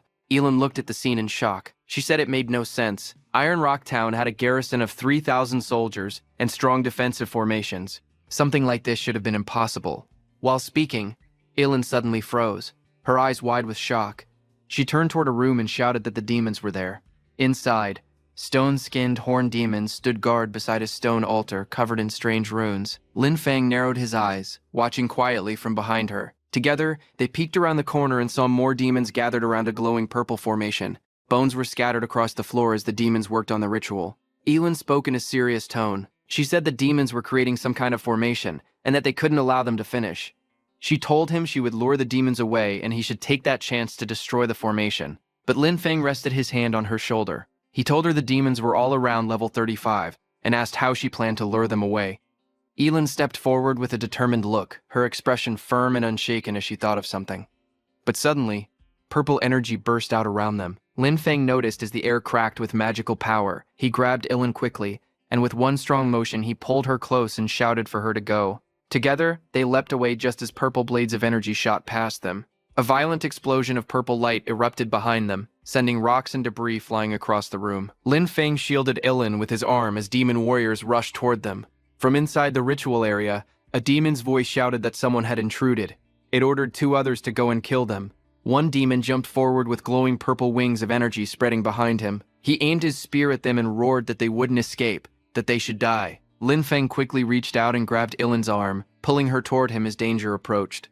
The next second, huge purple blasts rained down from above. Explosions hit the ground around them, sending debris flying everywhere. The two of them ran together, narrowly avoiding each strike. Ilin stumbled and looked up in fear. A bright purple beam was coming straight toward her, and she threw her hand up in panic. Lin Feng saw the danger and shouted for her to watch out. He moved instantly and created a nature energy barrier, blocking the attack and pulling her close. Ilin looked up at him in shock while another blast hit the ground behind them. Lin Feng stood calmly, looking ahead with a confident expression. Dust floated around him from the earlier explosion. Ilin stared at him with wide eyes. She was blushing, seeing how heroic he looked at that moment. But suddenly, both of them were thrown into the air by a burst of purple energy. Their bodies spun as rocks and glowing lines shot past them. They landed hard on sandy ground. Smoke slid across the surface as several demons with spears ran toward them. Elin pushed herself up and grabbed her dagger, glowing with bright green light. She held it tightly while glaring forward. But suddenly the green light disappeared from her weapon. She looked at it in shock. When Lin Feng tried to use his power, green energy gathered around his hand, swirling like a flame, but it also disappeared. Lin Feng looked at his own hand and spoke calmly. He said the mana in this area couldn't be channeled, and that the formation from before probably had a mana imprisoning effect. He then took out the item he had received from his principal and pressed it, but nothing happened. Lin Feng was shocked to see that he couldn't even summon heroic spirits, and that this was bad. A skull-faced demon appeared with a wide grin. It asked if they liked the anti-magic formation and said only demonic energy could be used here. It laughed loudly. More demon soldiers walked toward them with their weapons, while Elin and Lin Feng stood facing them. Lin Feng glanced at Elin and had a quick thought. He knew undead magic didn't follow the normal magic system, but Elin was standing right next to him. He thought that if he used it, he would definitely be exposed, so he believed he could only run. Suddenly, Elin called out to Lin Feng. She told him that she would hold the enemies off, so he should escape and go to the Changfeng fortress in the east to get help. Lin Feng stared at her in surprise and asked about her. Her hand tightened into a fist as she spoke again. She said that someone had to go back and report the situation. She turned her back slightly and continued. She said that she had lost to him in their last match, and that she couldn't let him look down on her again. Then she raised her weapon, her eyes firm. She shouted for him to go. Lin Feng watched her silently, his expression serious. Then he suddenly moved behind Ilin and struck the back of her neck. Her eyes widened in shock as the hit landed. Green energy wrapped around her body, and her expression froze in surprise. Her mouth slowly opened as she lost strength. Yellow, lightning-like lines ran across her body, and she collapsed backward, unconscious. Two skeleton demons watched and mocked Lin Feng. One of them asked if Lin Feng was trying to betray his teammate just to survive. The other said this was humanity, despicable and shameless. but Lin Feng caught her before she hit the ground. He held her in his arms and looked down at her sleeping face. He said that this way, he didn't have to worry about her seeing him make a move. Lin Feng looked at the enemies with a calm smile on his face. One of the skeleton demons shouted at him, asking why he was still laughing when he was about to die. Lin Feng reached into his jacket and pulled something out. Green energy glowed in his hand as he raised the lamp of nature. A horned skeleton demon pointed his spear at Lin Feng and shouted. He said Lin Feng dared to use the lamp of nature in front of him, and called it courting death. Purple flames fell from above like meteor fire. Lin Feng stood with his back facing them, holding the green crystal as the bright purple streaks came down toward him. Just as those waves of purple attacks rushed toward Lin Feng, a green barrier formed around him. The energy circled him like a shield, pushing away the smoke and force around his feet. Lin Feng stood calmly inside the green light, holding the glowing lamp of nature in his hand. The lamp of nature floated slightly as green flames wrapped around it. The next second, Lin Feng infused his necromancy energy into the lamp of nature, turning it into the lamp of the undead. Lin Feng held the lamp of undead in his hand. Purple energy glowed inside it as he looked at the demons with a calm smile. Just as he activated the lamp of undead, his necromancer power awakened. Lin Feng's undead Savis, covered in purple energy, appeared behind him. She stood quietly like a guardian behind Lin Feng. At the same time the demon struck, several huge purple energy blades came crashing toward Lin Feng with explosive force, but something blocked those energy blades with a violent purple explosion, sending debris flying everywhere. It was Lin Feng's undead Savis who blocked the demon's attack and stood firmly in front, while energy swirled around her. That demon looked at the scene in shock. It shouted in disbelief, saying that these creatures were undead and questioning why they were appearing. Lin Feng looked forward with a calm expression and said that the hunt had begun. Dark energy gathered around him as several powerful undead figures appeared behind him. They stood like a terrifying army surrounding their master. On the ruined streets outside Iron Rock Town, several demon warriors faced Savis. Savis moved first. She swung her side, sending a huge wave of purple energy crashing forward. The attack slammed into the demon warriors with explosive force. The purple blast shattered the ground and blew the demons apart, sending bones and debris flying across the ruined street, just as those demons died. At the same time, in the middle of the city where that altar was, one candle representing those demons' lives burned with purple energy. A powerful demon who was raising his arms felt the purple energy explosion. He looked toward the battlefield with empty eyes as he realized something strange. That demon's eyes suddenly glowed red as he spoke in surprise. He wondered how there could be a summoner who was able to ignore the anti-magic zone. At that moment, a tall demon warrior stepped forward. Purple energy twisted around his body as he moved toward the battlefield. He said that the summoner himself was not very strong. The undead army was the real problem.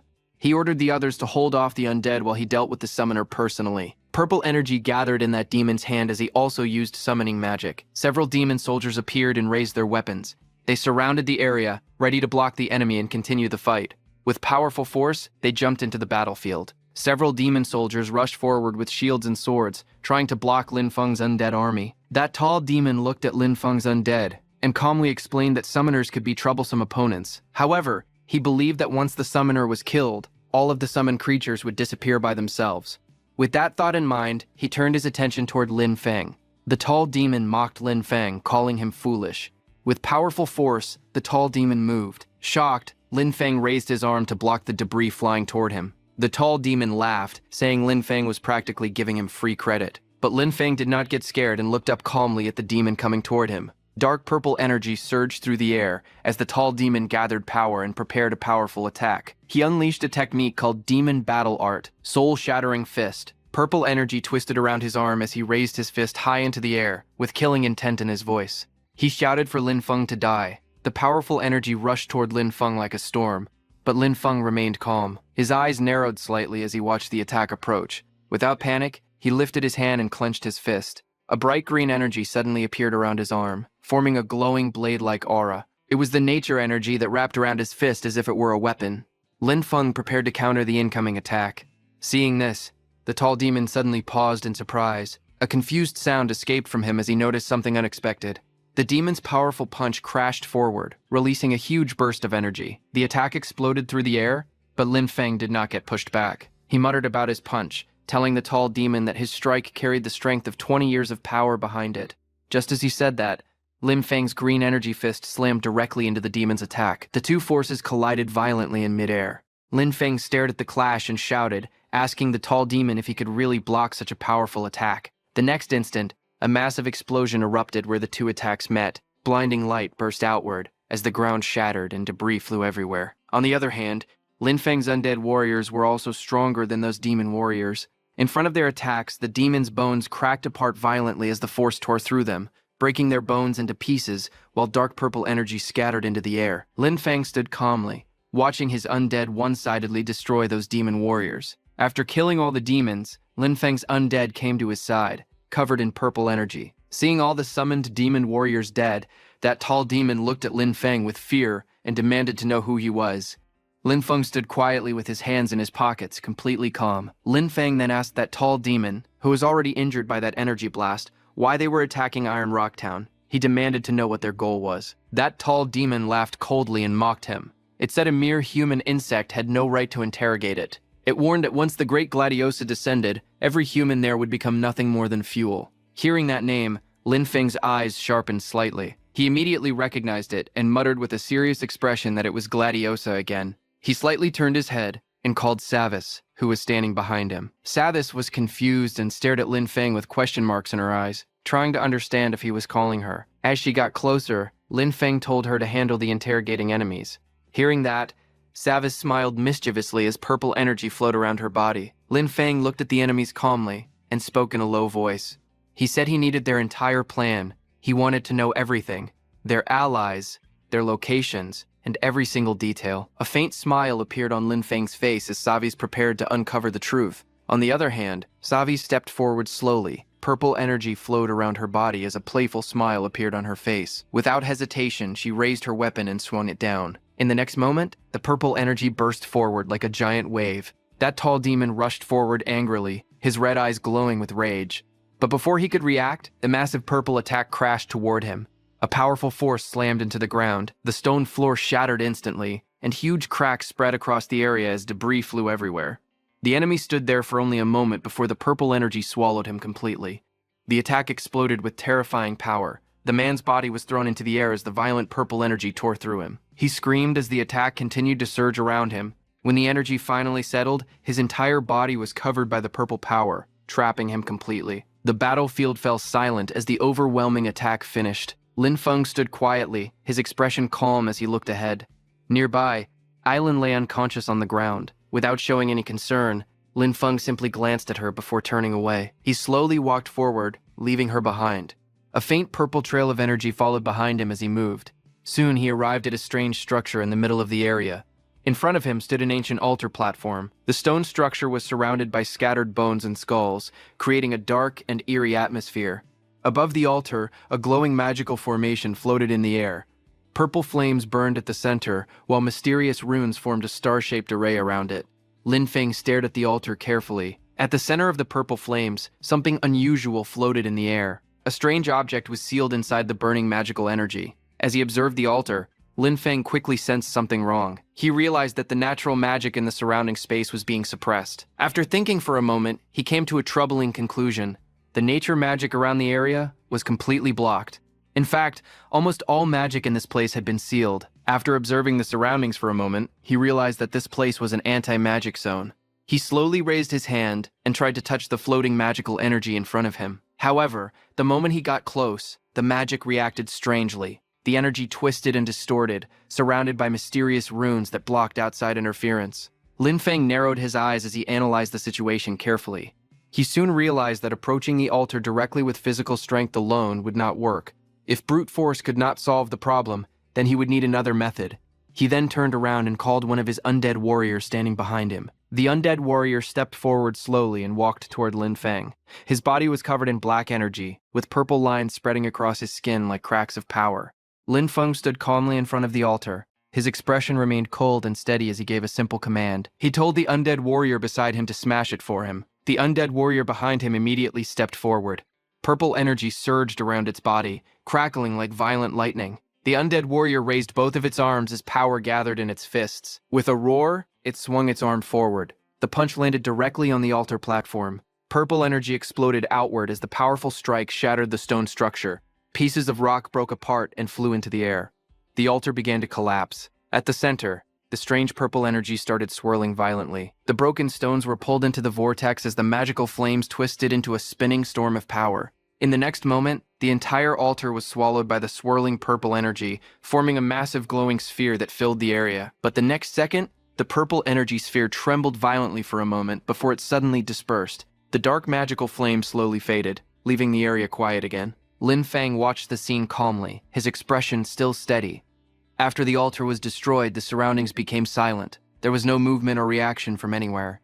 Lin Feng concluded that there were no signs of life anywhere. The ground was covered with broken stones, demons scattered bones, and old weapons. Demon bodies lay across the floor. Lin Feng stood silently among the ruins, thinking about the situation. He thought that since nothing else seemed to be happening here, he should go back and check on Elin first. With that thought in mind, he went to where Elin lay unconscious. Lin Feng checked Ilin's condition carefully. After examining her injuries, he calmly concluded that, aside from some minor internal injuries and a few surface wounds from earlier, she was basically fine. Seeing Lin Feng treating Elin like that, Savis, standing beside him, looked at him with wide eyes. She was a little unhappy and felt wronged. Lin Feng noticed her expression and paused for a moment. A drop of sweat appeared on his face as he stared at her in slight confusion. He realized that Savis also had her feelings. He tried to say something to her, but before he could say anything, he suddenly saw something that changed his expression. His eyes widened as he saw something glowing under her clothes. Without wasting another second, Lin Feng pulled out that thick red book with a golden star on its cover that he had gotten from the mission hall. The moment he opened it, the pages began flipping rapidly on their own. He stared at the book with a serious expression as it floated slightly in front of him. Then, strange magic suddenly appeared. A large red magic circle formed in the air, glowing brightly with complex patterns and symbols. Green energy streams burst out from the circle. Lin Feng stepped back in shock as nature energy flowed around it like waves, sparkling as it surrounded the pages. Looking at the strange scene in disbelief, Lin Feng realized that the book had activated by itself.